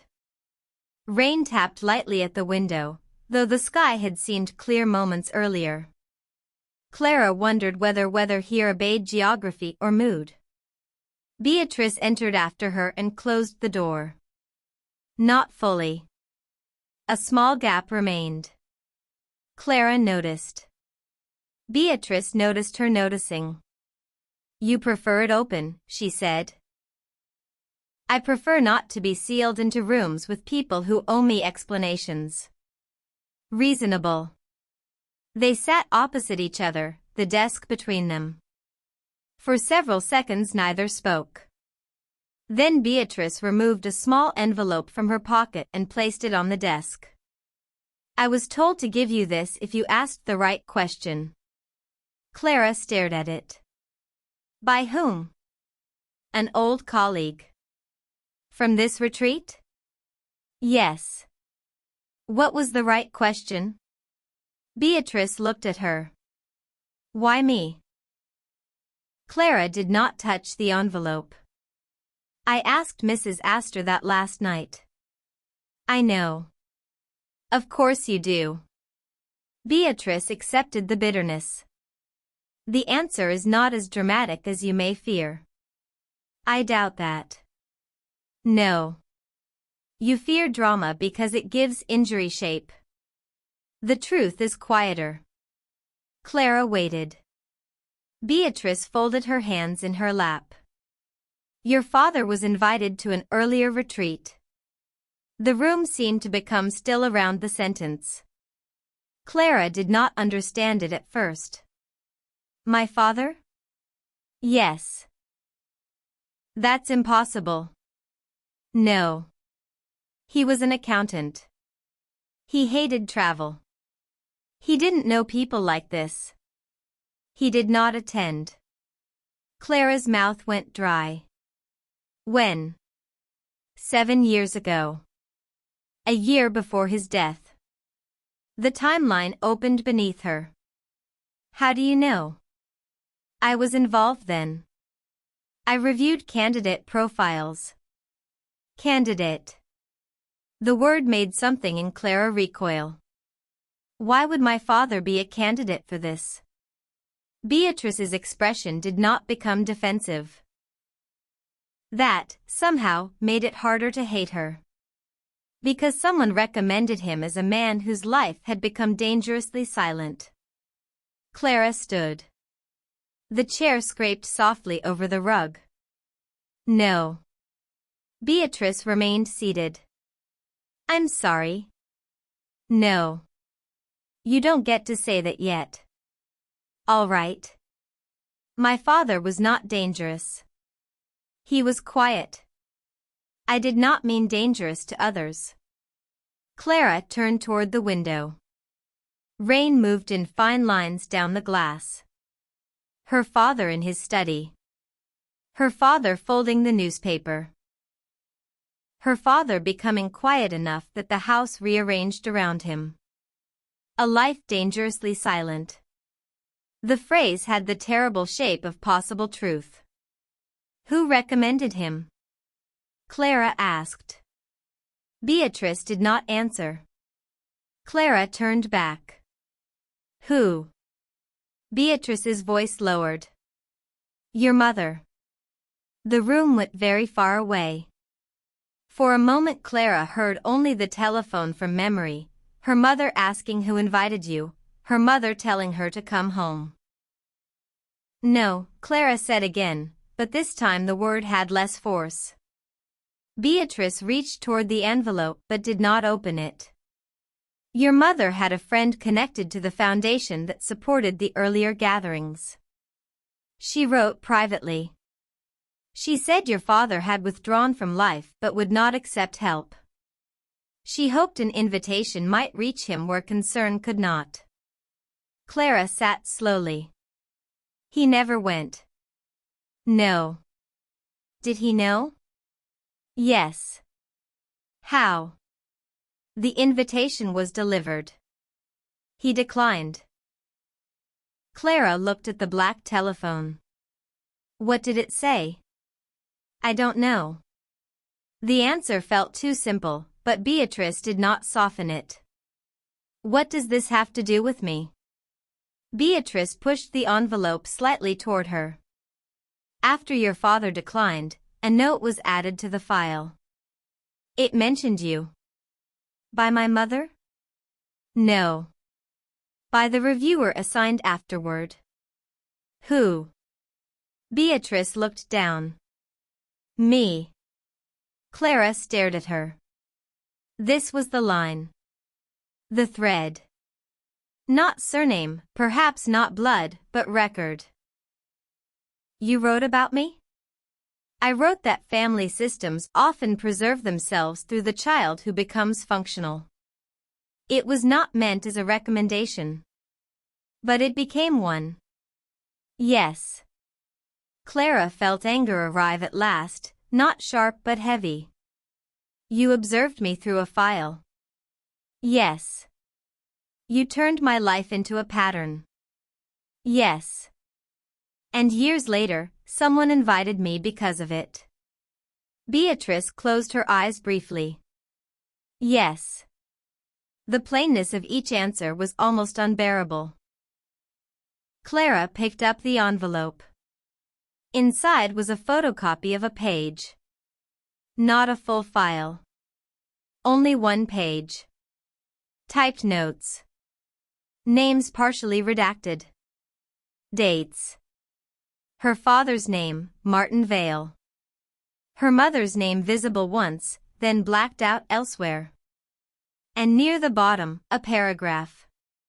Spouse reports prolonged emotional withdrawal, high functional presentation in public, minimal verbal effect at home. Adult daughter described as capable, composed, never wants to trouble anyone. Possible secondary subject in long-term family adaptation. Monitor only if independent referral arises. Clara read the paragraph until the words lost shape. Adult daughter. Capable. Composed. Never wants to trouble anyone. Her mother's language. Not cruel. Worse. Concerned. Clara placed the paper on the desk. Independent referral, she said.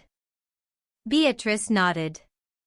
Years later, your name appeared again through a professional network.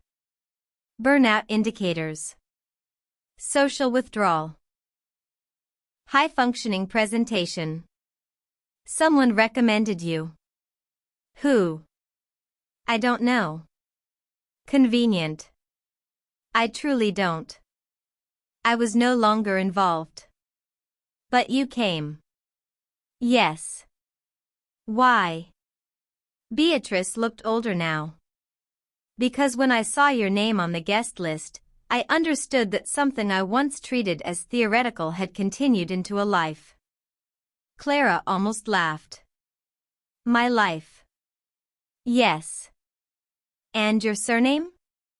A coincidence. Or a provocation. I suspect the latter, but not of blood relation. We are not related as far as I know. As far as you know. Yes. The phrase hung between them. Clara looked again at the page. Her father had been invited. Her mother had tried to save him by sending him into ambiguity. He had refused. Then he had died a year later, and Clara had become efficient in grief, rewarded for composure, praised for not making anything harder. Had this place been waiting at the edge of her family's life all along? Not fate. Administration. That felt somehow more disturbing. Did my mother know I was invited? Clara asked. Beatrice shook her head. I don't believe so. The phone number? I don't know. You keep not knowing. Yes, Beatrice said. That is part of why I came. To learn the shape of my own ignorance. Clara sat back. The hour seemed both too long and nearly gone. What is the retreat now? She asked. Beatrice's face changed at the question, as though this one cost more than the others. It began with an idea that some people are unreachable by ordinary care because ordinary life rewards their defenses. The early gatherings were small, consent-based, more transparent than this one. Psychologists, artists, mediators, historians, people interested in ritual without religion, therapy without diagnosis, retreat without indulgence, and surveillance without accountability. Beatrice flinched. Yes. Say it plainly. She did. Surveillance without accountability. The words entered the room cleanly. Why did it change? Because wealthy people paid to experience revelation without losing control. Then organizers learned that uncertainty increased emotional exposure. Mystery became method. Method became brand, though never publicly. Recommendations replaced applications. Invitation replaced consent. Clara felt cold. And you helped. I helped early enough to tell myself it was ethical.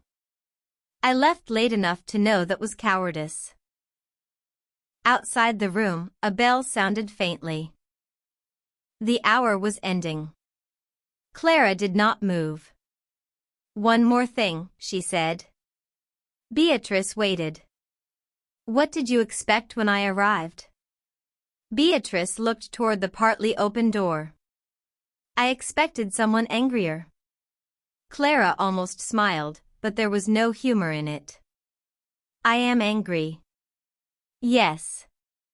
But your anger still asks permission. That struck more deeply than Clara wanted. Beatrice stood. I owed you that too. No, Clara said. You owed me the file years ago. You owed my father honesty. You owed all of us enough information to consent. This is not repayment. It is residue. Beatrice's face went pale. Then she nodded. You're right. For once, Clara did not feel cruel.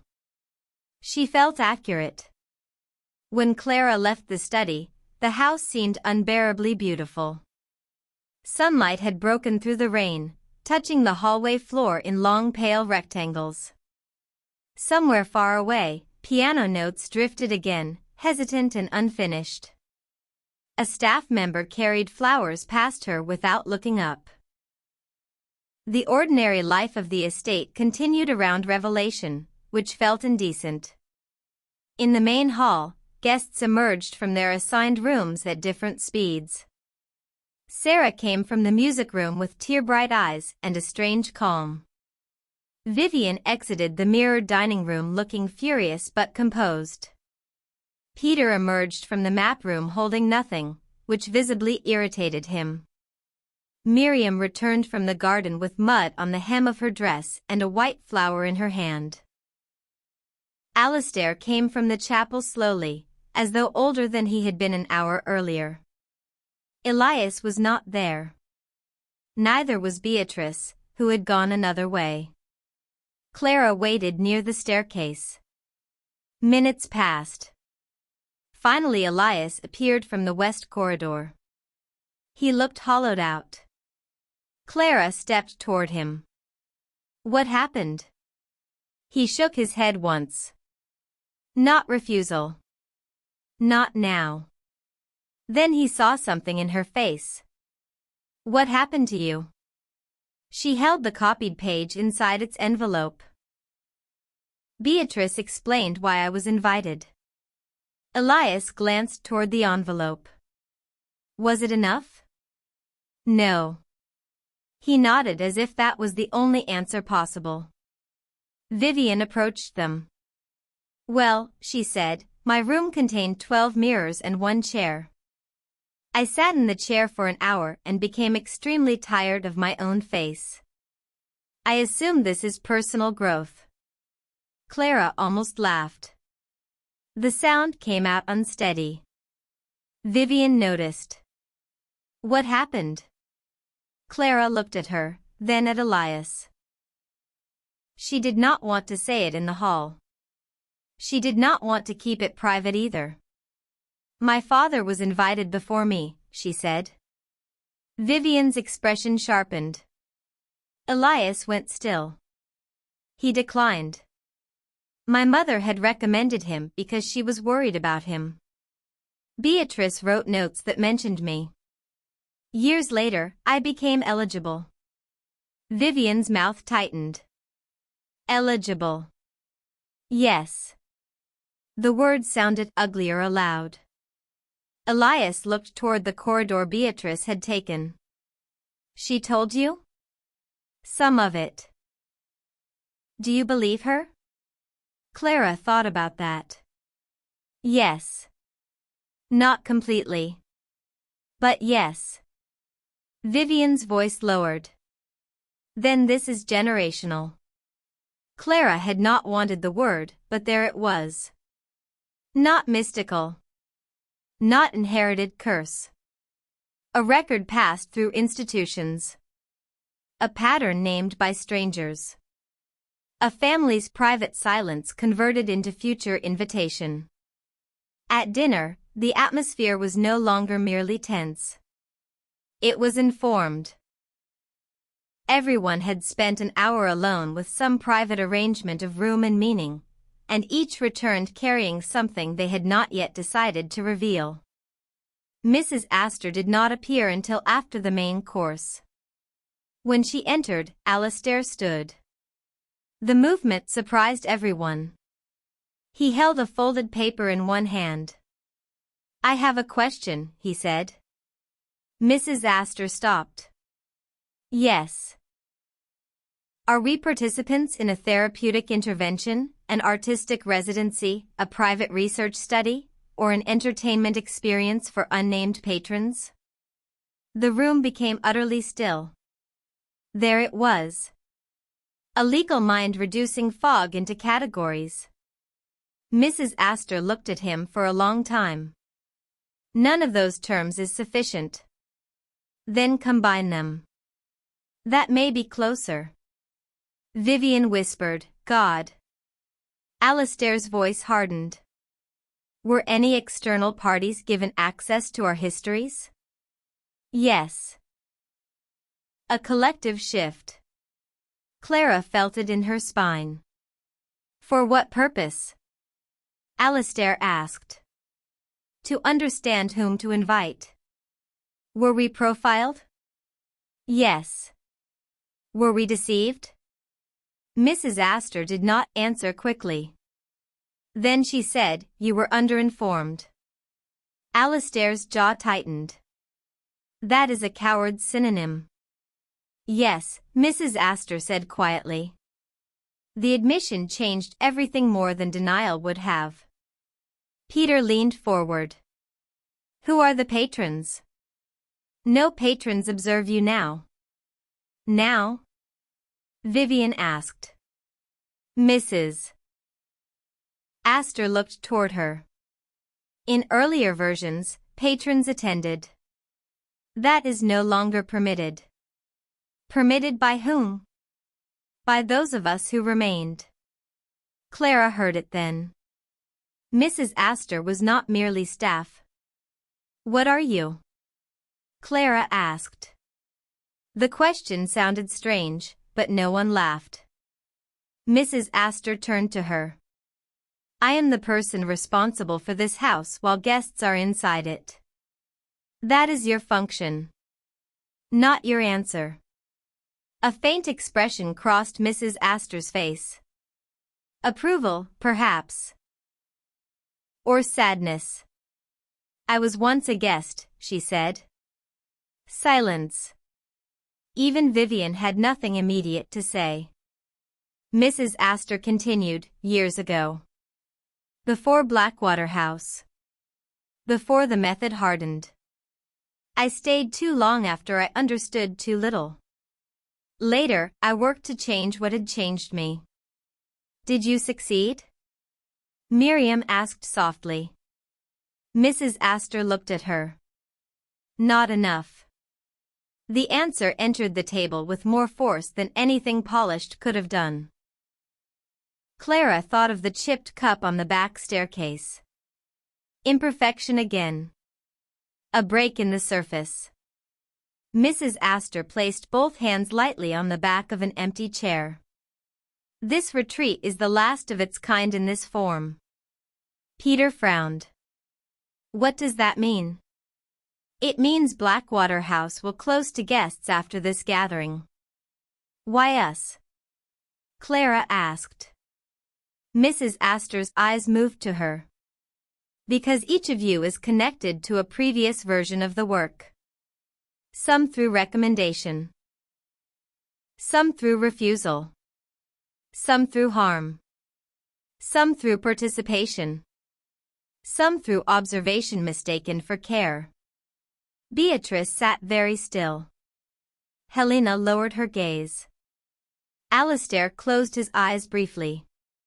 Clara understood then why the guest list had felt uneven. They were not merely subjects. They were witnesses, beneficiaries, casualties, accomplices, echoes. A final circle drawn around an old method before it disappeared, or transformed itself again. And we were not told, Clara said. No. Why? Mrs. Astor's face held no defense now. Because the architects of this place believed discovery would reveal more than disclosure. And what do you believe? A long pause. I believe discovery without consent becomes theft. The sentence moved through the room like the first clean air after smoke. Vivian leaned back slowly. Then why continue? Mrs. Astor accepted the question as if she had waited years for someone to ask it properly. Because closure also requires witnesses. Because some records needed to be returned through experience rather than archives. Because some of you would not have come if invited honestly, and that is an indictment, not a justification. No, Alistair said. It is not a justification. I know. The table remained silent. Then Sarah asked, what happens tomorrow? Mrs. Astor looked around the room. Tomorrow, the records room opens. Peter whispered, boathouse. Mrs. Astor nodded. Yes. The old boathouse. The practical center. The unexplained room. The place beyond the polite sign. What records? Clara asked. Invitations. Recommendations, refusals, notes, portraits, correspondence, recordings from earlier retreats where consent allowed preservation, and some where consent was less clear. Alistair's face darkened. Less clear. Yes. Will we be allowed to remove our files? You will be allowed to read what concerns you. Copies may be requested. Originals remain until legal disposition is completed. By whom? Vivian asked. An independent review board. Vivian laughed once, sharp and quiet. Now bureaucracy arrives dressed as redemption. Mrs. Astor inclined her head. Perhaps. It is what accountability looks like when it is late. After she left, no one ate. The room had become too full of aftermath. Clara looked at Beatrice, Helena, Theo, Alistair, Dr. Rao. Each carried some relationship to what had been revealed. None looked innocent. But then, innocence had become too simple a category for this house. Vivian spoke first. I want my file. So do I, Elias said. His voice was quiet, but certain. Miriam looked down at the flower beside her plate. I want to know who wrote my daughter into this. Amara said, I want to know whether my brother's name appears anywhere. Sarah closed her eyes. I want to know who thought silence was an invitation. Peter looked less delighted now. I want the system. Alistair turned to him. No. You want mastery of the system. That is not the same as accountability. Peter absorbed that with visible irritation. Perhaps because it was true. Clara said nothing. She already knew enough to feel the file waiting. Her father's invitation. Her mother's fear.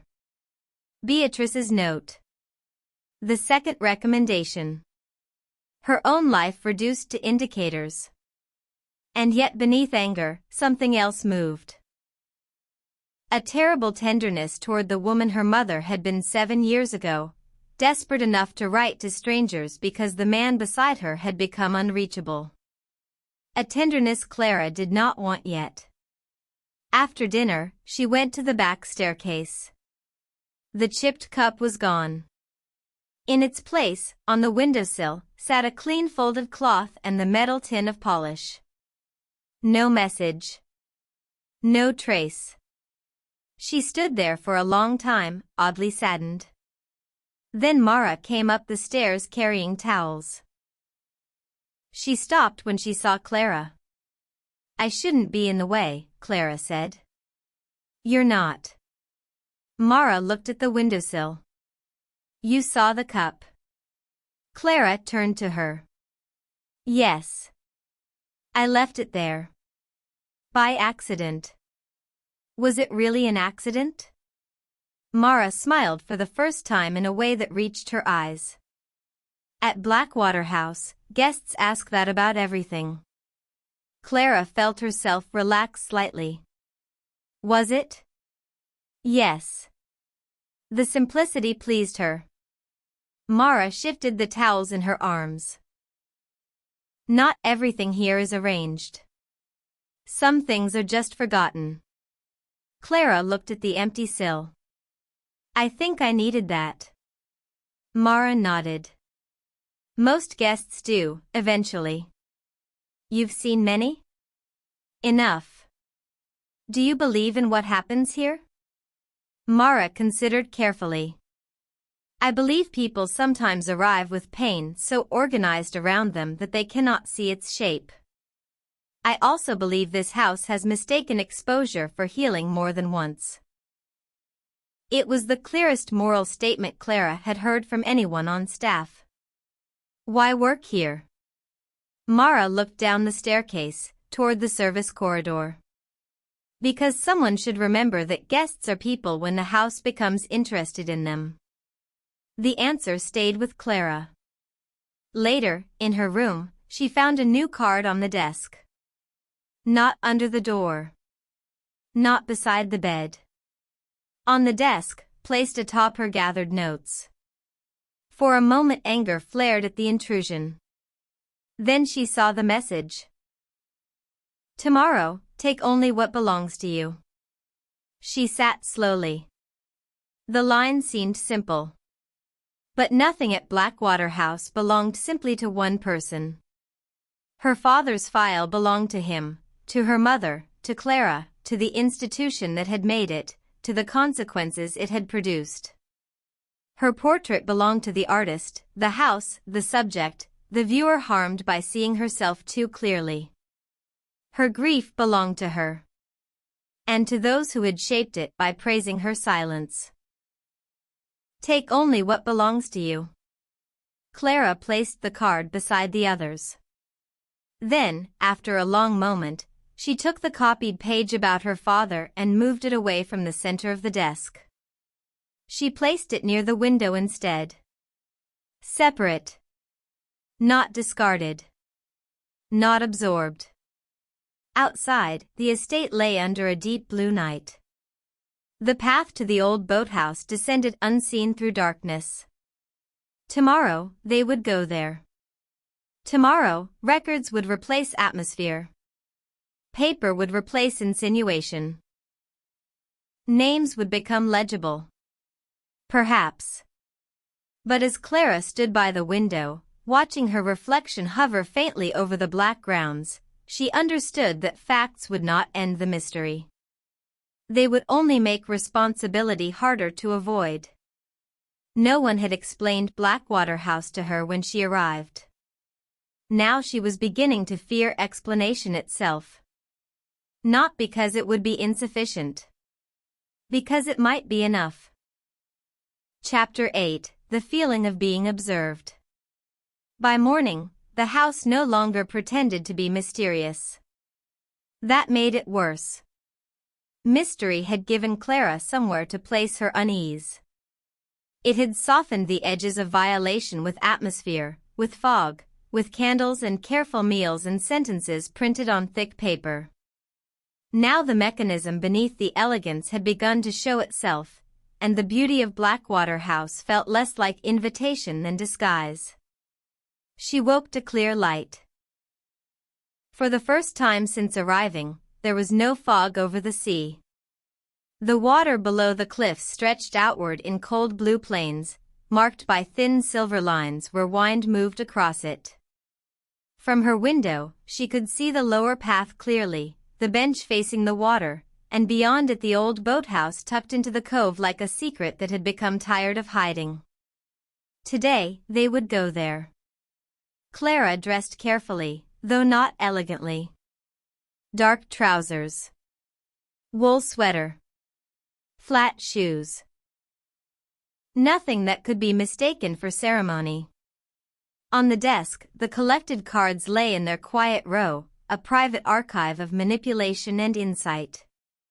We hope you accept. You are not required to be anyone here.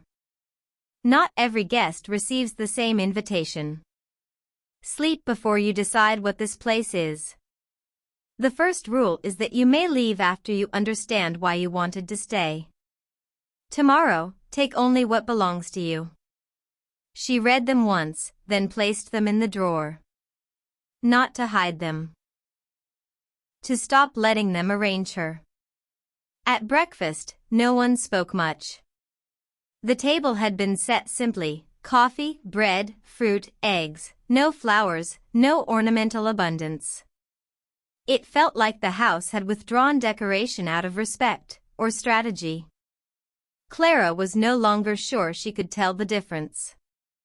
Peter looked restless, almost feverish with anticipation. He wanted the records as if they might reveal the structure he had been craving since arrival. Alistair sat beside him, grim and watchful, prepared to distrust every document before reading it. Miriam's face was pale but steady. Sarah wore no jewelry and kept her hands folded in her lap. Amara watched the windows rather than the room. Elias sat near Clara, though not beside her. Beatrice sat far away from him. That distance had become a visible object between them. Mrs. Astor entered after the coffee had been poured. At 10, she said, those who wish to enter the records room will gather at the lower path.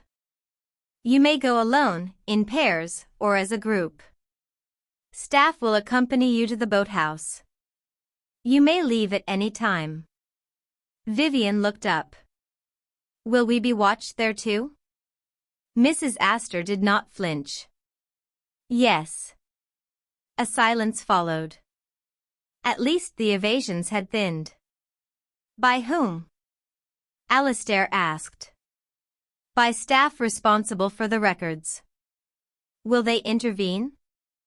Only if records are mishandled. Peter smiled faintly. So the papers are safer than the people. Mrs. Astor's eyes moved to him. Today, I hope not. No one asked anything after that. At 10, all 12 came. No one had to. That fact followed them down the path. The lower trail looked different in daylight. Less symbolic.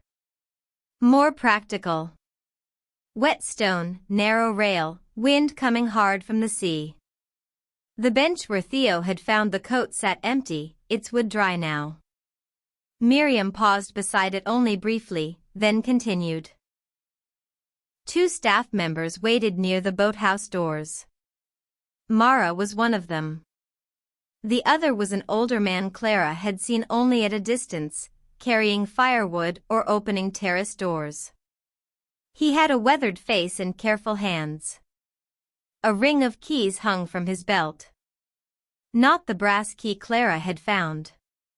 She wondered where that one was now. The boathouse stood partly built into the cliff, larger than it appeared from above. Its doors were dark wood reinforced with iron straps. Salt had whitened the lower hinges. The roof sloped toward the water, where a narrow ramp descended into the cove. Inside, Clara imagined cold air, rope, old engines, the smell of tar and seaweed. The older man unlocked the doors. The sound was ordinary. Metal turning. Wood shifting. Yet Clara felt everyone respond. The doors opened inward. The boathouse was not what she expected. There were boats, yes. 2 small launches, polished and covered. Shelves of rope and life vests. Tools arranged on a pegboard. Coils of chain. The practical life of water travel. But beyond the first room, through a wide interior doorway, was something entirely different. A heated chamber had been built into the cliff. Dry, lit, silent. Rows of archival cabinets lined the walls. A long table stood in the center with 12 boxes already placed upon it. Each box was labeled with a first name. Clara saw hers immediately. Clara. Not Ms. Vale. Not subject. Not guest. Just Clara. The simplicity felt almost indecent. Mrs. Astor stood near the table. This room contains selected records concerning each of you. Not all records are here. Some are held elsewhere pending review. What you see today is what has been cleared for personal access. Alistair's voice was cold. Cleared by whom? The review board. Names? You will receive them in writing. I will require that. Yes. Vivian looked at her box. Can we destroy them? No. Can we request destruction?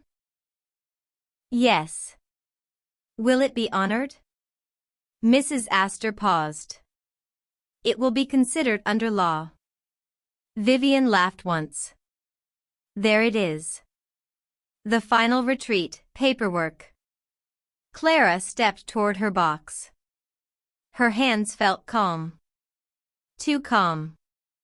Around her, the others moved slowly, each approaching their name as though it might move away. Mara handed out thin cotton gloves. Clara almost refused them, then took a pair. The rules here were less psychological and more archival. Somehow that made obedience easier. She lifted the lid. Inside were folders. Not many. A photograph of her original invitation. A copy of her acceptance call log. A page summarizing professional referrals. The note from her father's file Beatrice had given her. A sealed envelope marked family correspondence, partial copy. Another folder marked observational synthesis, arrival phase. Her breath stopped at that one.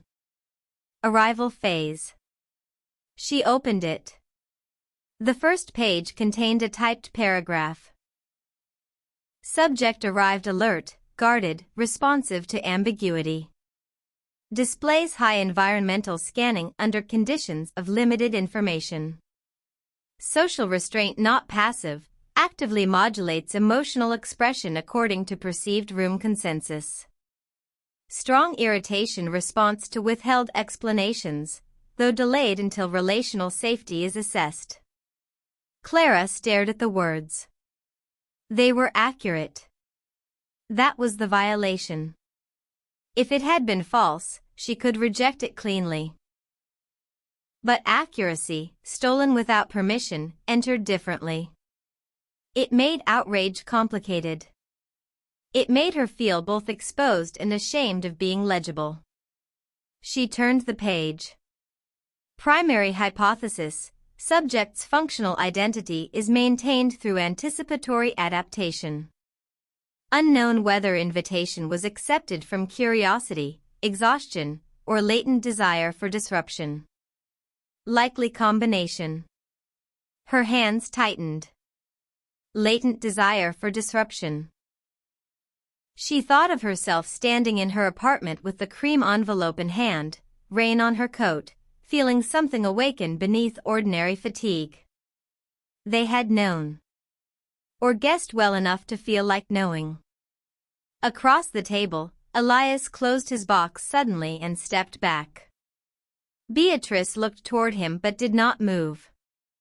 Sarah sat down with her file open and one hand over her mouth. Miriam read standing very still, the blue of her coat vivid against the gray room. Peter leafed quickly, then more slowly, then stopped with a frown as if the file had refused to become system. Clara opened the family correspondence envelope. Inside was a copy of a letter. Her mother's letter. Not long. The handwriting was familiar enough that Clara felt the years collapse.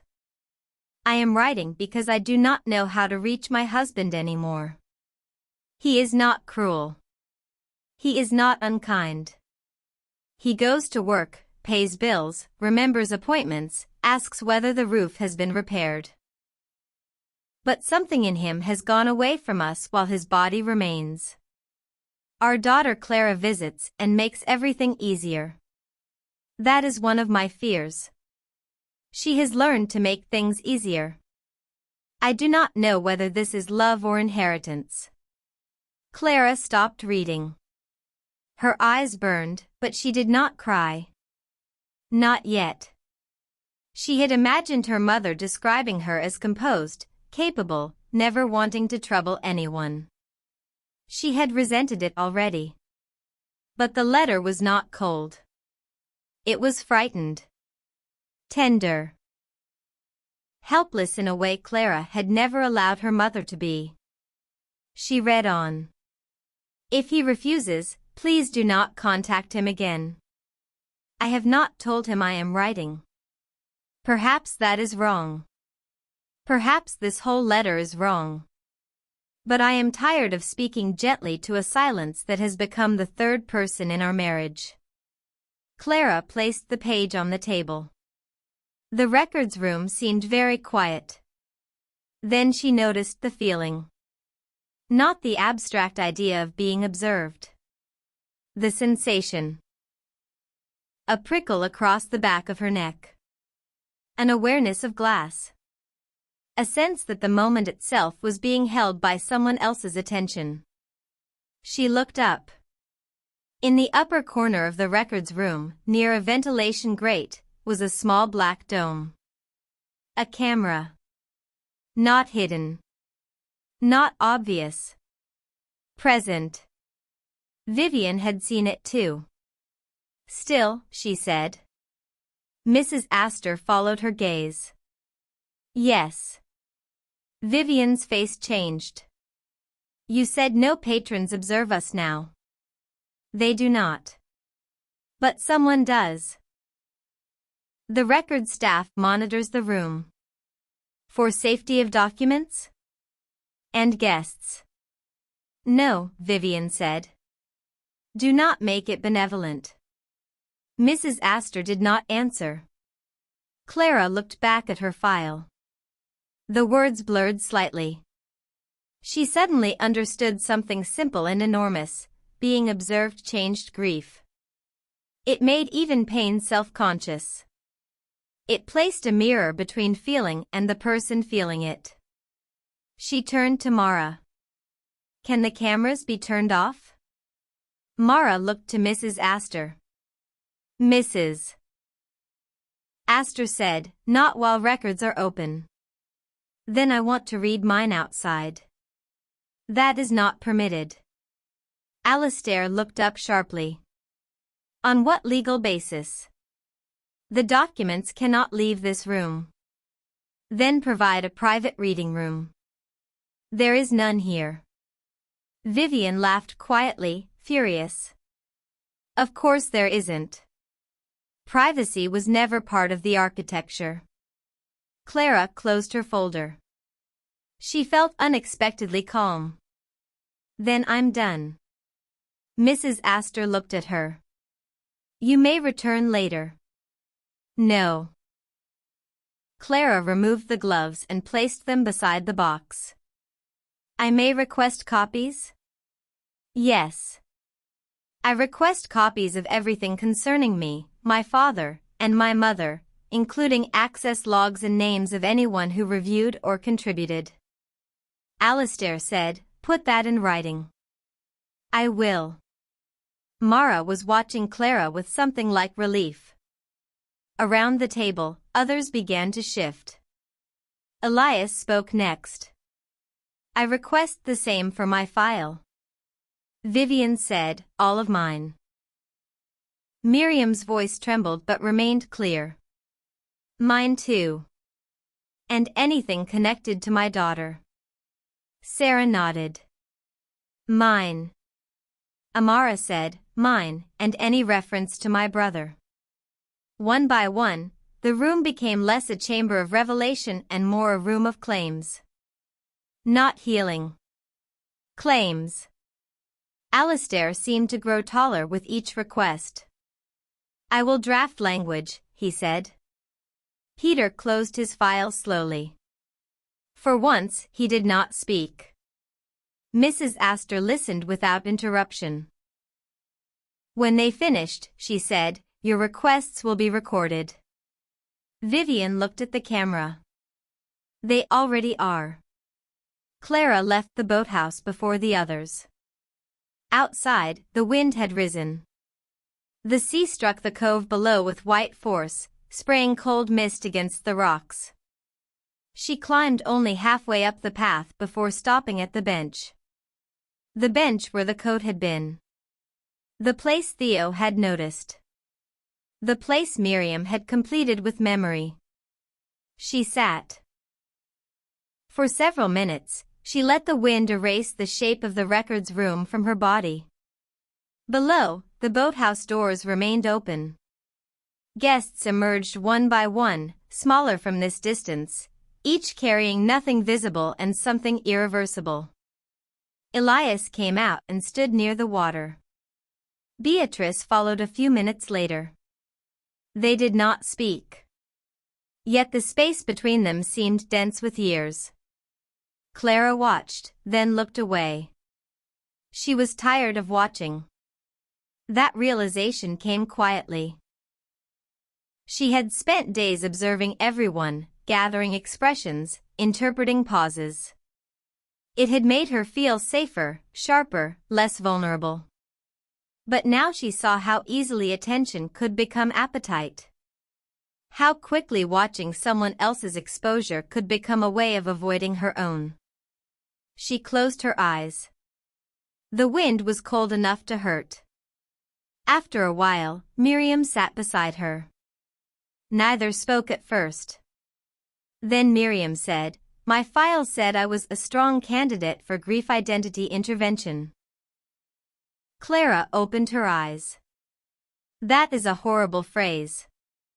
Yes. Miriam's smile was small and broken. It made me want to defend grief from the people who named it. What did you request? Everything. I don't know what I'll do with it. You don't have to know now. No. Miriam looked out at the sea. My daughter's coat was never in their records. Not specifically. Just one line from an interview with a friend who said I kept her clothes too long. The portrait did the rest. Clara nodded slowly. They gave you enough to wound yourself. Yes. The sentence sat between them with terrible clarity. Miriam turned to her. And you? My mother's letter was kinder than I was prepared for. That sounds painful. It is. Clara looked down at her hands. I wanted to be angry with her cleanly. It would have been easier. Clean anger is rare. She tried to help my father without telling him. Then strangers kept the record.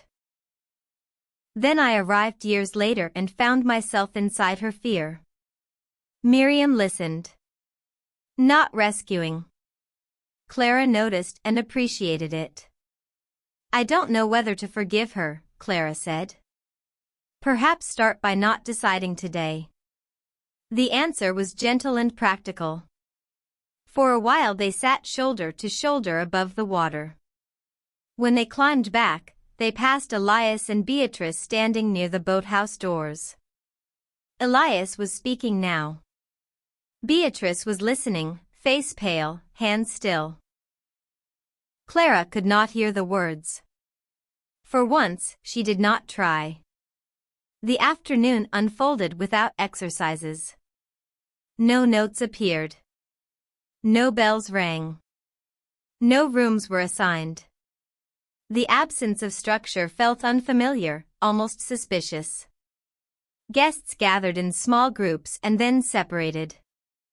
Alistair took command of a writing table in the library and began drafting formal requests. Vivian assisted with language sharp enough to cut stone. Dr. Rao organized names and dates from memory. Peter, after a long silence, offered to map the institution's structure based on documents he had seen. This time, Alistair allowed it. Not because Peter sought mastery. Because the work required structure. Sarah played piano for almost an hour. Not for anyone. Doors open, music moving through the corridors like breath returning to a body. The piece was simple, repetitive, soothing without becoming sentimental. Staff slowed when passing. Guests paused in doorways and moved on. Clara went to the small study and called her mother. This time, she asked Mrs. Astor for the line openly. No secrecy. No unexplained number. Her mother answered after 4 rings. Clara? Yes. Are you all right? The question seemed older now. I'm safe. That's not the same. I know. A silence. Then her mother said, I've been thinking about that number.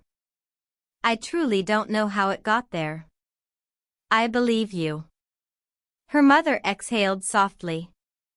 Something loosened between them. Clara sat at the desk, looking at the black telephone. I learned something today. What? Dad was invited here. Years ago. The silence on the line changed completely. For a moment Clara thought the call had dropped. Then her mother whispered, Oh. You wrote to them. Her mother did not deny it. No. Why didn't you tell me? I was ashamed. Clara closed her eyes. Of writing? Of needing strangers. Of not reaching him myself. Of hoping something strange might save us because ordinary love had failed. Ordinary love had failed. The phrase hurt because it was not melodramatic. It was plain. Did he know you wrote? I told him after the invitation came. We had one of the worst conversations of our marriage. Which, for us, meant he went very quiet and I cried in the laundry room. Clara could see it. Too clearly. He declined. Yes. Did he ever talk about it again? No. Her mother's voice trembled. I thought maybe if he went somewhere without me, without work, without the house, he might say something true. I didn't understand what I was sending him into. I only knew he was disappearing. Clara looked toward the study door, left open this time. I read part of your letter. Her mother made a small sound. I'm sorry. It was kinder than I expected. Oh, Clara. The tenderness in her mother's voice almost undid her. I was angry, Clara said. I still am. But not in the way I thought. I understand. No, Clara said softly. I don't think either of us does yet. Another silence. Then her mother said, Did they invite you because of him? Partly. Because of the record. Because of me too, I think. Come home. This time the words sounded different. Not command. Not fear. An offered place. I will, Clara said. When? Soon. There was a pause. Does soon mean you're staying? Clara looked out the window. The afternoon light had shifted. Dust moved in a golden line above the desk. For now. Her mother sighed, but did not argue. Then don't let them make you smaller. The sentence surprised Clara. It was the clearest blessing her mother could have given. I won't, she said. After hanging up, Clara remained in the study. For the first time, the room no longer belonged only to the house. It also belonged to the call she had chosen to make. At dinner, the table felt different. Not healed. Not resolved. But aligned. There was still discomfort, distrust, private pain. Beatrice remained quiet. Elias looked exhausted. Vivian still watched Mrs. Astor as though monitoring a hostile witness.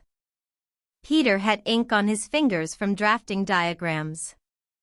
Sarah's eyes were clearer.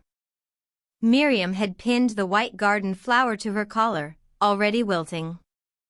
But the guests no longer seemed like isolated subjects. They had become, uneasily, a group. Mrs. Astor stood before them after the first course. The records room will remain available tomorrow morning, she said. Requests made today are being documented. You may add to them. Alistair nodded once. We will. I expected so. Vivian looked at her. Do you expect everything? No. That answer was plain enough to satisfy no one and everyone. Then Mrs. Astor said, Tomorrow evening, there will be one final gathering. No one spoke. Clara felt the phrase settle over the table. Final gathering. What kind? Sarah asked. The kind in which guests decide what the experience has been. Peter looked up. Individually? Together. Vivian leaned back. So now we become authors of the thing done to us. Mrs. Astor's face showed something almost like grief. Or witnesses. Clara watched her. For days, Mrs. Astor had seemed like the voice of the house. Now she seemed more complicated. Not innocent. Not villainous.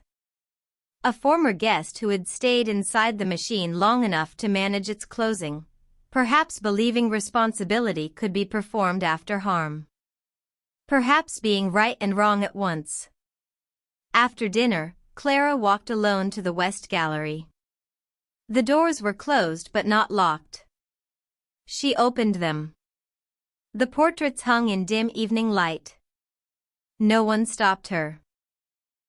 She walked to her own portrait and stood before it. The painted Clara still sat beside a window, turned slightly away, listening for her name. Earlier, the image had felt invasive, impossibly intimate. Now it looked incomplete. Whoever painted it had captured her hesitation. Not her choice. Her restraint. Not what might come after. She looked at the brass plate. Clara. Just Clara. No surname.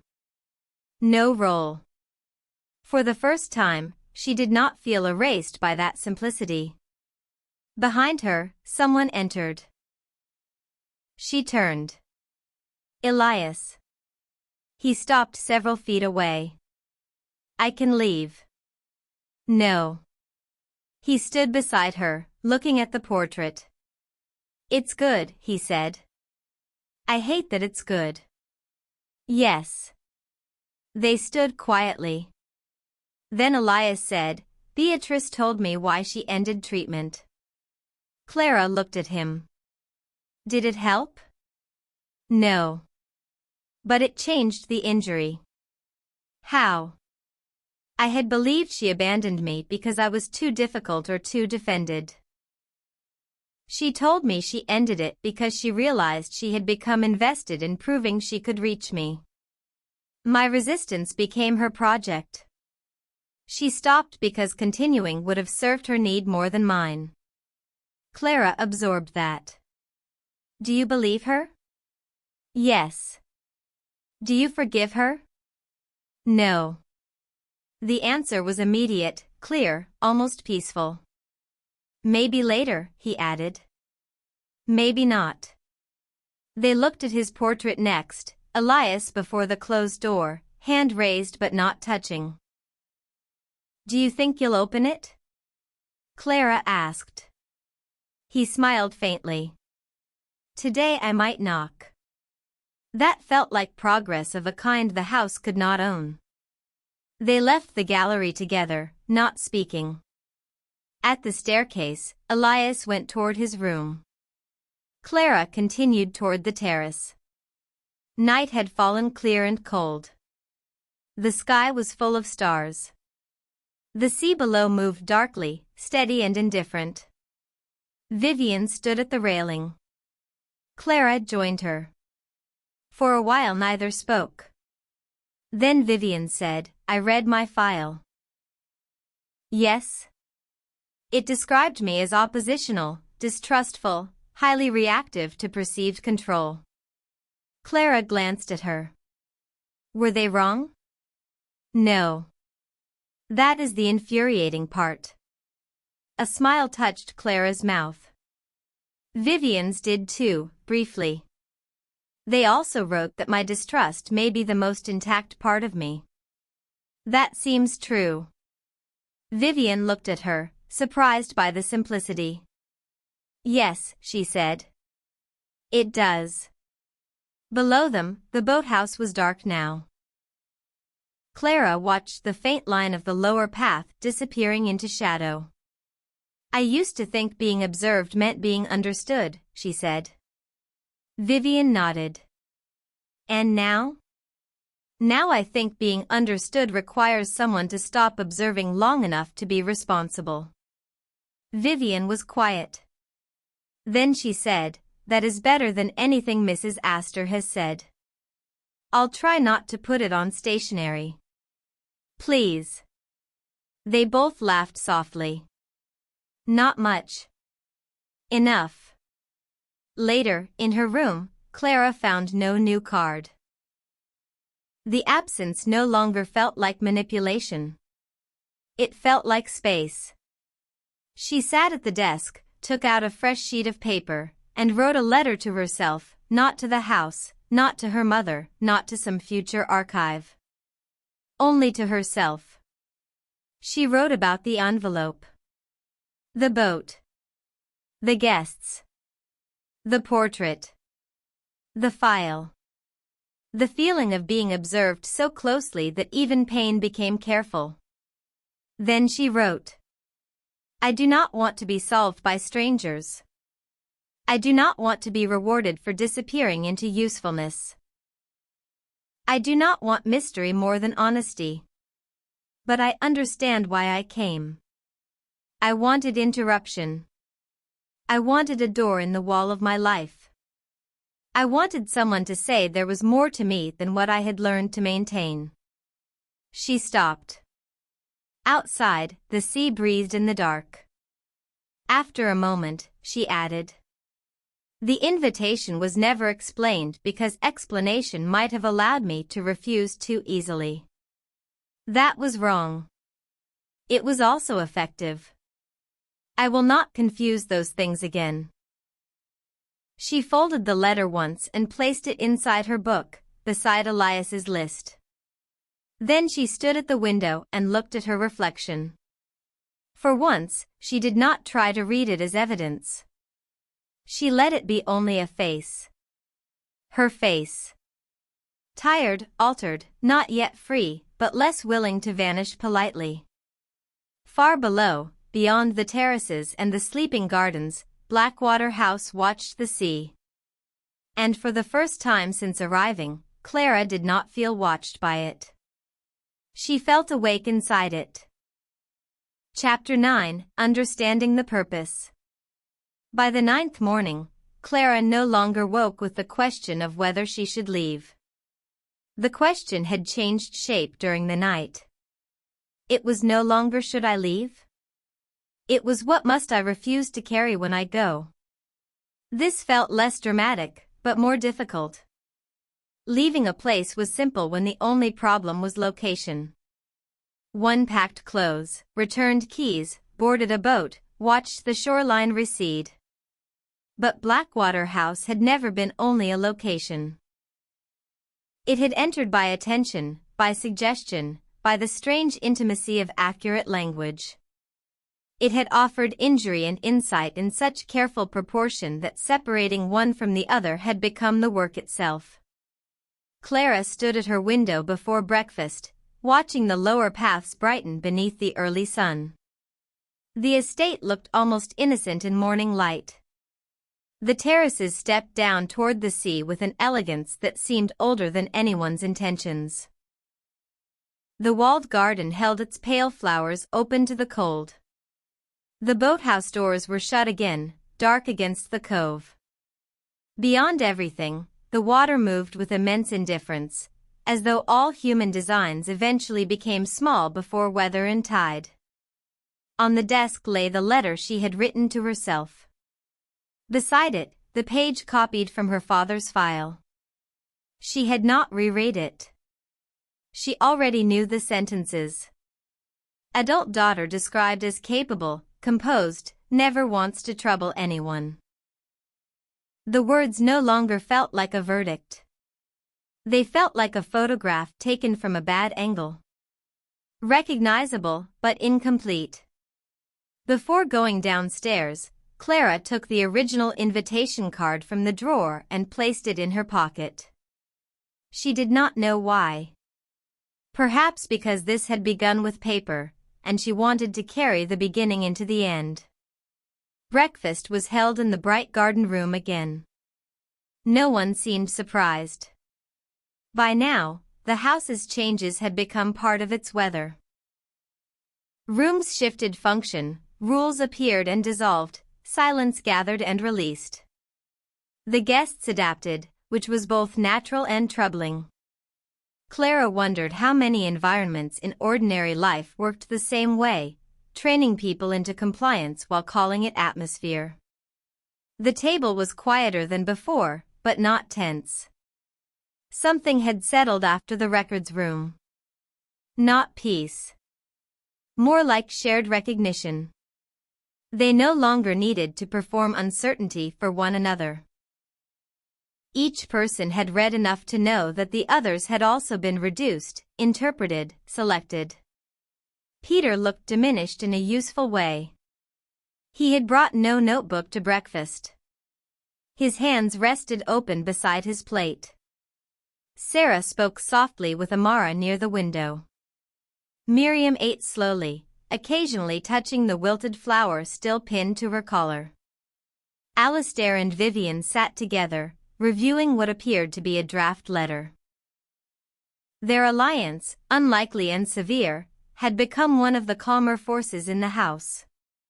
Beatrice sat alone. Elias entered later and chose the seat across from her. No one commented. But everyone noticed. Beatrice looked up. "Good morning," she said. Elias nodded. "Good morning." It was not forgiveness. It was not reconciliation. But it was less than avoidance and more than courtesy. Clara found herself relieved, then questioned the relief. Even now, she was tempted to turn other people's progress into evidence that the house had done good. She had to resist that. Good consequences did not purify harmful methods.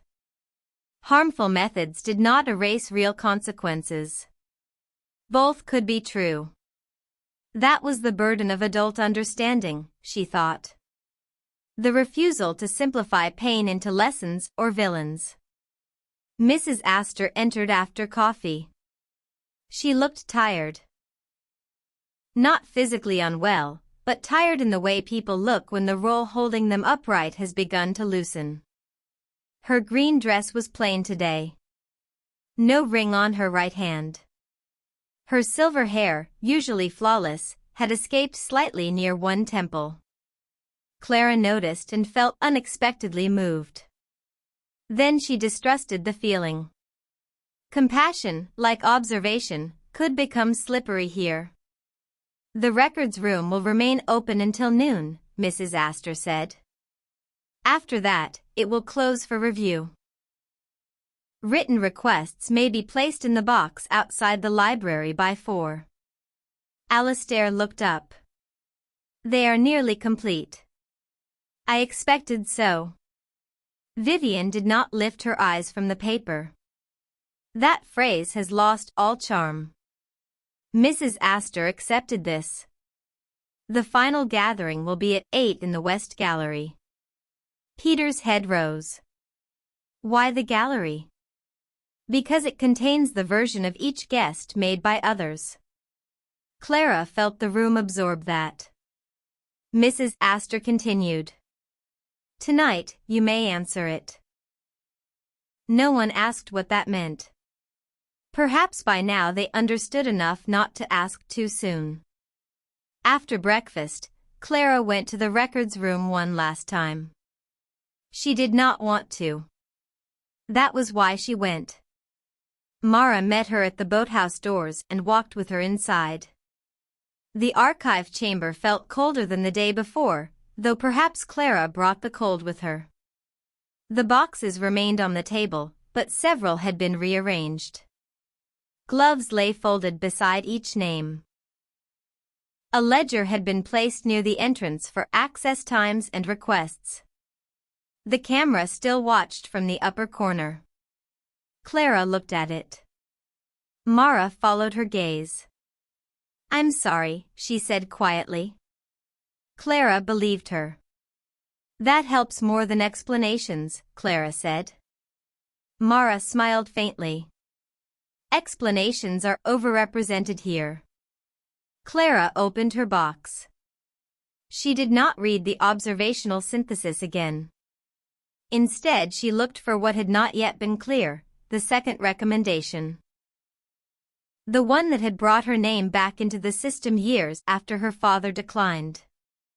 It was in a folder marked External Referral, Professional Context. Her stomach tightened. Inside was a brief note, mostly redacted. The recommending person's name had been hidden pending review, but certain details remained. Subject demonstrates sustained high-functioning depletion. Social presentation stable, effect flattened under professional observation. Repeated language around tired, fine, nothing serious. Potential candidate for late-stage identity interruption. Prior family record exists. Clara stared at the phrase. Late-stage identity interruption. She almost laughed. It sounded absurdly clinical for what had happened in her apartment when she opened an envelope and felt curiosity for the first time in months. Beneath the note was a line indicating the referral source category. Workplace peer. Informal concern. No clinical relationship. A workplace peer. Clara's mind moved immediately to Daniel. Daniel asking if she was okay after the meeting. Daniel noticing she looked somewhere else. Daniel relieved when she said she was tired. Could it have been him? Perhaps. Or someone else at the agency. A manager. A client. A person who had seen her only as composed and decided that composition looked like collapse from another angle. The lack of a name was almost worse than certainty. It made ordinary memory suspicious. She imagined going back to work and looking at everyone differently. Wondering who had translated concern into referral. Who had known of Blackwater House. Who had thought they were helping. Who had crossed a boundary while telling themselves she might be grateful later. She closed the folder. No. Not now. The house had already taught her the danger of turning uncertainty into endless surveillance. She would request the name through proper channels. Until then, she would not let suspicion occupy every familiar face. That, too, was something to refuse carrying. She took out a blank request form and wrote carefully.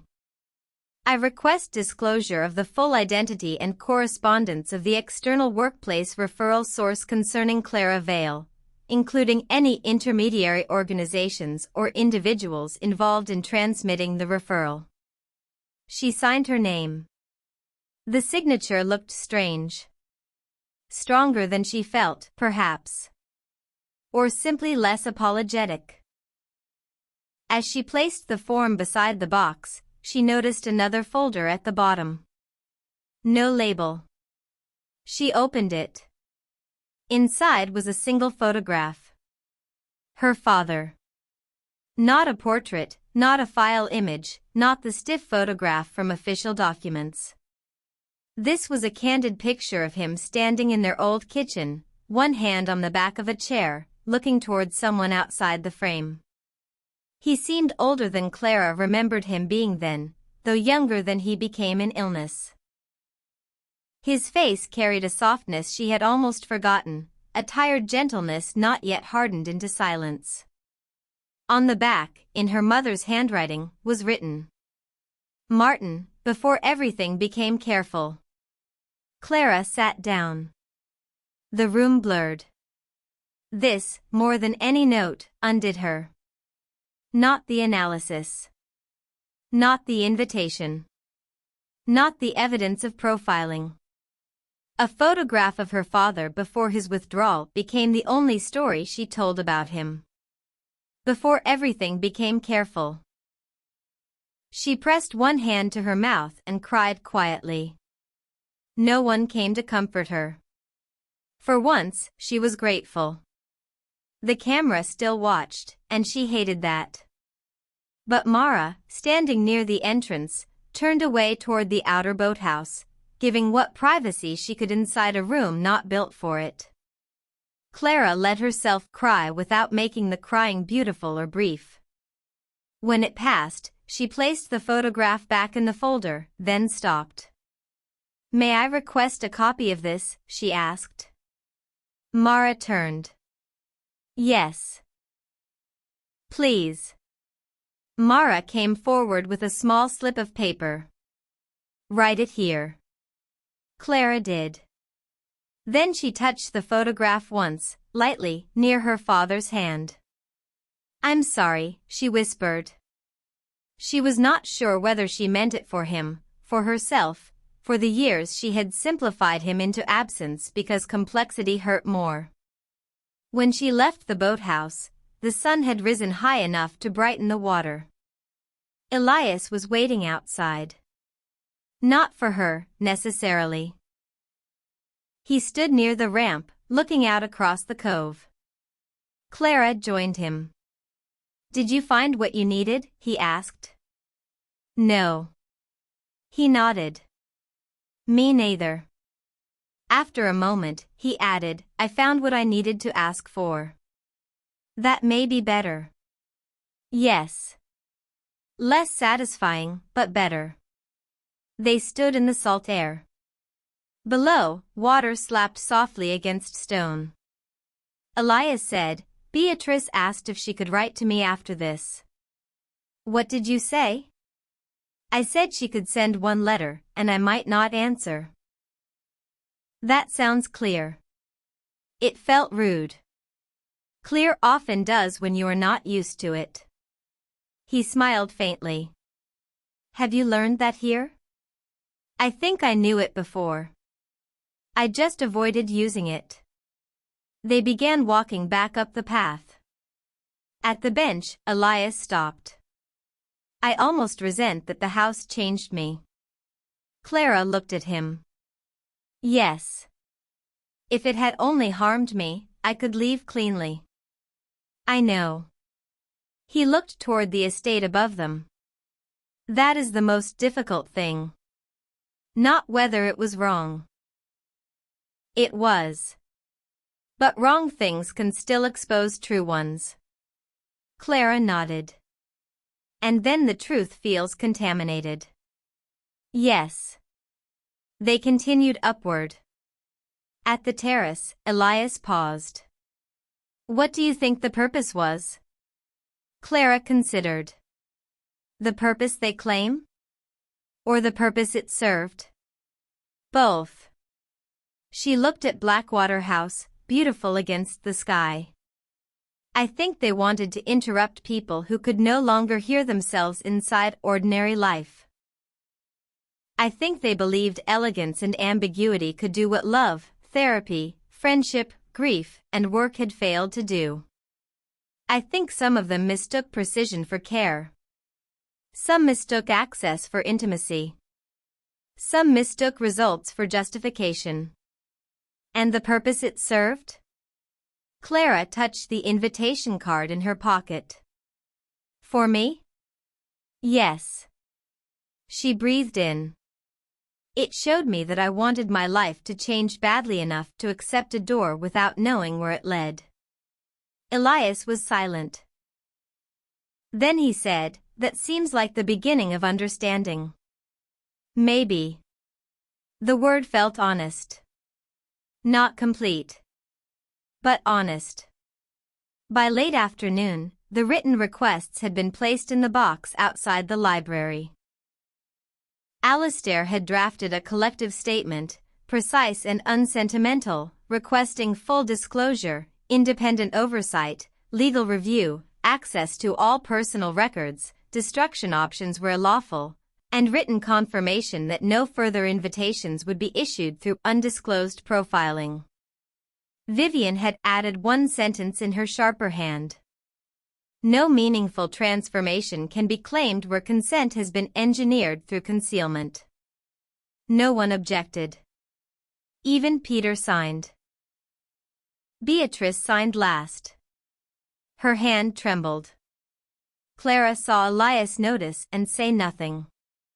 At 6, dinner was served early and simply. Soup. Bread. Roasted vegetables. Wine for those who wanted it. No dessert until later, Mrs. Astor said, though no one asked why. There was conversation, but subdued. Not heavy exactly. More like travelers speaking in the last evening before departure, aware that intimacy formed in unusual circumstances rarely survives unchanged in ordinary air. Dr. Rao told a story about a monastery archive where monks recorded storms for 300 years with no commentary, only dates and descriptions. Sarah said that sounded peaceful. Peter argued that the absence of interpretation was itself interpretation. Vivian told him he was recovering too quickly. Miriam laughed. A real laugh. Small, surprised, almost apologetic. Everyone turned toward her, and this time the attention felt kind because it did not seize her. She smiled down at her plate. My daughter had a laugh like that, she said. Then she kept eating. No one turned the moment into memorial. No one improved it with sympathy. Clara thought that perhaps they were learning, despite everything. After dinner, they walked to the West Gallery together. All 12. Mrs. Astor waited at the doors. For once, she did not speak before opening them. The gallery had been changed. The portraits still hung on the walls, but beneath each one stood a small writing table with paper, ink, and a chair. Lamps had been placed so that each portrait and table formed a pool of light. The rest of the room remained dim blue shadow. At the far end of the gallery, a long empty wall had been covered with large sheets of cream paper. At the top, in plain type, were the words. What this was. Mrs. Astor stood near the center. Each of you may write beneath your portrait. A response. A correction. A refusal. A title. Nothing. Whatever you choose. Afterward, we will gather at the far wall and decide, together, what record remains of this retreat. Vivian looked at the blank sheets. You want our evaluation? No, Mrs. Astor said. I want your account. That is still useful to you. Yes. The honesty landed. Vivian studied her, then nodded once. At least you admit it. Clara walked to her portrait. The painted woman still looked unfinished in the act of turning. Clara sat at the little table beneath it and took up the pen. At first she did not write. Around the room, others settled into their own pools of light. The sound of pens beginning and stopping filled the gallery with small hesitations. Clara looked at the portrait. She no longer hated it. But she did not accept it as truth. It was one accurate version created without permission. That was all. She wrote. This is Clara waiting to see whether she must become useful before she is allowed to be present. She paused. Then beneath it. She does not have to wait anymore. The second sentence made her hand shake slightly. She set down the pen. Across the gallery, Elias wrote beneath his closed-door portrait for a long time.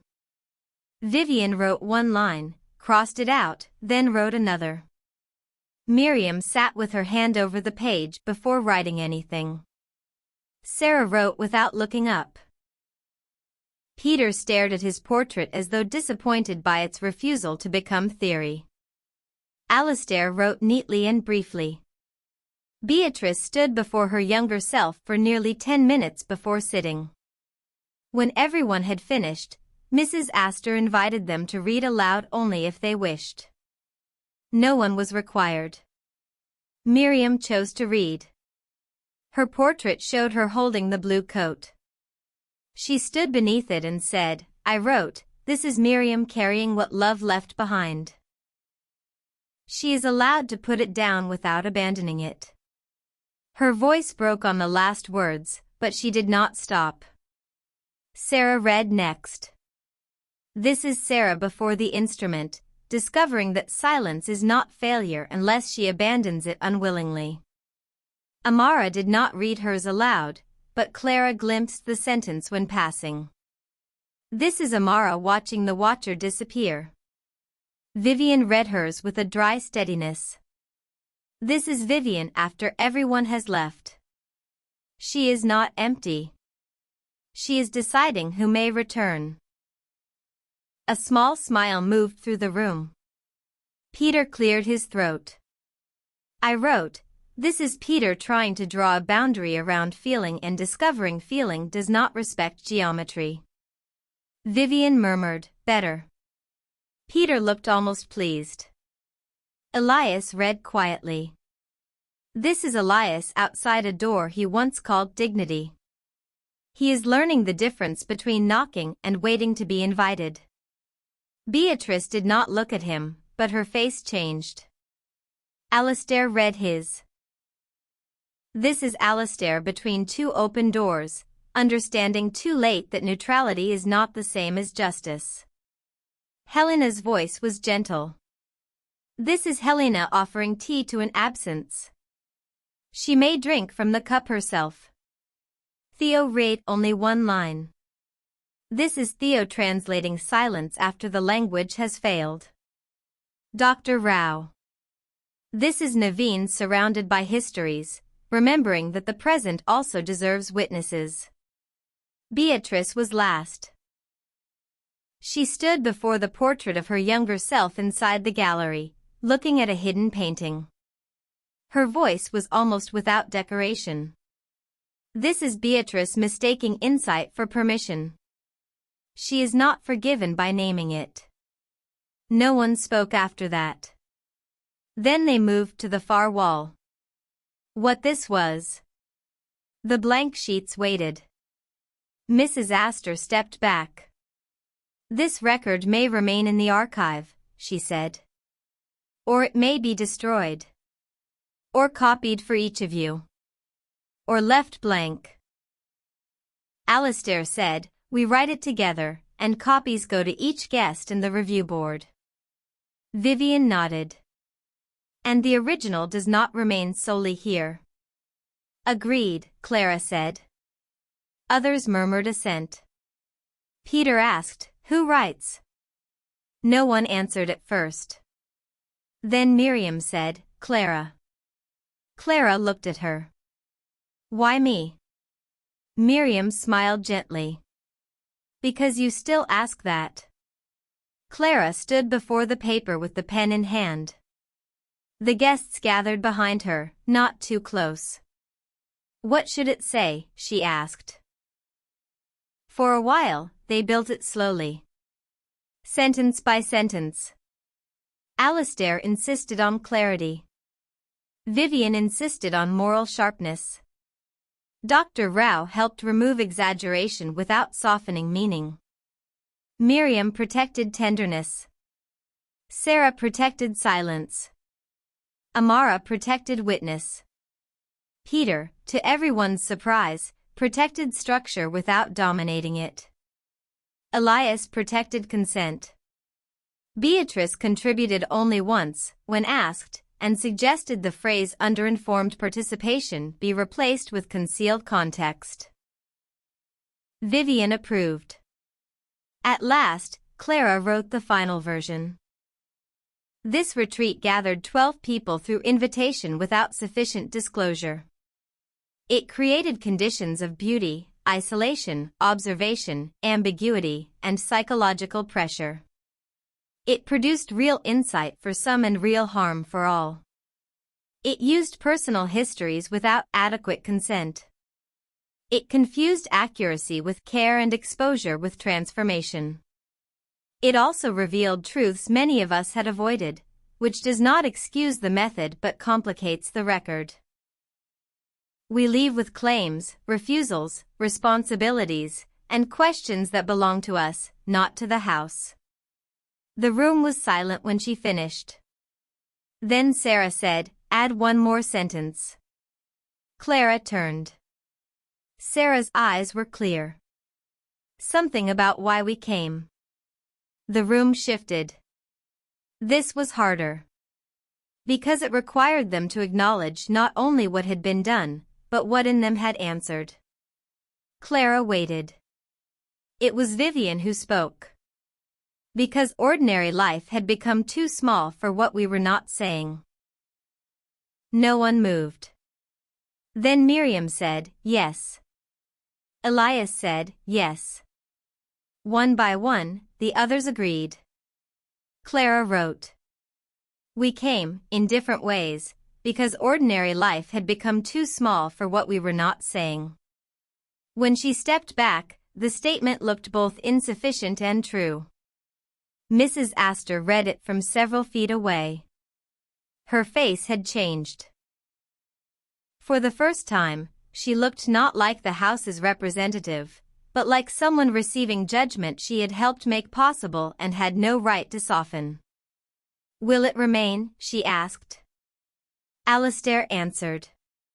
It will be copied first. Yes. Tonight. Yes. Vivian added, by someone who does not work for the house. Alistair looked at her. We can photograph it. Vivian looked at the camera in the gallery corner. With our own devices, if they mysteriously regain function. Mrs. Astor reached into her pocket and placed a small tray on the table. On it were their phones. Clara stared. She had not seen hers since arrival except as a useless object. They were never taken, Mrs. Astor said. Only disconnected from outside networks. The local restriction has been removed.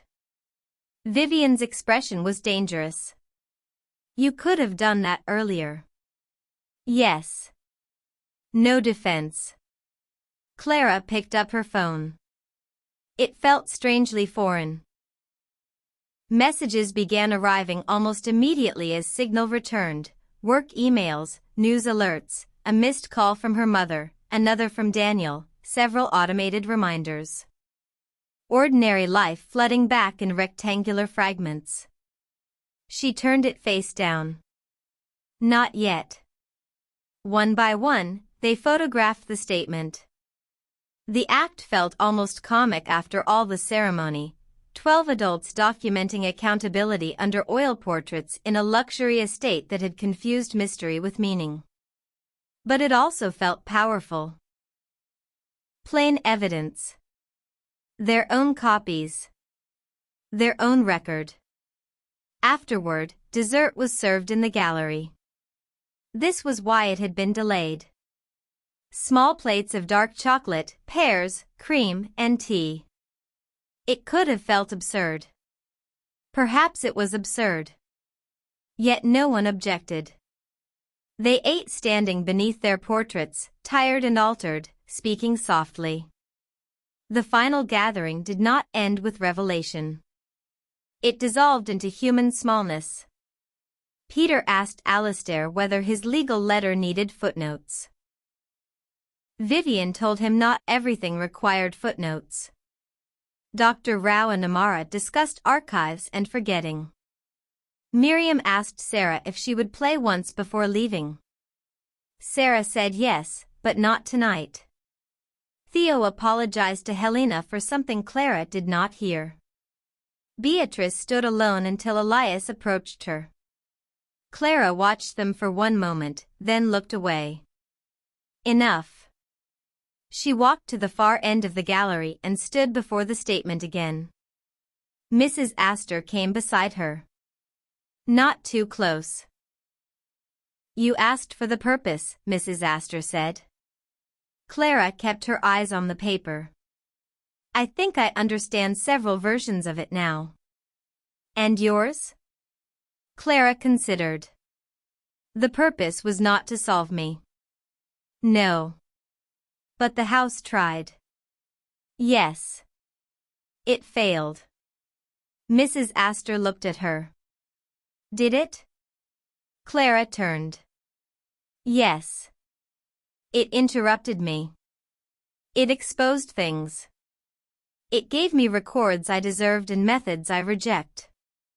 But solving someone means closing them. I do not feel closed. Mrs. Astor's face softened.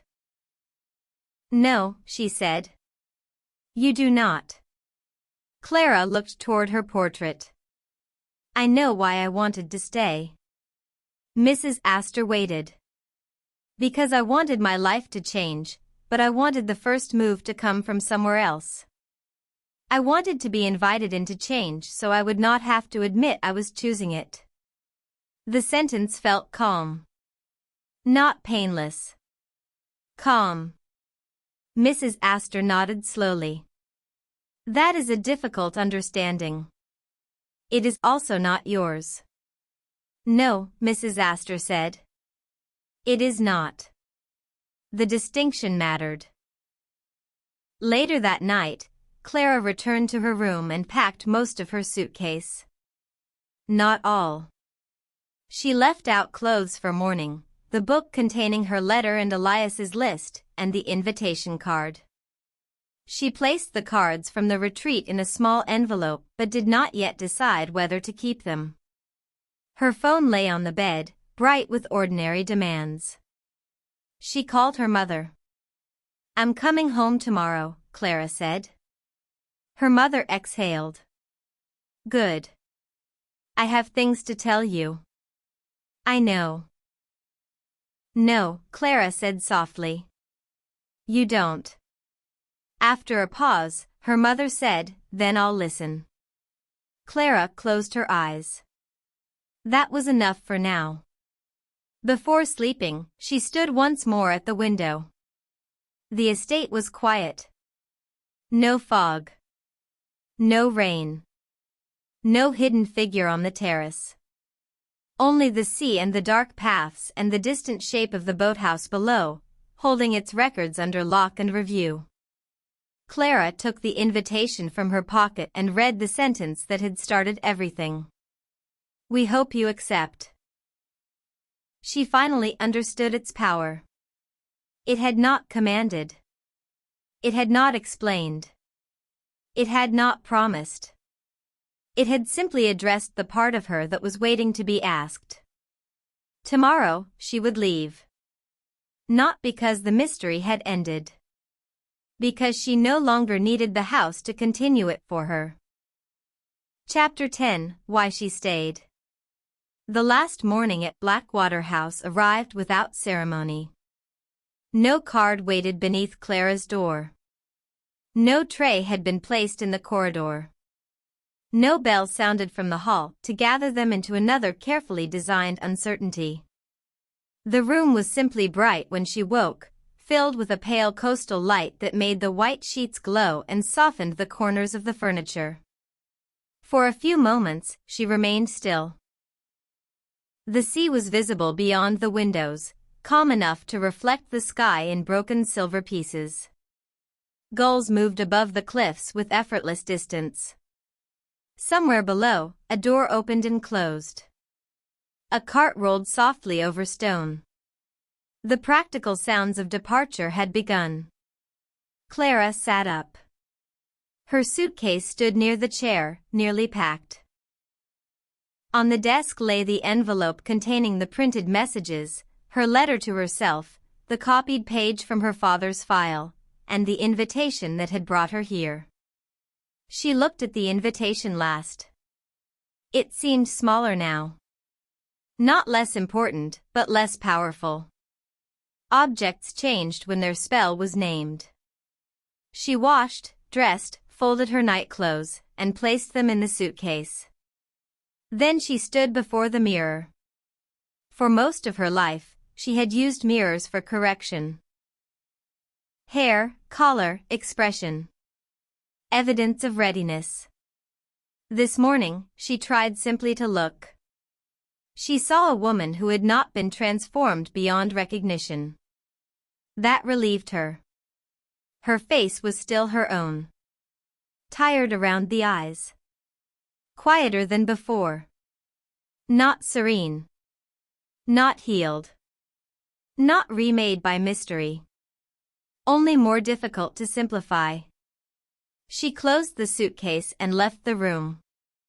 In the corridor, several doors stood open. Staff moved through with professional calm, collecting linens, checking fireplaces, removing flowers from vases. The house was already becoming less intimate. Soon it would hold no guests, only traces. A room that had felt designed for revelation now became again a room to be cleaned. On the landing, Clara passed Mara carrying folded towels. Mara stopped. Good morning, Ms. Vale. Good morning. They looked at one another with the small awkwardness of people who have shared something real without sharing a life. Are you leaving on the first boat? Mara asked. Yes. Mara nodded. I'm glad. The answer surprised Clara. Glad I'm leaving? Glad you can. For a moment, Clara could not answer. Then she said, thank you. Mara smiled faintly. Not everything here was the house. I know. That felt important. Mara continued down the corridor. Clara watched her go, then descended the staircase. Breakfast had been set in the garden room, but it had lost its elaborate calm. People came and went instead of gathering all at once. Plates were carried to different tables. Coffee cooled in cups. Chairs sat slightly askew. The beautiful order of Blackwater House had loosened, and in that loosening Clara felt something close to mercy. Vivian stood at the sideboard, spreading butter on toast with unusual concentration. "You survived," she said without turning. "So did you." "Unconfirmed." Clara smiled and poured coffee. At a small table near the window, Miriam and Sarah sat together. Sarah's hand rested on the closed lid of a small travel case. Miriam had no flower pinned to her coat today. Her collar looked bare, but not empty. Alistair was speaking with Dr. Rao near the fireplace, both holding envelopes of copied documents. Peter listened nearby with the chastened expression of a man trying not to interrupt and only partly succeeding. Elias stood outside on the terrace. Beatrice was not in the room. Clara noticed both facts and did not interpret them further. Vivian followed her gaze. "Don't start." "I didn't say anything." "You thought something." "I'm allowed thoughts." Dangerous policy. They took their coffee to a table near the window. For a while they sat quietly. Vivian looked less armored in morning light. Not softer exactly. More visible beneath the sharpness. She wore a black coat over a white blouse, her cropped hair tucked behind one ear. "What will you do when you go back?" Clara asked. Vivian considered. "Cancel 3 appointments. Answer none of my ex-husband's messages. Fire a consultant. Possibly buy ugly curtains." "Ugly curtains?" "My apartment looks like someone staged grief for a magazine. I'm tired of tasteful emptiness." Clara laughed softly. "That sounds healthy." "It sounds expensive." Vivian looked at her. "And you?" Clara held the coffee cup with both hands. "I don't know all of it. I'll request the records. Talk to my mother. Find out who referred me from work. And then?" The question no longer felt like pressure. "Change things before I'm invited in to change again." Vivian's eyes remained on her. "That's good." Coming from Vivian, it felt like a blessing stripped of sentiment. Across the room, Sarah stood and went to the piano in the corner.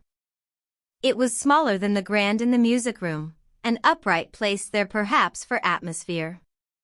She opened it, sat, and played a brief piece so quiet the room almost missed its beginning. No one spoke over it. The melody was simple, not sad, not cheerful.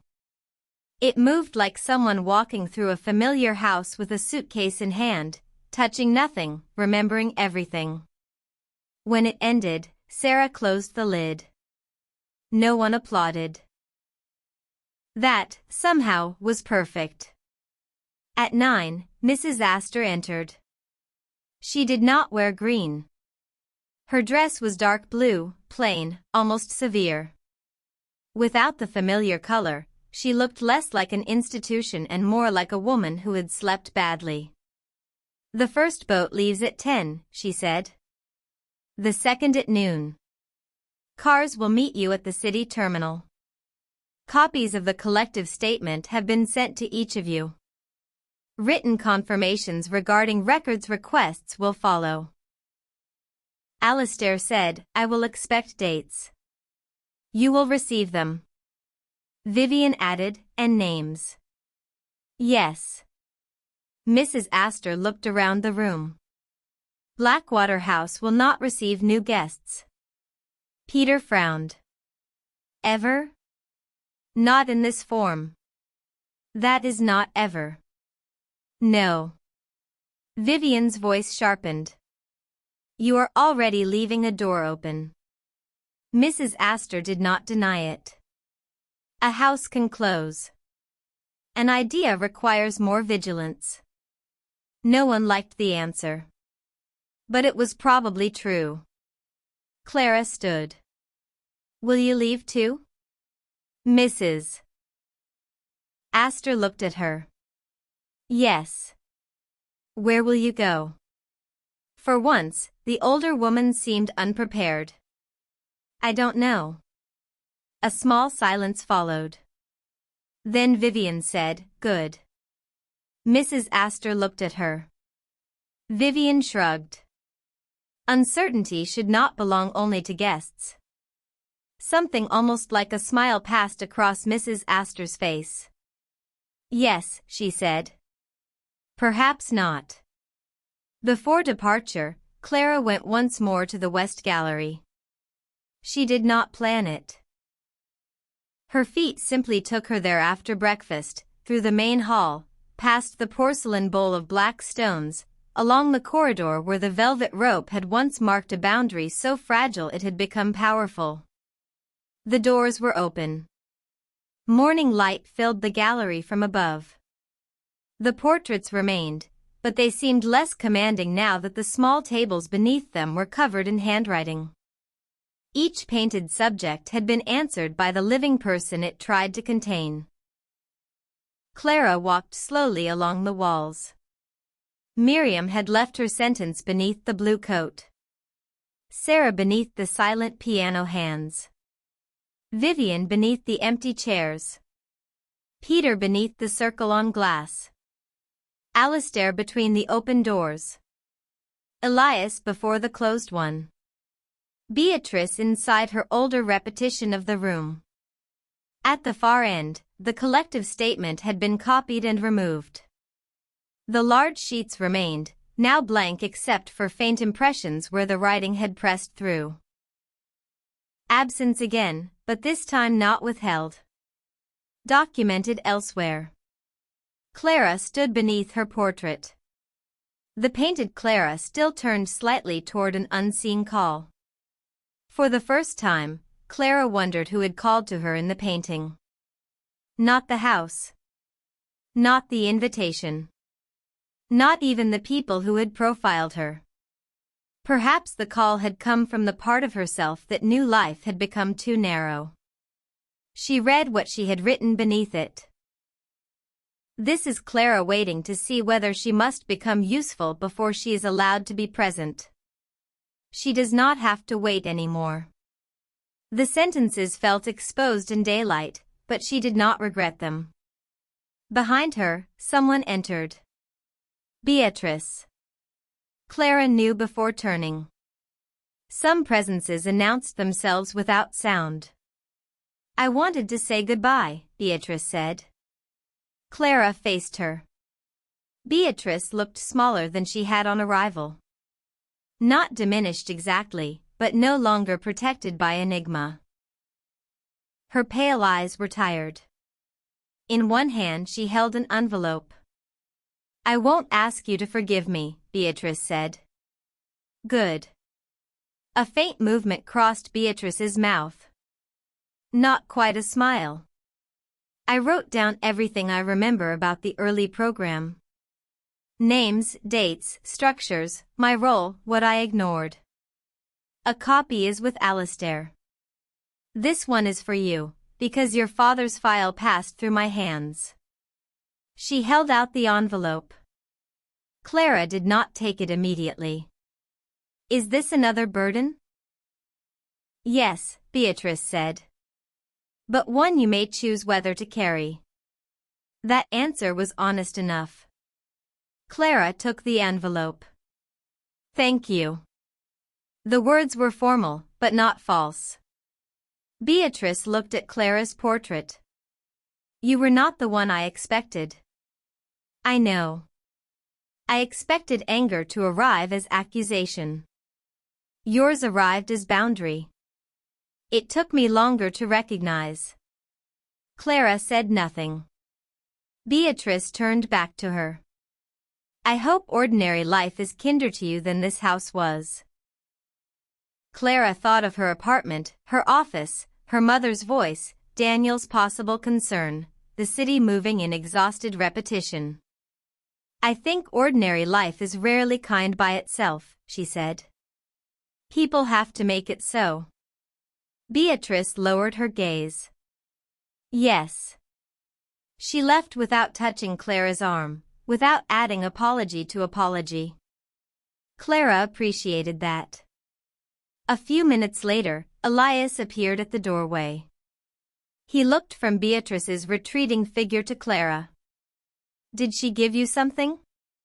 Yes. Useful? I don't know yet. He nodded and entered. They stood together before Clara's portrait, then his. I'm leaving on the first boat, he said. So am I. Good. The word held no possessiveness. Only companionship. He looked at his portrait. I wrote to myself last night, he said. Clara smiled faintly. So did I. Apparently the house turns everyone into stationery. Only temporarily, I hope. He laughed softly. Then became serious.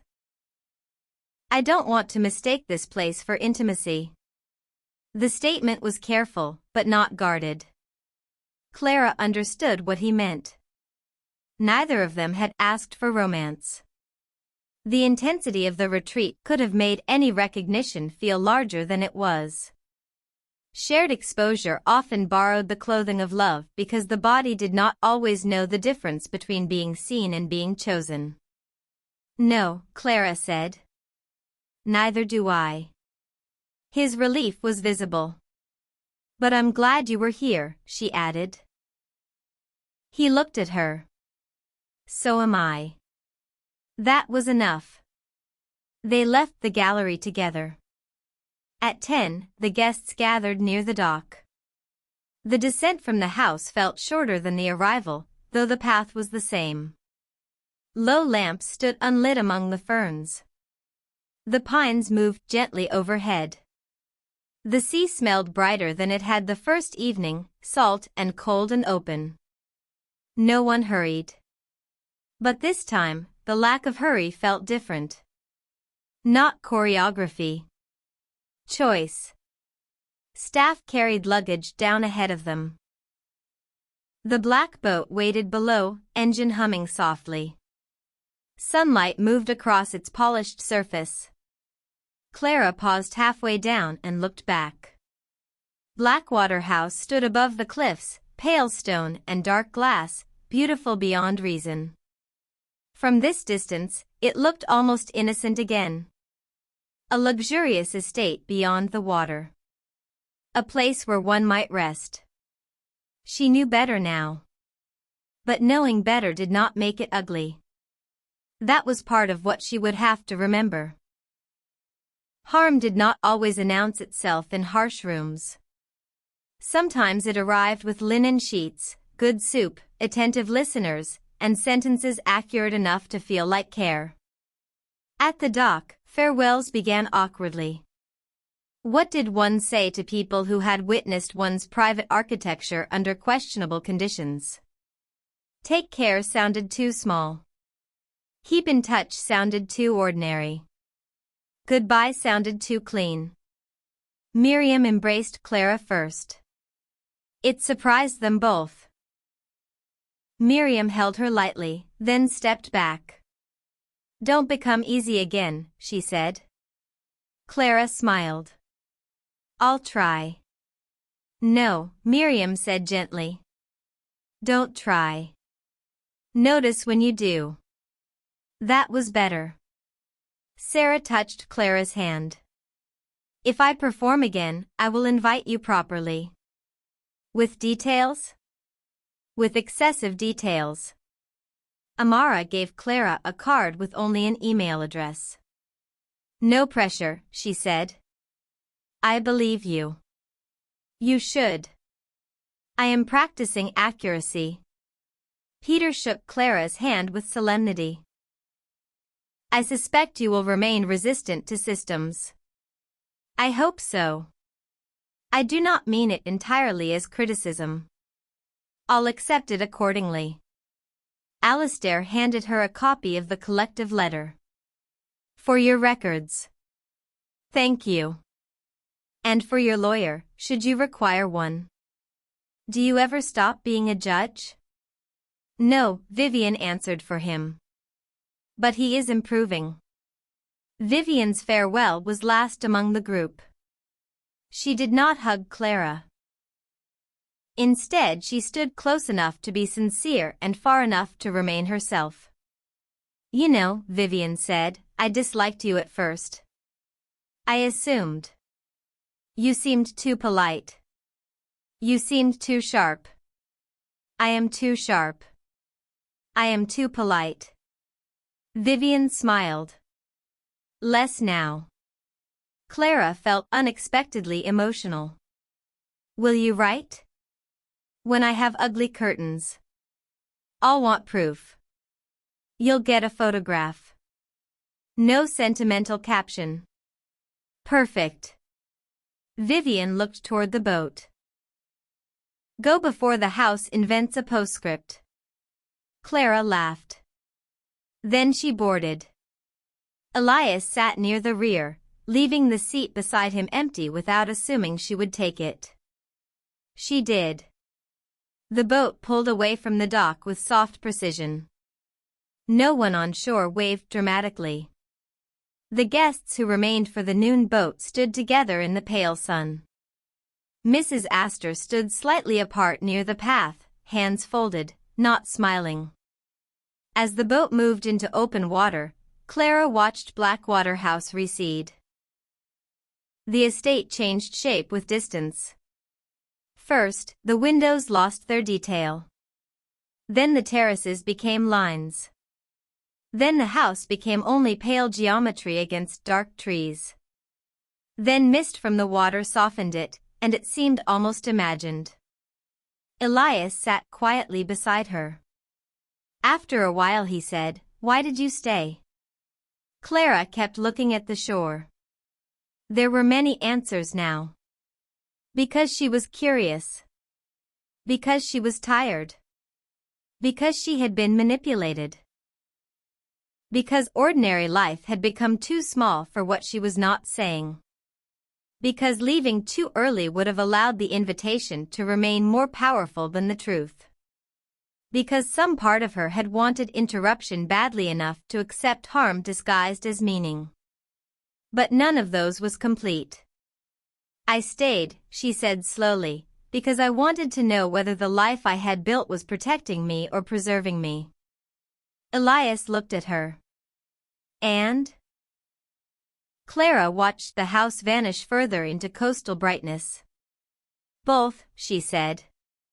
That was the problem. He nodded. The boat moved steadily across the water. The journey back felt shorter, though perhaps time behaved differently when one was returning with names for things. The city appeared first as a gray line, then glass, then towers, then traffic moving along the waterfront with indifferent urgency.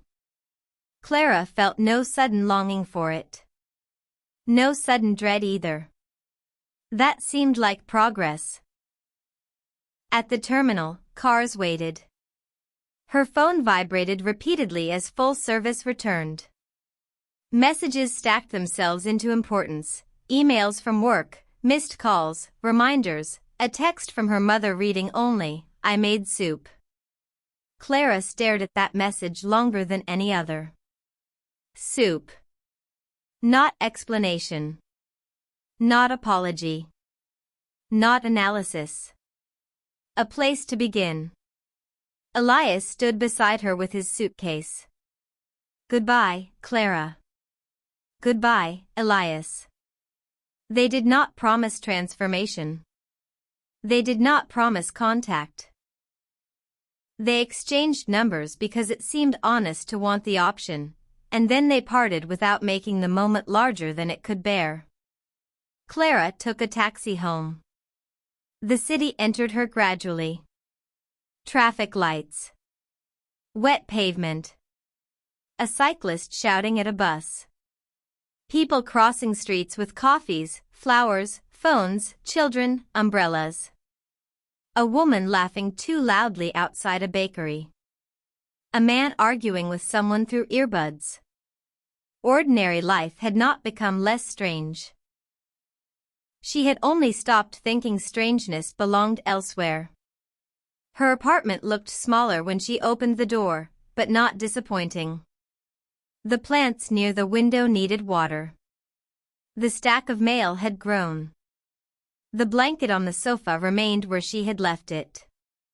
The air smelled faintly closed, paper and dust and the ghost of black tea. Nothing had changed. Everything had. Clara set down her suitcase and walked room to room, touching familiar surfaces, table, chair, windowsill, kettle. These things had continued without her, but not meaninglessly. They were not proof of absence. They were waiting to be inhabited differently. She watered the plants. Opened the windows. Made tea. Then she sat at the dining table and took out the invitation. Cream paper. No return address. Her name. A date now past. A sentence that had altered the direction of her life without ever explaining itself. We hope you accept. Clara turned it over. Blank. She placed it on the table and took out a pen.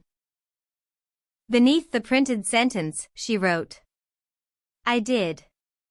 But not on your terms forever. Then she set it aside. The next days did not unfold dramatically. That mattered. No cinematic reinvention followed. Clara did not quit her job in a blaze of clarity. She did not move cities, sell her belongings, or become a person who spoke only in brave declarations. Real change entered more quietly, and therefore more dangerously, because it could be missed. She called her mother and visited 3 days later. They ate soup in the kitchen. They spoke about her father slowly, not as an absence but as a person who had loved badly in some ways, tenderly in others, and disappeared before either woman knew how to stop him. Her mother cried. Clara did too. Neither performed strength for the other. At work, Clara asked for leave before she collapsed instead of after. When Daniel asked whether she was okay, she did not say fine. I'm not, she said. And I don't want that handled informally by anyone on my behalf. Daniel went pale. So it had been him. Not maliciously. Not secretly powerful. Only concerned, connected to someone else, passing her name into a system he did not understand because he wanted to help without risking a difficult conversation. He apologized badly at first. Then better. Clara did not comfort him. This was new. She requested her records through Alistair's channels. Weeks later, documents arrived in careful legal packets. She read them slowly, never at night. Some pages angered her. Some bored her. Some hurt. Some were so absurdly clinical that Vivian, on a video call with ugly curtains visible behind her, made Clara read lines aloud until they both laughed. Blackwater House closed to guests. At least in that form. There were reviews, letters, meetings, disputes over consent, ownership, destruction. Nothing resolved as cleanly as stories prefer. Accountability moved slowly, with stamps and signatures and delays. But it moved. Miriam wrote once to say she had put her daughter's remaining clothes into 3 groups: keep, give, release. She did not explain release, and Clara did not ask. Sarah sent a recording months later. No audience. No applause. Just music in an empty room. Elias sent one message after receiving Beatrice's letter. I have not answered. That feels like an answer for now. Clara replied. It is. Vivian sent the curtain photograph. They were truly awful. Clara laughed for almost a minute. And sometimes, late at night, she thought of Blackwater House. Not with longing. Not exactly with gratitude. But with the complicated memory reserved for places where one suffered and also woke. She remembered the boat leaving the dock behind her on the first night. The guests at dinner, intelligent and controlled. The first note beside the bed. The portrait turning toward an unseen call. The records room. Her mother's handwriting. The sentence on the gallery wall. Ordinary life had become too small for what we were not saying. That was the part she kept. Not the method. Not the manipulation. Not the elegant theft of context. The sentence. Because it was true beyond the house. People accepted strange invitations for many reasons. Curiosity. Loneliness. Vanity. Exhaustion. Hope. The wish to be chosen. The wish to be interrupted. The wish to step outside the version of themselves everyone else had learned to expect. Clara understood this now without shame. She had accepted because some quiet part of her wanted life to ask more of her than endurance. And because no one had explained the invitation, she had filled the silence with longing before she recognized it as longing. That was the trick. That was the truth. Months later, on an evening of soft rain, Clara found the cream envelope while clearing a drawer. For a moment, the old feeling returned. The strange pull of an unnamed door, the dark water, the estate beyond it glowing with impossible calm. She held the card near the window. The city moved outside, blurred with rain. Tires whispered along the street below. Somewhere upstairs, someone dragged furniture across the floor with slow persistence. The radiator hissed behind the wall. Her apartment smelled faintly of paper and black tea. Everything was ordinary. Everything was alive. Clara read the sentence once more. We hope you accept. Then she opened the drawer again and placed the card inside, not hidden, not displayed. Only kept. A reminder, perhaps, that mystery was not the same as meaning. That being seen was not the same as being known. That change did not become more real because it arrived beautifully. And that sometimes, when a person accepted a strange invitation, what they truly accepted was not the place, not the rules, not the people waiting beyond the water. It was the quiet admission that their life, as it was, could no longer remain unexplained. The end.